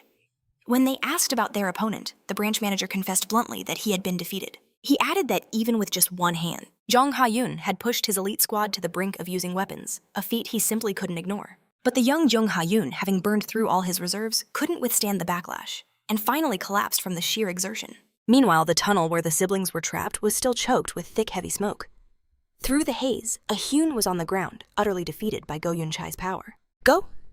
Yun-chi stared down at her, a look of disappointment on his face. He mused aloud that he expected more from someone who dared to join the student council. Seeing her broken state, he declared that if this was the limit of her thirst for vengeance, she should just give up now. She wouldn't last a single year before vanishing without a trace. Despite the pain, Ayun struggled to her feet, snarling that she would rather die here fighting than ever surrender. Go Yun-chi simply shook his head, observing that in her condition she couldn't possibly do a thing. Ah-hyun, still defiant, begged him to wait, insisting the fight wasn't over yet. But her desperate pleas sounded like nothing more than pathetic whining. With no strength left to resist, Ayun could only weep in frustration. Suddenly, a calm voice cut through the tense atmosphere. Jun Wu was walking towards them, ordering Ayun to get on her feet and asking why she was still on the floor. The moment she saw Jun Wu, Ayun's tears stopped. She turned to him as Go Yun-chai, recognizing the newcomer, looked on in complete surprise. Jun Wu offered a casual greeting, saying it had been a while and it was good to see him. A confused Go Yun-chai demanded to know how he'd gotten here, pointing out that Director Guang would never have let him leave so easily. Junwoo explained that he tried talking things out first, but since Guang was so stubborn, he was forced to put him to sleep before he left. The revelation hit Go Yun-chai like a physical blow. He immediately demanded to know if Jun Wu had actually defeated the director. Jun Wu denied it, but Go Yun-chai pressed him to tell the truth. With a dead serious expression, Jun Wu promised he wasn't joking. Gon-chae fell silent, deeply suspicious, while the other said that trust didn't matter right now. What mattered was their next move. Besides, he added they were in the middle of something important and asked him to step aside. Outraged, Go Yun demanded to know why Jun Wu was helping Quan Sha. Jun Wu's answer was simple: Because I see a part of myself in her. Annoyed Go Yoon shot back that he should understand the heavy meaning behind offering such help. But Jun Woo was unfazed, stating he saw no need to know as he prepared an energy crystal and a skill. Gun warned that Jun Woo would soon regret the consequences of his actions. But just as he was about to attack, Jun Woo glanced at Anne and was surprised. He remembered there were only 15 minutes left until registrations closed. They would never make it in time. Figuring it was a waste of time to fight, Jun Woo warned Go Yoon Chai that if he continued this, he would make sure everyone knew he was involved in kidnapping a minor. The veiled threat made Go Yoon hesitate, and he canceled the activation of his skill. Seizing the moment, Jun Woo grabbed a Hyun and declared that they were leaving. As they turned their backs, Go Yoon called out to them, stating he would finally grant the favor Jun Woo had asked for in the past. Intrigued, Jun Woo paused and asked him to explain. Go Yoon Chai promised to speak with his grandfather, allowing Jun Woo to get the hidden weapon from the support division, but only if he left An behind and walked away. Jun Woo asked if Go Yoon Chae was being serious and received a firm nod in return. However, to Go Yoon's utter shock, he refused the deal. His stunned rival immediately demanded to know why. Jun Woo recalled Bosik asking him to stay out of fights and remarked that while he didn't want any trouble, he preferred to handle things his own way. He added that from what he'd seen, the younger grandson was letting his emotions run wild. Confused Go Yoon Chai demanded an explanation, but Jun Woo simply gave him a message for his grandfather. "I'll be seeing you soon. Wait for me." With that, Jun Woo whisked Ayun away. Later in the sterile quiet of a hospital room, Ayun's eyes finally fluttered open. Jun Woo was right there beside him. Groggy and disoriented, the boy weakly asked where they were. Jun Woo calmly explained they were in a hospital, and that he'd been out cold for almost an entire day. He told him not to panic, and to take it slow. Panic seized Ayun as he suddenly remembered the candidacy and the registration. Jun Woo assured him that he had managed to register just in time and that everything was handled. Of course, when they'd arrived, the teacher's lounge had been pure chaos. Ayun breathed a sigh of pure relief. Seeing that he was finally safe, Jun Woo announced it was time for him to leave. But Ayun quickly stopped him, asking why he had turned down Go Yoon Chai's offer. After all, it was a golden opportunity. Jun Woo paused at the door. He explained that Go Yoon Chai was too terrified of his grandfather, making him completely untrustworthy for critical tasks. He added that Go Yoon Chai was crushed by his grandfather's authority. No matter how much he pretended to rebel in the end, he would always cave. Jun Woo concluded that he needed someone who could actually persuade Geodu, not a puppet who would just blindly follow orders. A knowing smile touched Ayun's lips as he asked for the other reasons. With a faint smile, Jun Woo admitted that Go Yoon Chai had always been dirt poor, but that wasn't the only factor. After all, there were plenty of other better people who were in the exact same desperate situation. Scratching his head, Ayun laughed, saying that sometimes Jun Woo made absolutely no sense. Jun Woo just laughed, telling him to rest up because the training ahead was going to be pure hell. Before walking out, Jun Woo added that while he didn't know everything that had happened, he knew Ayun was safe now, and that was what mattered most. Ayun could only watch him leave, his words echoing in the quiet room. With a final nod, Jun Woo opened the door and was gone. Despite it all, Ayun felt a wave of relief wash over him, knowing he could count on him. As Jun Woo left the hospital, his phone suddenly buzzed in his pocket. He answered immediately, recognizing Boshik's voice on the other end of the line. Jun Woo confirmed it was him. Boshik reported that he'd followed orders perfectly. The incident had been leaked to the media. But Boshik sounded hesitant, asking if maybe they had pushed things a little too far with the leak. Jun Woo's response was firm. Since Go Yoon Chai's plan had failed, they had no choice but to escalate things dramatically. Boshik was curious, wondering if they would still be painted as the villains in all this. To this, Jun Woo, the manager of the Aces Guild's Soul Branch, replied with a hint of dark humor. "Listen to us," he chuckled. "Anyone overhearing this conversation might think we're the criminals." Boshik quickly denied it, but admitted he was surprised Jun Woo hadn't used all the ammunition he'd provided, especially the dirt on Go Yoon Chai and the Parents' Association. Jun Woo paused. He explained he'd only released enough to get their attention. The finishing blow, he said, was a job he was leaving for Boshik. On the other end of the line, Boshik sounded surprised, then let out a wry laugh, saying it felt like he was becoming Jun Woo's right-hand man all over again. Jun Woo's tone sharpened. He asked why Boshik didn't sound more thrilled. "And since when," he pressed, "do you dare question my orders?" Boshik's only response was a respectful, "Captain." Confused, Jun Woo insisted, demanding to know what had happened. After a moment of hesitation, Boshik deflected. He abruptly changed the subject to a golf club Jun Woo had borrowed, asking when he planned to return it. Meanwhile, the scene shifts. Inside the special affairs room, Go Yoon Chai sat alone, his head throbbing with a storm of anxiety. One thought echoed in the silence of his mind. It was over. Everything was over. He knew with sickening certainty that Ayun was in the student council now. If the truth of what happened in the past was revealed, it would spell his complete and utter downfall. He considered negotiating with the branch manager Won Chun-ho, but instantly dismissed the thought. That man was completely useless. As his thoughts spiraled into darkness, Go Yunchai's phone suddenly shattered the silence. He answered instantly, his heart pounding as he saw the name on the screen. This was a call that he could not afford to ignore. On the other end, a chilling voice spoke, stating they had seen the news. It seems something rather extraordinary has happened. Go? Yunchai's voice was laced with dread as he asked what they meant. Scrambling, he flipped open his laptop, his eyes widening in horror at the headlines. The Aces Guild, director Won Chun-ho. Their names were plastered across every single news portal. Go Yunchai could barely process what he was seeing. What is this? He breathed. The voice on the other end was mercilessly direct. Is this your doing? Is this your... Frantically Go. Yunchai tried to minimize the damage. It was just a minor issue, he insisted. I was trying to solve it. The voice on the other end of the line was his grandfather Godu. Cutting straight to the point, Godu's tone sharpened. He'd heard Go Yoon was running for student council and demanded to know if it was true. Go Yoon could only confirm with a hesitant mumble. But his grandfather cut him off his voice like ice. He reminded him that his current status was built on his efforts too. He warned that if this mess got any worse, they would both be finished. With a flash of irritation, Go Yoon swore he would fix it all. But Godu's voice dripped with scorn. It was clear his grandson had no idea what was really happening. He laid out the terrifying truth. The news reports were carefully crafted to only attack Director Hwan. Go Yoon's name was deliberately left out. This, he snarled, was a perfectly laid trap. At those words, Go Yoon's eyes flew wide with dawning horror. Godu spelled it out for him. To save his own skin, Go Yoon would be forced to dance to the puppeteer's tune. He then roared in frustration, wondering who had the audacity to ensnare them with such fearless precision. After a tense silence, Go Yoon finally spoke. The mastermind, it seemed, was a special admission student from Class 1D. An insolent rookie, his grandfather sneered. He declared then and there that he would handle this personally. Go Yoon anxiously asked what he intended to do, but Godu simply said it was something he didn't need to know. And with that, Go Yoon was left in a chilling silence, a mix of fear and dread creeping into his heart. Meanwhile, the scene shifts to the classroom of 1B. There, Haiyan was being pierced by 100 curious stares and venomous whispers. The entire class, boys and girls alike, were buzzing about her father's kidnapping scandal. Haiyan seethed internally, wondering why none of them had the spine to say it to her face. Suddenly, a voice cut through the whispers. It was Lee Seo-jang, mocking her about how her father was making headlines again. Haiyan, struggling to keep her composure, shot back that if he had nothing better to say, he should just shut up. But Lee Seo-jang just smirked, pushing her buttons even more. He sneered about the incompetence of her father's guild kidnapping a mere child.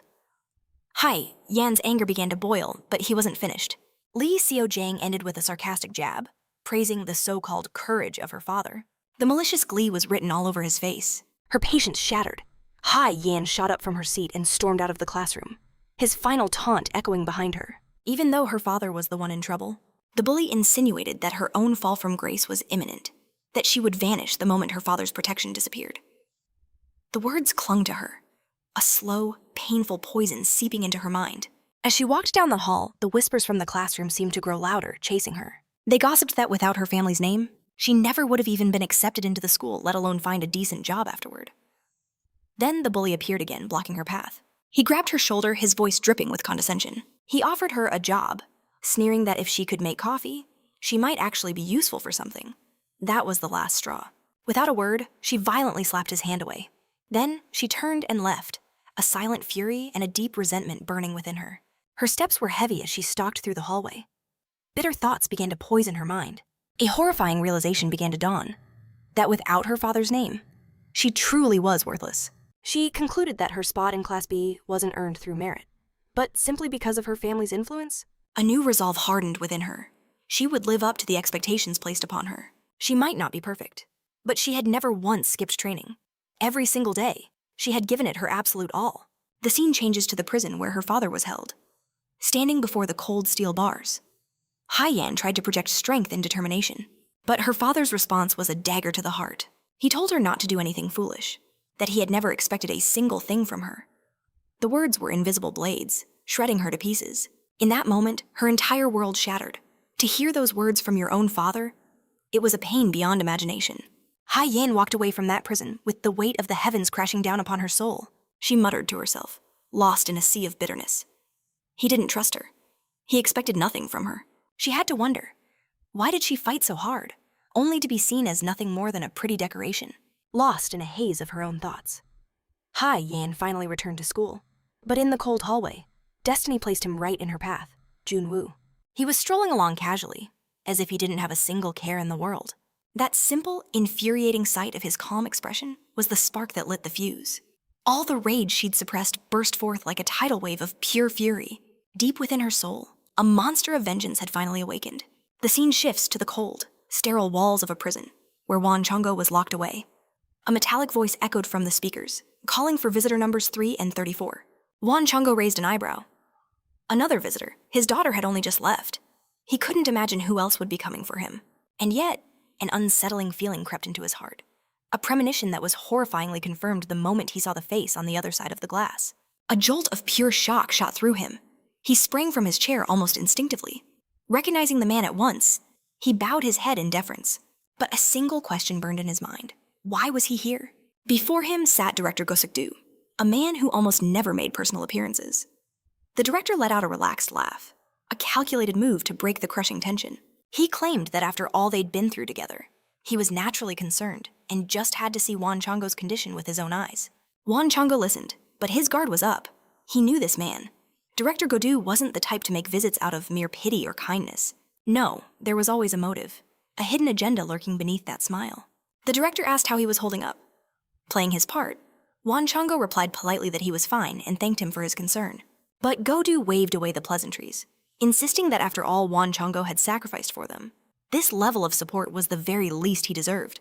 He spoke of how the association always gave the Aces Guild the dirty jobs no one else would touch. They were the ones forced to get their hands dirty. Wan Chongo listened to it all, his face an unreadable mask. Then, the director's tone shifted, becoming as cold as steel. He called Wan Chongo's recent attempts to pull away from the guild disappointing. At that, Wan Chongo's expression hardened. His mind reeled. How could Godu possibly know about his secret plan to break away? But the director was relentless, twisting the knife deeper. He revealed he knew about the Parents' Association, a move not for alliance, but to shatter the guild's power structure. He laid it all bare, the secret support from Minister Kim, and the deal with his grandson. It was all part of a grand scheme to seize power and declare independence. The floor fell out from beneath Wan Chongo. His carefully constructed plans were crumbling into dust right before his eyes.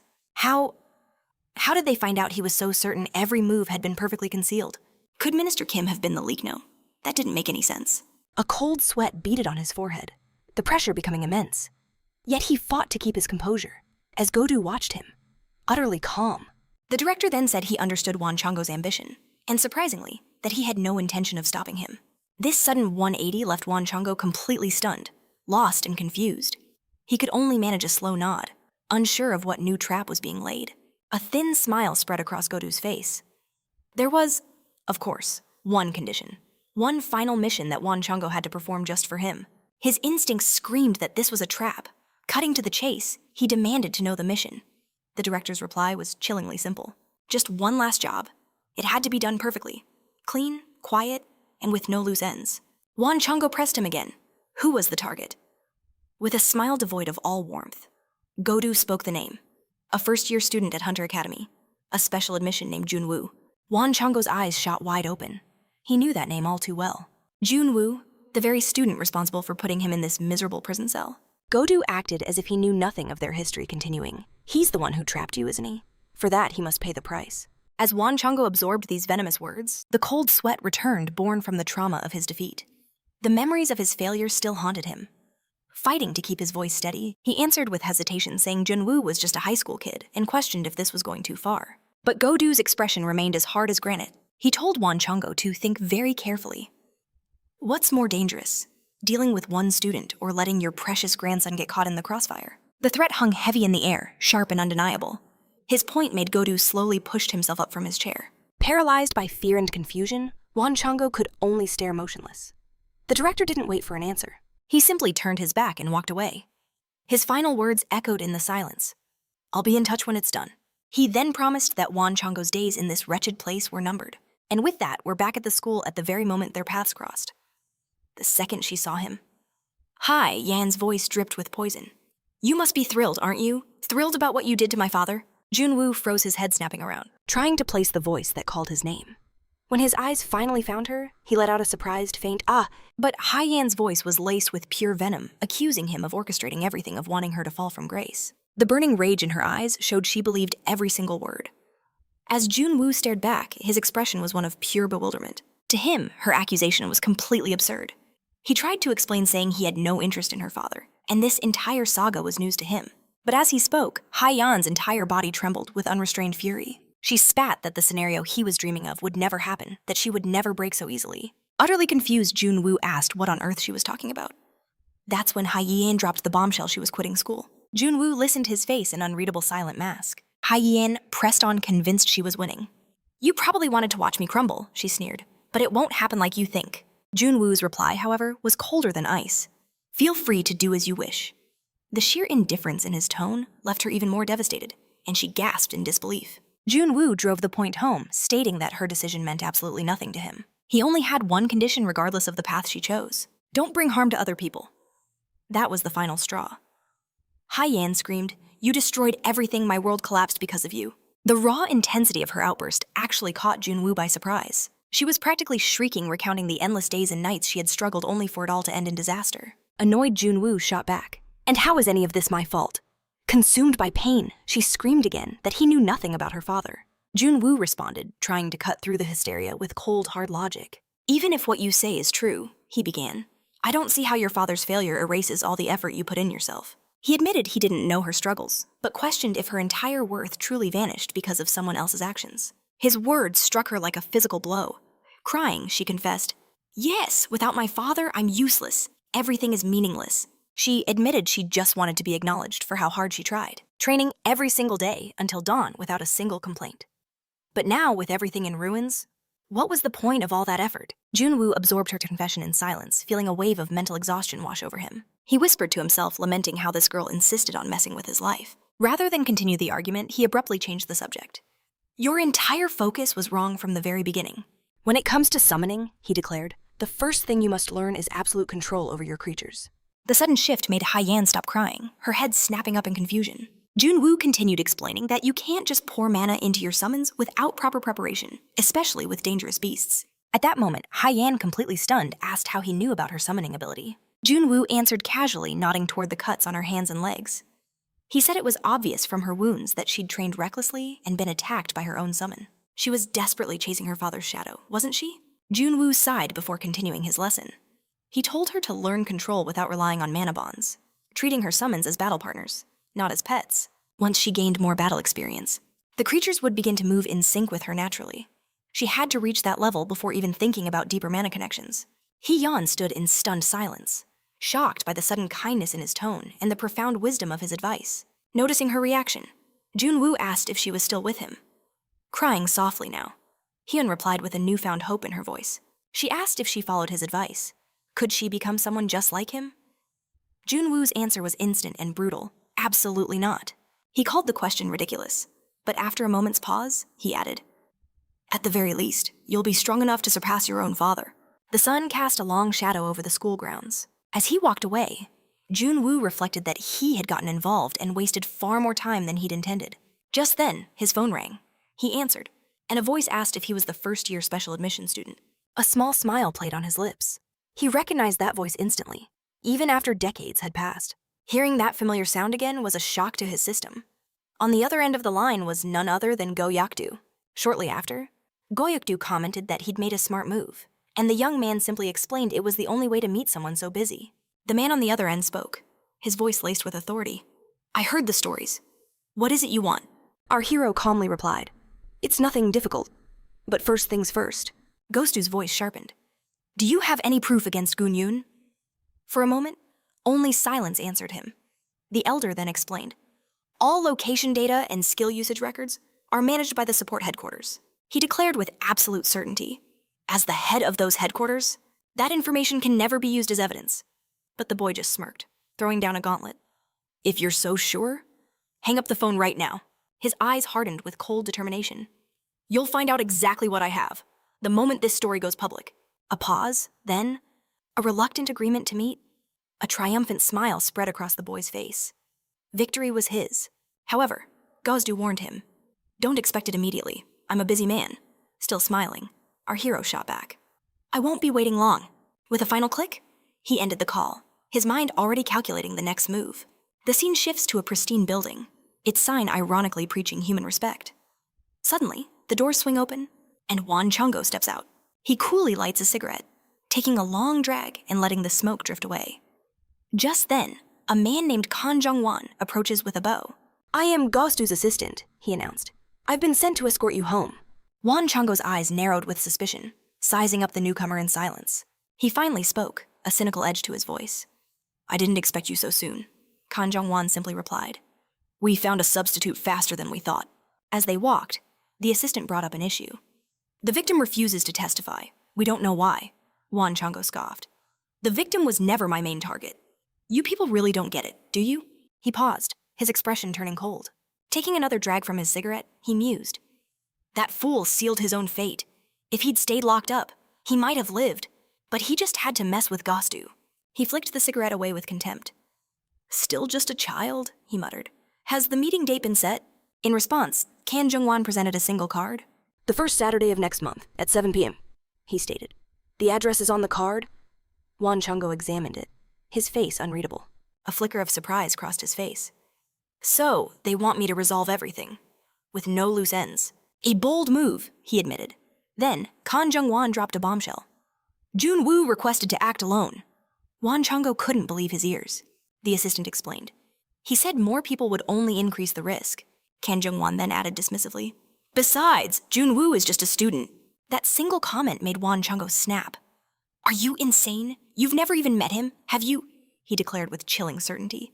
"Not even every B-rank hunter in our guild would be a match for him." The assistant was stunned into silence. Despite the warning, Kan Jung-won let out a disbelieving laugh. "He's just an ordinary student." "You bastard!" Won Changgo's voice cut through the air like a knife. He glared at the assistant, his eyes blazing. "Do you think I'm joking?" The sheer intensity of his rage left the assistant completely shocked.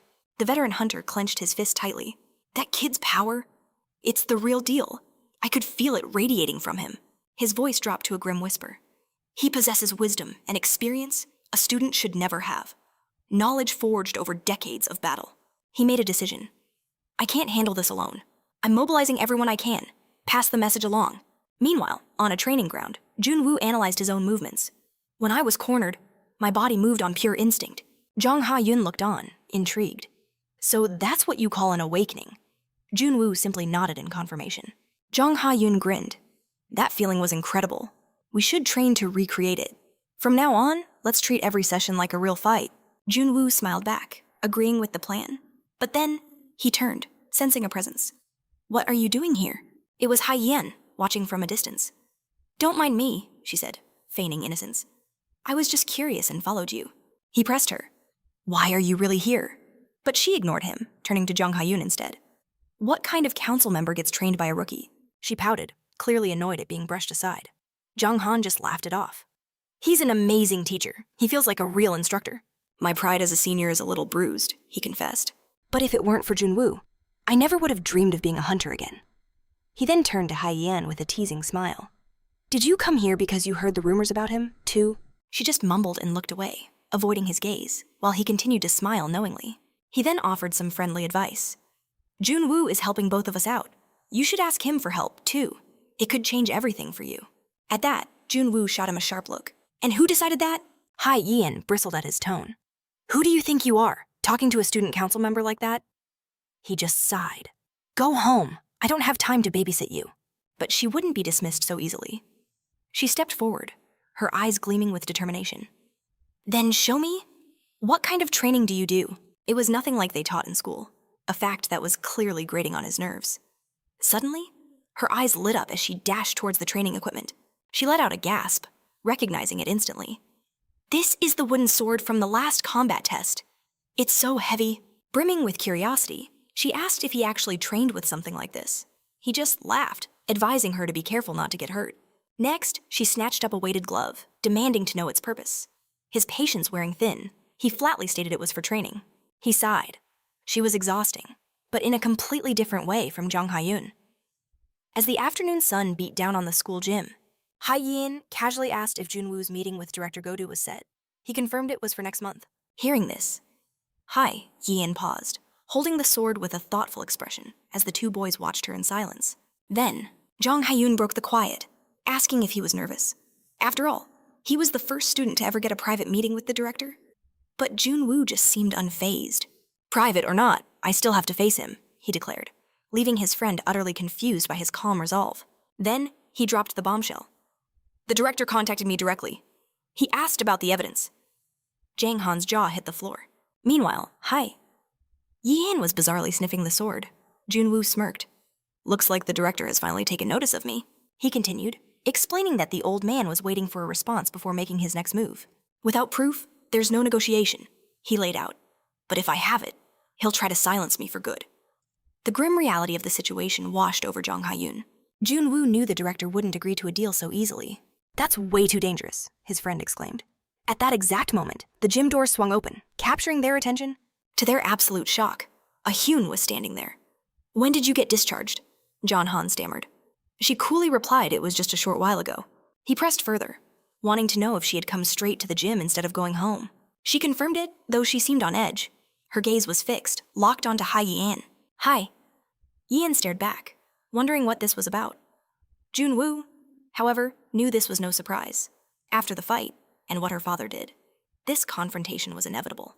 Jong Han tried to awkwardly explain why Hai Yi-an was there, but she cheerfully cut him off, saying he just brought her to explain some things. In disbelief, Hyun asked if she was serious, but Jun Wu just scoffed. Annoyed, she demanded Hai Yi-an tell her the real reason she was there. I came for some advice, Hai Yi-an said with a shy act, before a wicked grin spread across her face. In a taunting tone, she asked if Hyun was jealous, thinking he was her boyfriend, even calling her scary. Hyun's temper exploded, demanding to know why she would ever need Jun Wu's advice. The sheer force of her anger caught Hai Yi-an completely by surprise. Then, with a dark look, Hyun went for the kill. Your father may be the famous head of the Aces Guild, but that connection can't help you anymore. Hi. Yi-an's teeth clenched with pure rage. What did you just say? She seethed. If you have a problem with me, let's settle it in the ring. She declared that she wouldn't back down. Even at her absolute worst, she was still a B class, while the other girl was just a nobody E class. With a hint of irony, Jun Wu suggested that maybe they should leave. Jung Han was confused. Why, if they want to fight, let them, he said, but then panicked. Wait, shouldn't we stop this? A malicious smile played on Jun Wu's lips as he replied. Aren't you even a little curious? As the two rivals faced off, their glares burning with fury, Jun Wu simply said, let's see how this ends. At his signal, Hyun and Hai Yi-an gloved up for battle. Just moments later, Hai Yi-an was sprawled on the canvas, blood dripping from her lip. What just happened? She whispered in a daze. Meanwhile, the two boys were watching from the sidelines. She lasted longer than I thought she would, Jun Wu commented, clutching a water bottle. Hai Yi-an asked what had happened. He replied bluntly, You passed out? He then explained that it all happened within 30 seconds of the round starting. Looking over, Hai Yi-an saw Hyun leaning against the ropes. So, she sneered, how does it feel to lose to an E-class after all that contempt? The two boys looked at her, stunned by her words. Then, she announced that the fight was a draw. She told Hai Yi-an to stop being pathetic and admit defeat. But Hai Yi-an shot back that it didn't count if she only got stronger with Jun Wu's help. And yet, she smiled, declaring she'd learn from him too. Then they would have a rematch, making things fair. The proposal sent Hyun into a furious rage. Still laughing, Hai Yi-an provoked her more, stating that if these were her limits as an E-class, she would become far stronger as a B-class. Immediately, Hyun demanded another round while John Hae-yoon tried to calm her down. Ignoring the chaos, Hai Yi-an turned to Jun Wu, asking if all she had to do was come there after school. He looked at her, completely surprised, as she began to talk about the upcoming holidays. She asked if they could go out on the weekend, mentioning that she was free for the field trip. The abrupt change left him stunned, her words echoing in his mind. 2 weeks later, he stood in the director's office, who casually asked how he was enjoying his vacation. Jun Wu sighed, admitting it was the absolute worst. He felt less like a mentor and more like a glorified babysitter. But the director recalled him mentioning some new disciples. Disciples, he scoffed. They're invaders, parasites that are draining all of my energy. A knowing smile touched the director's lips. And yet, you haven't kicked them out. That must mean they have some potential, don't they? Jun Wu grumbled that they could barely handle the training. But the director countered that just surviving the captain's methods was impressive in itself. The director then lifted his coffee cup, shifting the entire mood of the room. The meeting with Director Gosk-do, that's tomorrow, isn't it? Jun Wu's silence was his confirmation. A hint of concern entered the director's voice as he questioned his plan to leave. But the young man's mind was made up. The captain knows. It's already been decided. Even so, he confessed that his hands were tied. There was no other choice but to go. The director leaned forward, his tone turning grim. Go Suk-do won't negotiate, and he's not the type to be swayed by intimidation. With chilling seriousness, he added, if I were in your shoes, I'd be preparing to kill you on sight. As the director's warning hung in the air, Jun Wu coolly replied that he never intended to negotiate in the first place. He then revealed his true purpose. He just needed to ask the man one thing, face to face. About my earlier request, he began, and the director confirmed he remembered. Leaning across the desk, the director slid a small package toward him. I had to pull a lot of strings to borrow this. His voice was firm. Use it with care. A skill weapon of this caliber is incredibly hard to find. Jun Wu nodded, his eyes widening in genuine surprise as he unwrapped the object. Later, he came face to face with director Go Suk-do, who greeted him with a cold smile, noting how long it had been. In that tense moment, Jun Wu's hand gripped a pistol-type skill weapon known as Persona, the very same model the director wielded back in his prime with the Subjugation Management Corps. This supernatural sidearm, Persona, was a relic of Go Suk-do's legendary past. Go Suk-do's eyes narrowed with curiosity. He demanded to know where Jun Wu found it, asking if he'd pried it from Gosoku himself. In reply, Jun Wu simply asked, do you remember Team Leader Park Ties from the weapons management sector? The director's face flickered with recognition. He remembered a man who constantly complained about maintenance costs. That's the one, Jun Wu confirmed. I borrowed it from him. But the director noted the weapon's pristine condition, finding it strange for something that came from Park Talk. Jun Wu explained that Park had long since given up managing weaponry. He now runs a small antique shop, where the legendary gun was left to gather dust. Jun Wu couldn't hide his shock. It's hard to imagine a master like him running a little junk shop, even if supernatural weapons aren't used much anymore. The director spoke calmly. Park Tae-sok had his reasons, after the commander's death. Go Suk-do abandoned everything. The weapon was neglected, but it should still function. Jun Wu accepted the story. As long as it worked, that was all that mattered. What about the ammunition? He asked. The director immediately produced a small pouch, with a handful of rounds. Jun Wu scowled at the meager amount, but was told that for a 40-year-old weapon, it was a miracle they had any at all. He accepted it with a resigned nod. With a final farewell from the director, he prepared to depart. But just before leaving, he paused and looked back. The director's final warning was sharp. You only have 8 bullets. Don't waste a single one. A faint smile was Jun Wu's only reply. The director watched in silence as he walked away. Moments later, Jun Wu strode down the hall, the cold weight of the gun in his hand. He stared at it, wondering how he would use this power. And in that moment, he questioned if he could ever become a man like the commander. The memory hit him like a storm. In a flashback, a man's voice roared Gosoku's name across a desolate battlefield. It was the commander, his face contorted with fury. Where is he? He bellowed. A subordinate tried to calm him, only to be silenced by another furious shout as the commander demanded to know where the coward was hiding. Another squad member finally answered that he was back in the dorms. Cowering in a corner, Gosoku was clutching his head. The commander found him, insulted him, and violently grabbed him by his uniform. He shook him fiercely, his voice dripping with contempt. Did you run away? In the middle of a mission? Have you lost your mind just because I treated you gently as the youngest? Through his tears, the subordinate choked out that Inbeam and Bosk were hurt because of him. That they were lucky it was only a green-class monster. The commander then slammed him brutally to the floor. You begged me to let you fight by my side, he roared. Trembling with terror, the young man tried to speak between his sobs, but with a choked voice. The only word he could force out was, Commander. A heavy sigh escaped the commander, a sound filled with silent exhaustion. Meanwhile, Go Suk-do huddled in a dorm corner, lost in the memory of joining the unit at just 18, driven by a single burning purpose. A rampaging monster had slaughtered his parents, leaving him with nothing but a thirst for vengeance for them and his little brother. After 2 grueling years, he was finally assigned to Operations Team 5, where he came face to face with a monster for the first time. But the scars of his past ran too deep, a trauma that paralyzed him whenever a subjugation mission began. The commander approached him then, his voice laced with regret, admitting he'd gambled on the boy's will to overcome his demons. He confessed he thought that burning anger could be a powerful fuel, enough to overcome the trauma, even showing a picture of his own family. But in the end, it was all a mistake. In a voice as cold as steel, he declared that Go Suk-do was no longer part of the subjugation unit. The words struck him like a physical blow. He asked what it meant, but the commander's gaze was direct and unforgiving. It was time to abandon revenge and live as a civilian. He stated with cold certainty that Go Suk-do would never avenge his family. Crashing to his knees, Go Suk-do slammed his fist into the cold floor, gritting his teeth in pure, helpless rage. With a voice trembling with despair, he asked how he could ever become a man like the commander. Without turning back, the commander answered, "You can never be like me." Gosukdu was left kneeling, swallowed by the imposing shadow cast before him.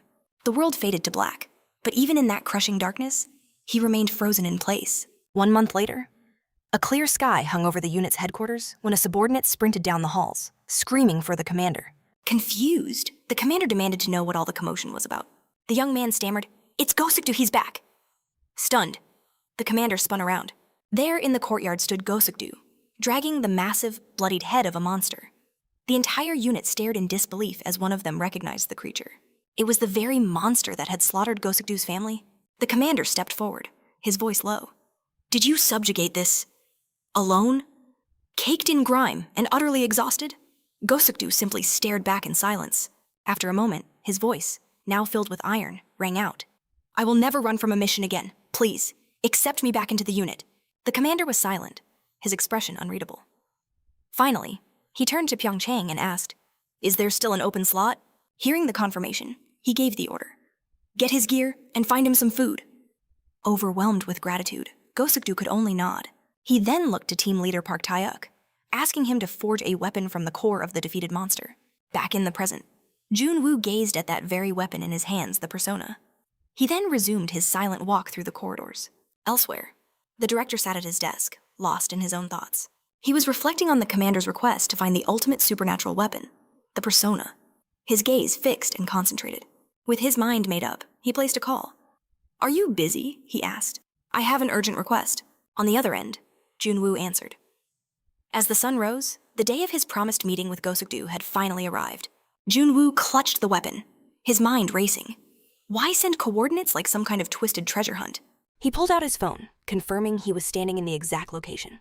Suddenly, he looked up, his eyes widening in shock at what lay before him. Looming in front of him was the entrance to a dungeon. "Don't tell me. This is the place." In that instant, it all made sense. No one in their right mind would ever agree to meet here. Their intentions were insultingly obvious. They thought that just because he was a student, he'd be an easy target. A voice cut through the silence. "You're right on time." In response, Jun Wu offered a chillingly cold smile. "Where is Director Gosukdu?" he asked. "And why are you here in his place?" The man sneered. "The director doesn't have time to waste on high school brats." A smirk played on Jun Wu's lips. So, Gosukdu was playing hard to get. His sharp gaze landed on Wan Chango. "How did you get out of prison so quickly?" The thug remained silent, but his eyes suggested the director had been very generous to him. For a few tense moments, the two of them sized each other up without another word. Jun Wu broke the silence. "Did prison time make you quiet? I heard about your vacation homework." At that, the ex-inmate confirmed. "That's right, I was given a task." Jun Wu watched him, a flicker of confusion in his eyes. Firmly, the man said, "It's a tough job without contacts. Are you prepared?" Jun Wu's curiosity was piqued. "What are you talking about? Do you need my help?" In response, Wan Chungo simply pointed toward the ominous dungeon entrance. "The task," he finally revealed, "is house observation." At that, everything clicked into place. Jun Wu understood the man's true intentions and exactly how this deadly game was about to be played. With a chilling smile, he was told not to worry, that his safety was their top priority. Just then, two shadowy figures appeared at the edges of his vision.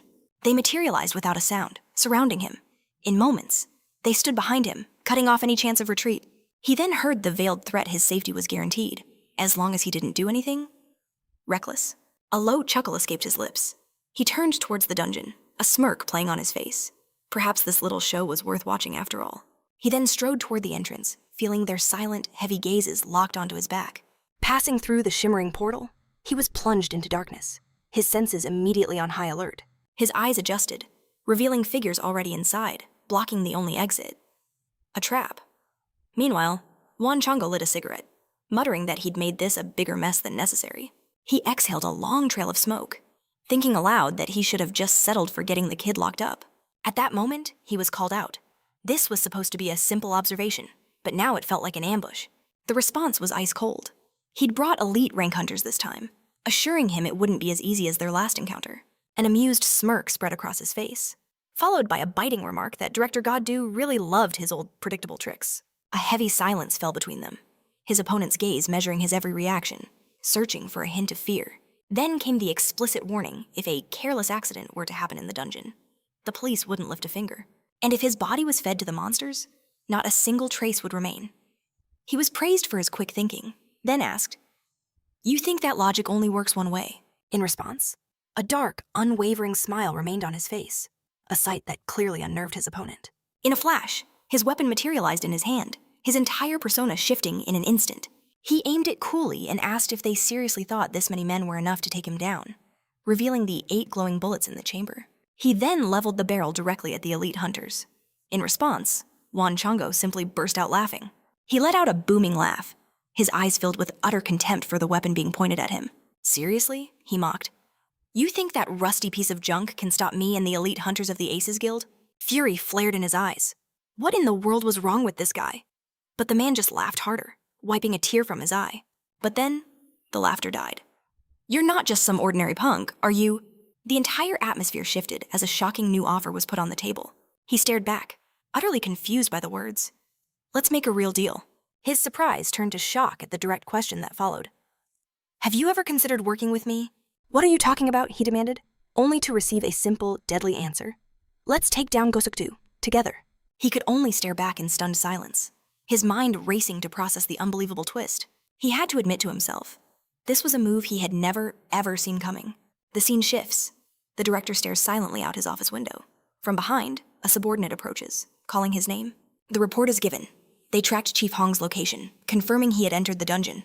The director nodded, stating that the cover story was already prepared. The student would be reported as dead, a casualty of his own irresponsibility. But then, the director cut him off, a cold tone in his voice.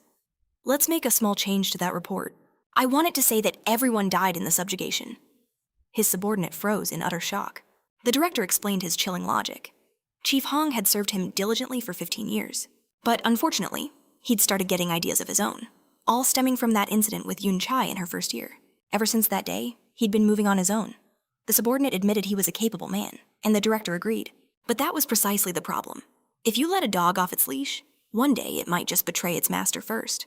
What good is a sharp fang, the director mused, if it turns to bite your own throat?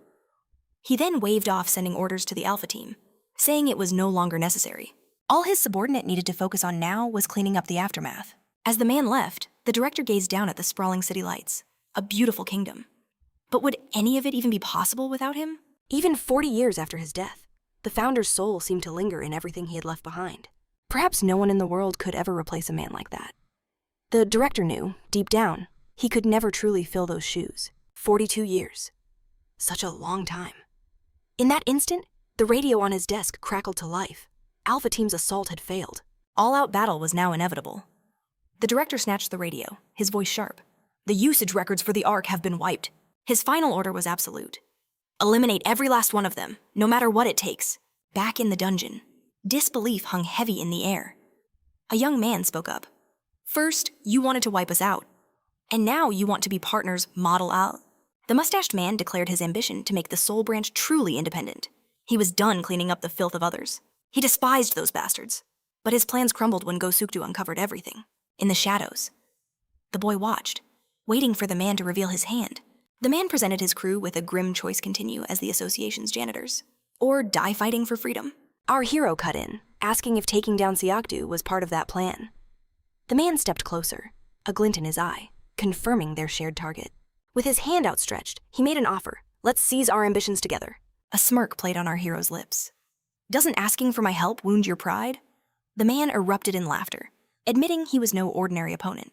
He challenged, "If you can find anyone else on your level, by all means, bring them."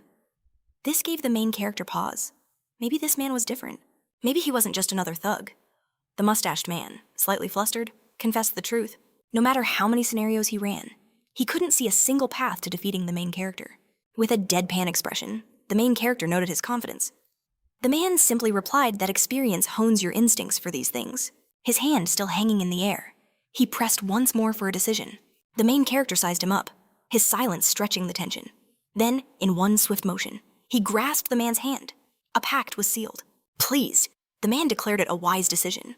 But our hero suddenly yanked his arm, pulling him forward with startling force. A blazing projectile screamed past where the man's head had been, slamming into a wall and erupting in a fiery explosion. Glancing at the man's subordinates, the boy said coolly, "It seems your men weren't briefed on our new partnership." Smoke coiled from one of their hands. The attacker spoke into a device, reporting the failed ambush and the start of hostilities. Hearing the director's command, the subordinate acknowledged his orders to engage. The mustached man shot to his feet, roaring curses at his own crew. 6 assassins stood ready, turning the room into a death trap. Each one was an elite he'd personally selected. Taking them all on at once would be a nightmare. Unfazed, the main character spoke. I like the idea of crushing Goktu, on one condition. You will operate under my command. The mustached man sputtered, asking if now was really the time to negotiate terms. Yet, a wave of relief washed over him. With this monster on his side, victory felt inevitable. His teeth clenched, twisting his face into a predator's grin. Preparing his stance, he growled that kids these days have no respect. An assassin lunged at the main character, who seemed utterly unfazed.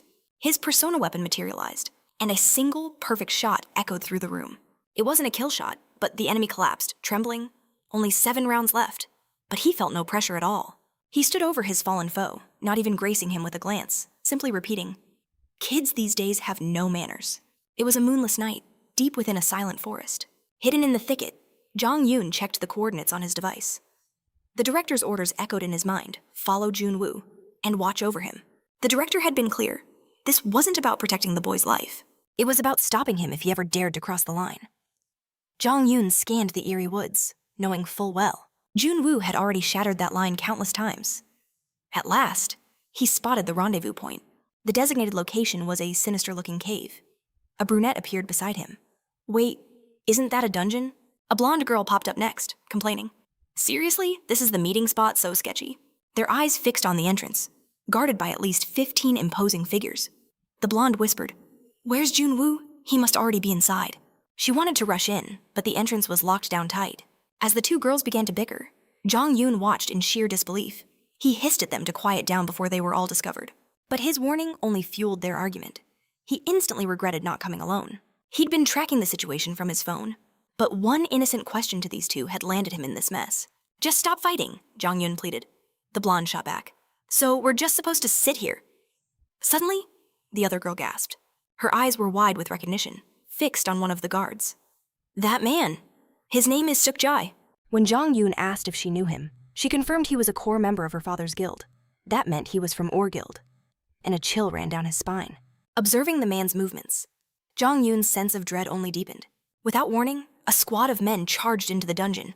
Jong Yoon's heart pounded as the blonde girl asked desperately, "What do we do now?" The girl leaps to her feet, insisting they have to act now, but Jong Yoon warns her it's a death trap. But she just scoffs, completely unfazed. She's known these hunters for years. One even gifted her a laptop when she first enrolled. Boldly, the girl walks right up to the hunter, her sudden greeting making the man jump. He demands to know what Jian is doing here. She plays dumb, claiming she got lost and just stumbled upon him by chance, before asking what brings him here. Could he be on a subjugation mission?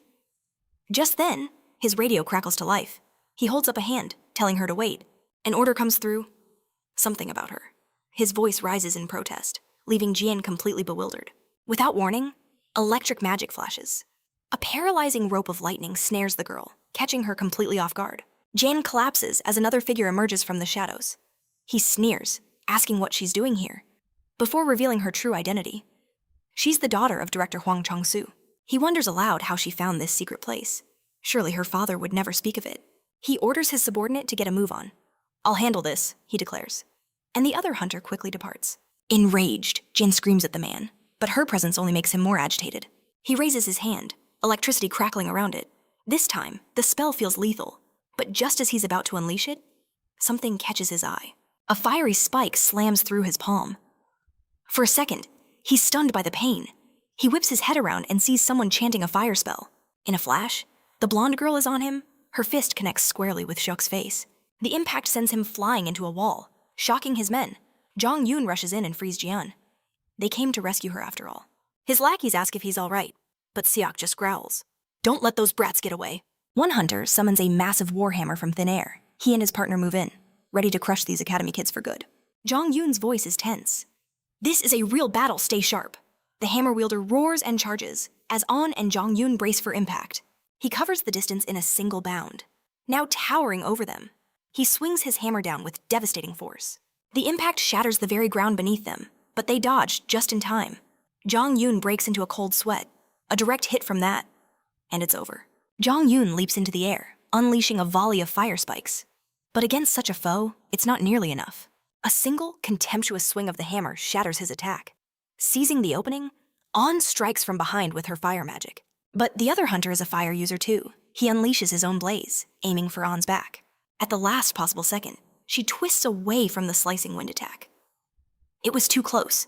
The evasive maneuver sends her stumbling to the ground. The hammer wielder sees his chance. With a roar, he brings his weapon down on the defenseless girl. But Jong Yoon dives in just in time. His own spikes clash with the hammer, deflecting the fatal blow and saving her life. The hunter is wide open. On unleashes her ultimate technique. Shockwave! He knows he can't escape. The blast hits him head on, sending him flying. He crashes to the ground, completely knocked out. His partner stares in absolute horror. It's impossible. They were just students. How could they take down a professional hunter? As his mind reels, the two kids get back on their feet.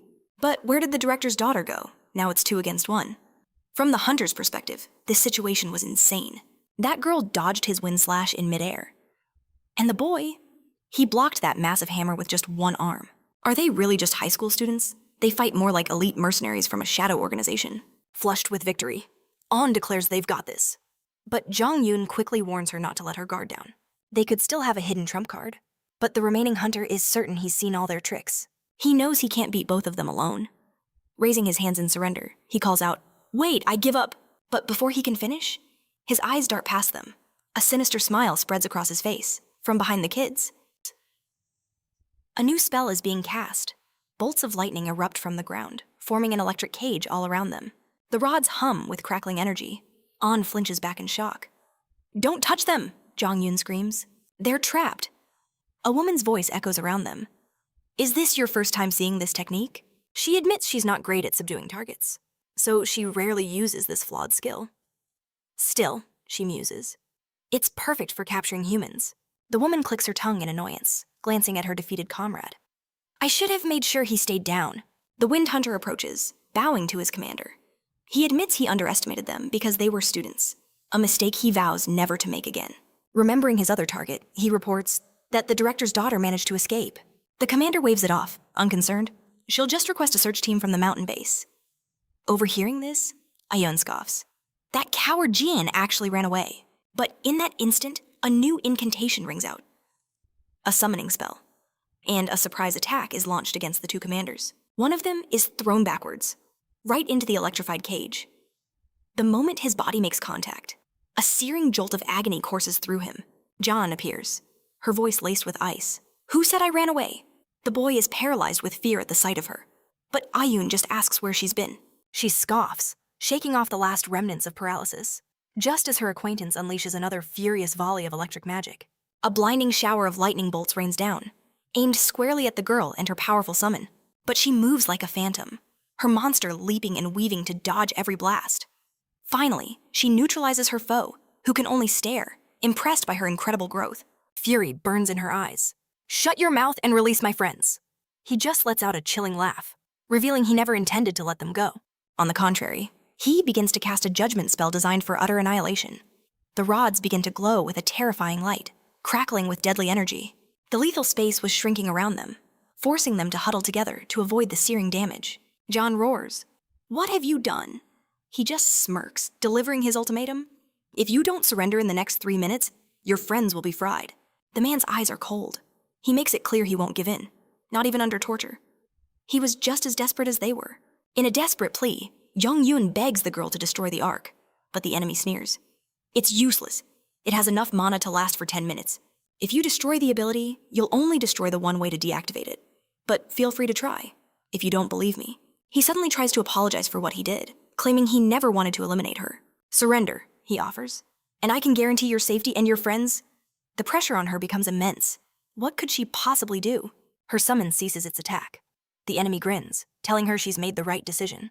He demands she cancel the summon, but before the words can leave his mouth, she stomps down hard on his arm. A horrifying scream of pain rips through the air. The sickening crunch confirmed she had shattered his bones, leaving him screaming. She realized with cold dread that he wasn't bluffing. The trap couldn't be easily deactivated, and desperation began to set in for the other two. That's when John declares, "I'm going for the Ark," leaving them completely bewildered. The girl explains she'll use her summon to remove the rods. "You idiot," the commander spits. "That's useless. Your summon will die if it touches that thing. But the girl just smirks. You're underestimating me. Her summon was far from weak. Activating her monolink ability, her eyes began to glow. I won't command my summon to do it. I'll do it myself. The captain's face contorts in shock. That ability takes years to master. How did you do it? The summon lunges forward, sinking its fangs into one of the glowing rods. Immediately, unbearable heat and lightning surges through the creature's entire body. Her trapped friends scream in fear for her, but she silences them. Be quiet. I need to concentrate. The blinding pain is clearly affecting her. But the girl grits her teeth, determined to endure it all. Finally, with a monumental effort, she rips out one of the rods. In the next instant, the entire deadly ability dissolves into nothing. A nervous laugh escapes the captain. He realizes she just used brute force to destroy his only chance of getting out alive. Before, she was nothing more than her father's shadow. What in the world happened to make her so powerful so quickly? Before he can even finish the thought, a sharp spike is pressed against his neck. Jong Yoon stands over him with eyes of ice while Ayun cracks his knuckles, ready to deliver some payback. At last, the captain surrenders. There was nothing left for him to do. All three are tied up, but the captain is the only one who remains conscious. He was still reeling from the outcome of the battle. In this world, you either stab someone in the back or you don't survive. But Jian doesn't care about their filthy games. She lives by her own set of rules. Aeon calls out to her, and the girl runs off, leaving the three behind. It seemed Jun Wu was still inside the dungeon, and other hunters had already swarmed in. A flash of worry crosses John's face. Is the main character all right? But everyone there has complete faith that he's fine. Still, they had to go in and help him. An opportunity this rare couldn't be missed. Professional hunters were already rushing towards the main character. They shout their orders. Don't give the kid or the man with the mustache a chance to move. Instantly, they unleash a torrent of spells from various elements. The sheer amount of magic creates a massive, devastating explosion. As the dust begins to settle, a single figure is still standing. With his weapon persona equipped, he activates timeout and begins firing. 2 of the enemies are hit, but incredibly, they don't seem to be injured. In a blur, the main character closes the distance while they're still falling to the ground. It was as if the 2 of them were completely frozen in time. He walks calmly between them and places a hand on one enemy's shoulder. With a simple movement, he shoves the man backward. He crashes to the ground, utterly defenseless. The others are stunned by his ability, wondering what in the world is going on with his weapon. It turns out the ammunition could paralyze a target, but only for a short time. The only drawback was its 1-meter range. But against this mob of idiots, that was hardly a problem. All the enemies prepare to attack, but it won't be nearly enough. In one blindingly fast move, the main character dashes past them, neutralizing them all.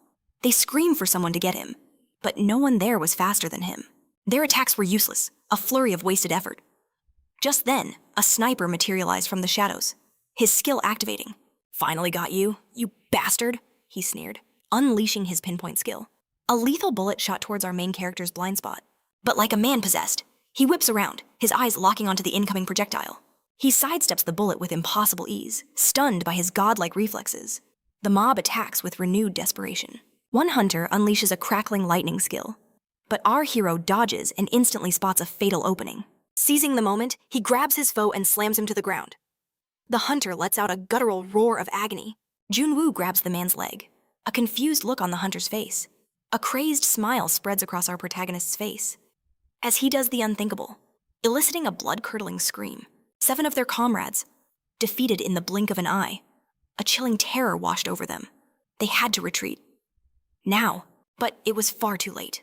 A summoning circle erupted, and a colossal mountain lord materialized behind them. A scream of pure despair rips through the air. The mustached man scoffs, saying he didn't even need to lift a finger. Still, their pathetic struggles were getting annoying. He decided it was time to end this farce, once and for all. The mountain lord attacked with overwhelming force. A single devastating strike wiped them from existence as they cried out for a savior that would never come. Their bodies littered the battlefield. It was nothing short of a complete massacre. The mustached man grinds his heel on a hunter's head.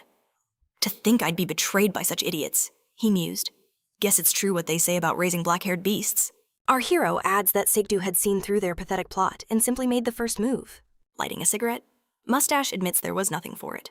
The old man was always frighteningly quick to adapt. His thoughts turned to Sojai, wondering if he too was a traitor. And he was absolutely right. But he didn't have that piece of the puzzle yet. Suddenly, a weapon skill activates, and in a flash of silver, a sword descends. The attack instantly grabs Mustache's attention. In a single, flawless strike, The Mountain Lord was completely obliterated. Stunned, he screams in utter disbelief, unable to process what just happened. A pair of slender legs steps into view beside our hero. A masked woman with a longsword approached them with deadly grace. Jun Wu asks if she's from Acres, but Mustache has never seen her before. Perhaps a mercenary, he wondered. To one-shot a summon of that level meant this woman was dangerously powerful. Our protagonist warns Mustache to be careful. He gets the same warning in return. Jun Wu glances at his ammo count. Only 3 bullets left. He had to make them count. This needed to end, and it needed to end fast. I'll restrict her movements as much as possible, he declared.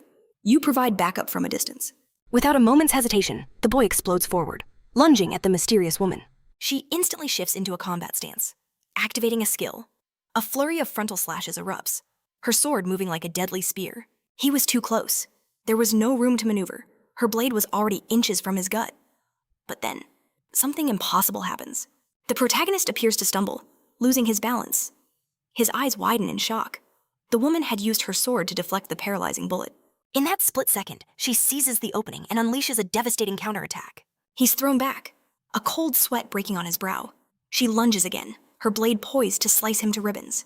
But a sudden movement from the side catches her eye. A massive golem erupts from the ground, blocking her path to our hero.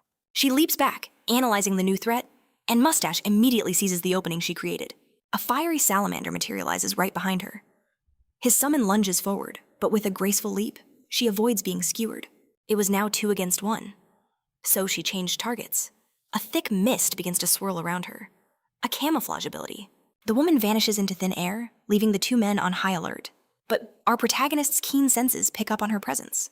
"Division Chief, behind you!" he screams. In the next instant, she's already there, a phantom of death that Mustache never saw coming. With a single, precise thrust, her sword pierces his body.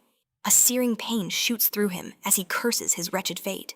He collapses to the ground, the woman watching his fall in cold silence. And then there were 2. Changgu was out of commission, and he was down to his last bullet. It felt like a hopeless, inescapable trap. But then, a strange, dark aura begins to radiate from his body. Pure, unadulterated hatred consumes his heart. Should he just erase her from existence? Suddenly, the tables had turned. The battle was becoming impossibly difficult for the mercenary.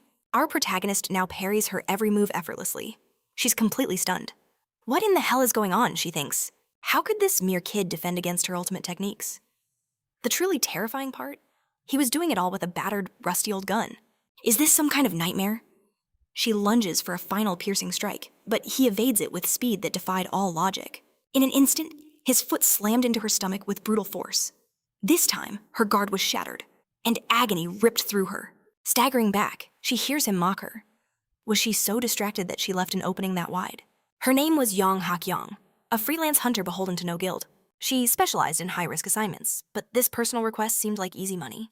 The job was simple: handle a defecting guild executive and some student connected to him. She thought it would be a walk in the park, but the reality before her was a nightmare. This target wasn't just tough. He was a monster, a truly terrifying combatant. Ramming her sword into the earth, she channels a new power. A thick mist once again shrouds her entire body, cloaking her from sight. The main character scans the area, instantly grasping her strategy. Within this dense fog, vision was utterly useless. But for her, it was a kingdom where she could see all. The advantage was clearly hers. The creak of his weapon's grip, the shuffle of his left foot, even the whisper of his breath. She could perceive it all. She exploded forward, convinced this was his final moment. Unleashing her shadow offensive skill, she would end this before he could even react. Jun Wu simply lets out a sigh, a small smirk playing on his lips. It's been a while. Hak-yang unleashes her killing blow, aiming straight for his neck. But the sight before her freezes her blood. He wasn't there. He had vanished into thin air, leaving her utterly terrified. Her blade hadn't touched a thing. Then she hears footsteps. Hak-yang whirls around, instantly snapping into a defensive posture. She strikes again, and this time, her blade meets resistance. Confusion twists her face as her eyes widen in shock. Every single one of her attacks was being effortlessly deflected, as if the mist meant nothing to him. Suddenly, a fist flies through the fog. It connects squarely with her face. The impact so stunning she can't even process what happened. In a panic, she wildly slashes her sword at the air, glancing frantically from side to side. Desperation begins to consume her. The scene shifts, transporting us to what appears to be a public square from the past. A much younger Hak-yang listens in shock as her master recounts how his ultimate mist technique was defeated. At first, he thought he had won. But soon, His enemies began to read the flow of the fog, the sounds within it.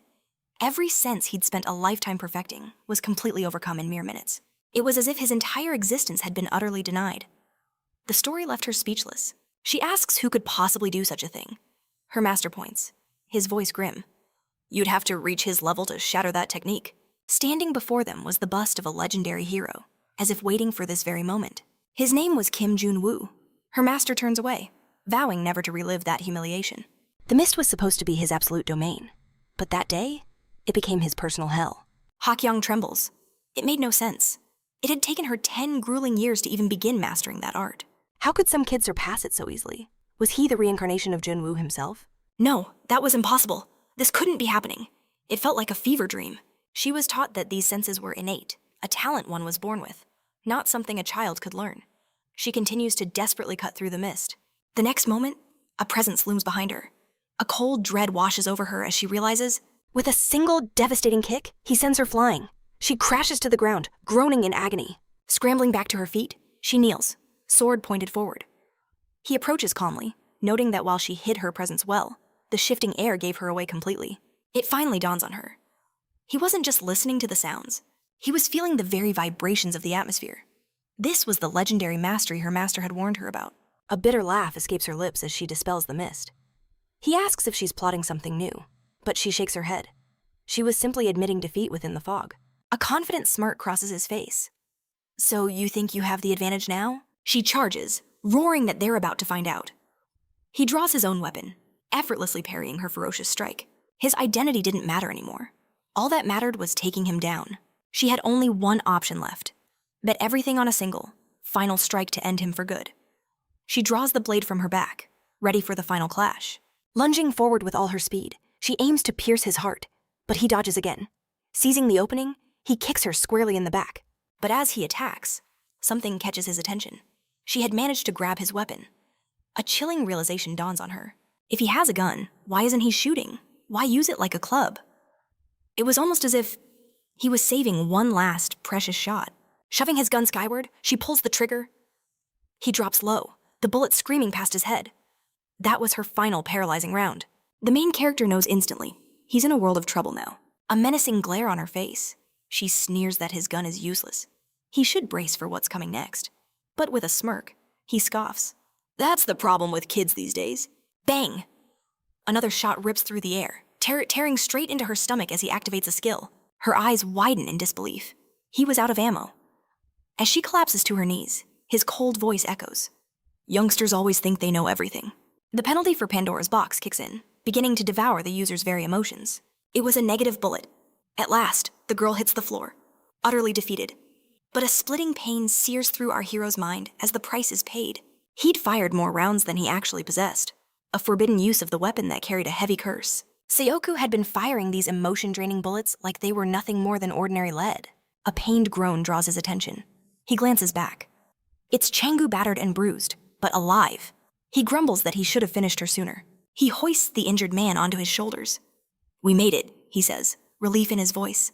We're alive! But their relief is short-lived. Footsteps echo from all around them. In moments, they're surrounded by another squad of thugs. One of them speaks into his earpiece. Target is confirmed and surrounded. Alpha Team is down. The man with the mustache is stunned. He'd completely forgotten about Bravo Team. Our hero carefully scans the new enemies. There were 15 of them here. Actually closer to 20 people, and he can't fight them all at once. If only he'd known this would happen, he would have brought Wusk. He can't risk turning into an emotionless psychopath. With a click of his tongue, he raises his gun, aiming at the crowd. It looks like he's out of options. Suddenly, a storm of yellow projectiles rains down, slamming into the men from Bravo Team. Then a fire spell erupts, engulfing them from behind. Watching the chaos, all our hero can do is call Wusk a bastard. He mutters that he shouldn't have even thought his name. And just like that, his two young allies appear arriving like cavalry to save the day. Enraged, the professional hunters regroup to face this ambush. An and Jong Yoon charge ahead, determined to reach their mentor. Gangu asks if he called the kids here, but he replies, "No, this place is far too dangerous." Watching them, the man with the mustache is lost in thought. That one-armed boy, he's on a completely different level now, and his potential is limitless. The other girl's power was just as monstrous. Gangu stares at Jungwoo, wondering if their explosive growth is his doing. An enemy lunges at Gangsu with a massive claw. He panics, completely defenseless against the attack. But in a flash of crimson, a firefox materializes standing between him and the hunter to block the deadly blow. And there she is. Jian was here too. She anxiously calls out to Jun Wu, then her eyes lock onto a familiar figure. Her father. Gangsu is just as stunned to see his daughter. "What are you doing here?" he asks, but she just fires the same question right back at him. Her gaze falls on his injuries. You were a part of this?" she asks, her voice trembling. "Look at me," he retorts. What do you think Jian helps him stand, insisting they need to escape immediately? Jun Wu warns her to be careful with her father's wounds, earning a surprised look from Gangsu. Noticing Jun Wu carrying Hakyang, he asks why. "I'm not finished with her yet," is the cold reply. "Leave no survivors," 2 more enemies scream as they charge. Jian once again calls upon her powerful summon. She establishes a magic link, and the beast begins to tear through the hunters with ease. Her father asks why she's helping. "If you have time to talk, you have time to run," she snaps back. This answer leaves her father speechless. For years, he fought for his group's freedom. It forced him to abandon his family, to sever ties, all to escape the clutches of Sayaktu. Through it all, only one person never left his side, his daughter. But he was never there for her. While he chased his own goals, she was forced to grow up all on her own. Now he finally praises her, speaking as if they were his last words. She admits she had always longed to hear him say that, even just once. But things are different now. His words don't reach her heart anymore. Gangsu looks ashamed, but remains silent. At last, a sliver of light up ahead. They see the exit and break into a desperate sprint. But the hunters are still hot on their heels, closing in on Ayun and her friend. "I'll slow them down," Ayun declares, determined not to be caught. Unleashing a combined technique, she creates a blazing earthquake that sends the hunters flying. "That's enough," Jung Hun yells, urging her to escape. But before she can move, a hunter's hand clamps down on the girl. She's dragged to the ground, and the boy can only watch in absolute terror. Cold steel pressed against Ayun's throat. "Nobody move," the captor roared. "One more step, and she dies." He screamed, demanding they drop the arc and put their hands in the air. But in that very instant, a shot tore through his shoulder. The shot came from Jun Wu at near point-blank range. He grimaced. Hitting a moving target with a human shield isn't easy. Another penalty flashed across his screen. He muttered under his breath. He was aiming for the head, not the shoulder. The man collapsed, writhing in pure agony. But our main character's face was a mask of ice. He'd intended that shot to be fatal. A wave of terror washed over the group.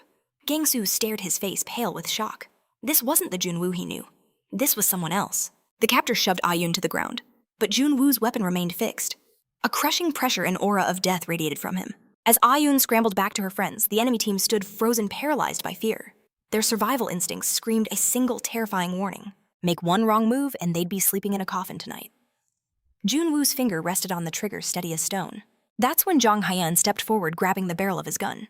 The others could only watch, horrified by the sight of our hero. He looked his friend in the eye. "That's enough," he pleaded. Even a terrified Jian nodded in agreement. Ayun called his name, her voice trembling. "We have to get out of here." Finally, the coldness in Jun Wu's eyes began to recede. He said nothing. He simply turned his back and began walking toward the dungeon's exit. His friends let out a breath they didn't know they were holding. The crisis was over for them, but their enemies were still trapped in a state of pure terror. The man with the mustache glanced over his shoulder, a final chilling warning on his lips. "I'm sure you already feel it, but I'll say it as a courtesy. Don't even think about following us, or next time you will die." One of the thugs trembled. "Are we just letting them go?" Jun Wu turned to his friends. "Get the ark somewhere safe, now." "What about you?" Ayun asked, worried. "I have some unfinished business," he replied, his eyes falling upon the unconscious mercenary. They didn't hesitate, running for the exit, leaving the main character behind with a final, "Be careful." He watched them disappear in silence. Once the coast was clear, he woke the mercenary with a sharp slap to the face. She jolted awake, confused. "What's happening?" His voice was cold. "You have a phone. Call Director Gosukdu, for me." "Why the hell should I do that for you?" she snarled. But her defiant words died in her throat. His fingers grazed her wound. "My mind isn't in a good place right now. Call him unless you want to end up as monster feed." Abject terror flooded her eyes. She had no other choice. Miles away in a lavish office, a phone began to ring. He answered, expecting a report. "Is the job done?" But the voice that replied was the main character's. "Hello, Director." The man froze. "I was disappointed we couldn't meet today," Jun Wu said calmly, "but I'm glad we can at least talk." The director understood immediately. He'd failed. Still, he played along. "Why did you call?" The main character didn't waste a second. "Let's talk about your son and daughter-in-law." He cut straight to the point. "Are you responsible for the death of Ayun's parents?" The director's smug demeanor vanished. A stream of curses erupted from his lips, but the main character pressed on. "What about the incident from 2 years ago? Was that you too?" Siaktu's voice turned to venom. "You're digging your own grave, boy." Jun Woo's reply was chilling. Wrong answer. I used to think monsters were the greatest threat to this world, the things that would tear it all down. But after all this, I realized I was wrong. This world isn't being destroyed by monsters. No, it's being destroyed by humans like you. What do you think Kim Jun-woo would say if he saw this? He asked. The director scoffed. Dead men tell no tales. In that case, Jun-woo replied smoothly, I'm simply destroying what that dead man built. Did you really believe you could replace him? Seokdu's fury exploded. Who are you? He roared into the phone. That doesn't matter, came the calm reply. What matters? Your own life. Guard it well, director, because the bill is coming due. The phone smashed against the floor, shattering into pieces. Director Seokdu stood trembling, his face a mask of fury and fear. The threat had struck a nerve. The scene shifts. A news headline screams from the screen, Acres Guild member kidnapped, but other reports quickly followed. Director Seokdu was on screen, claiming it wasn't a kidnapping, but merely a test. The official story spread like wildfire. Chang-gu slammed his fist on the table, furious with their media strategy. They're trying to bury the entire incident. And for what? We gained nothing from this. We gained the commander, Jun Wu pointed out. Chang-gu just scoffed. Save that sentimental crap for your girlfriend. The man with the mustache looked intrigued. So what's our next move? Jun Wu's eyes glinted. We need the media. Our next target is the Dungeon Daily. Chang-su erupted into loud laughter right there on the street. You're completely insane, he declared. The company's vice president is on the first-year parents' committee. And I know his son, the mustached man added. Perfect, I'll send the details. Stay in touch. It was settled. An all-out war against Zukdu was about to begin. There was simply no other path forward. The old man sighs, admitting this was exactly what he expected. The moment the guildmaster arrived, he knew his peaceful retirement was nothing but a dream. Jun Wu points out that he must have used the special rounds, and the old man confirms Young-hun himself gave the order. A sly smile crosses the old man's face as he tells him not to worry. It's only a problem if you fire them recklessly like Sukdu did. After his own master passed, the man fell apart and began carving out his own emotions. Jun Wu tries to protest, insisting his own situation is different, that he never chose this path, but the old man simply warns him to be careful. For a long moment, a heavy silence hangs between them. Then, out of nowhere, the old man asks if he's finished his vacation homework, causing the main character to freeze up. An argument ignites as it turns out our hero hasn't even started. If he doesn't get it done, the old man threatens to start billing the guildmaster for every single weapon and bullet he uses. Exploding with rage, the main character calls him an old bastard. He refuses to get dragged down over this and demands to know the price. 100,000 for the weapon, and 420,000 per round, for a grand total of 3.6 billion. Says then, Jian bursts in shouting that the raid camp is calling. Her eyes go wide as she realizes she completely forgot about it. If they fail this test, they're doomed to extra classes. All vacation Jong Yoon then asks if she wants to check out a new guild recruiting trainees, and her face lights up with excitement. An asks if they can leave right now, but Jong Yoon pauses, wondering about Jun Woo. John scoffs that he probably finished it ages ago. An agrees, grumbling that those two are always off doing things on their own. In that exact moment, the door flies open, revealing the main character himself. He was radiating pure fury, instantly putting everyone on edge. Drenched in a cold sweat, our hero falls to his knees, begging them to help with his vacation homework. And that's where this chapter leaves us. Curious to see what happens next? Let me know you want a new part in the comments. And I promise the second new chapters are released, I'll get right to work on it.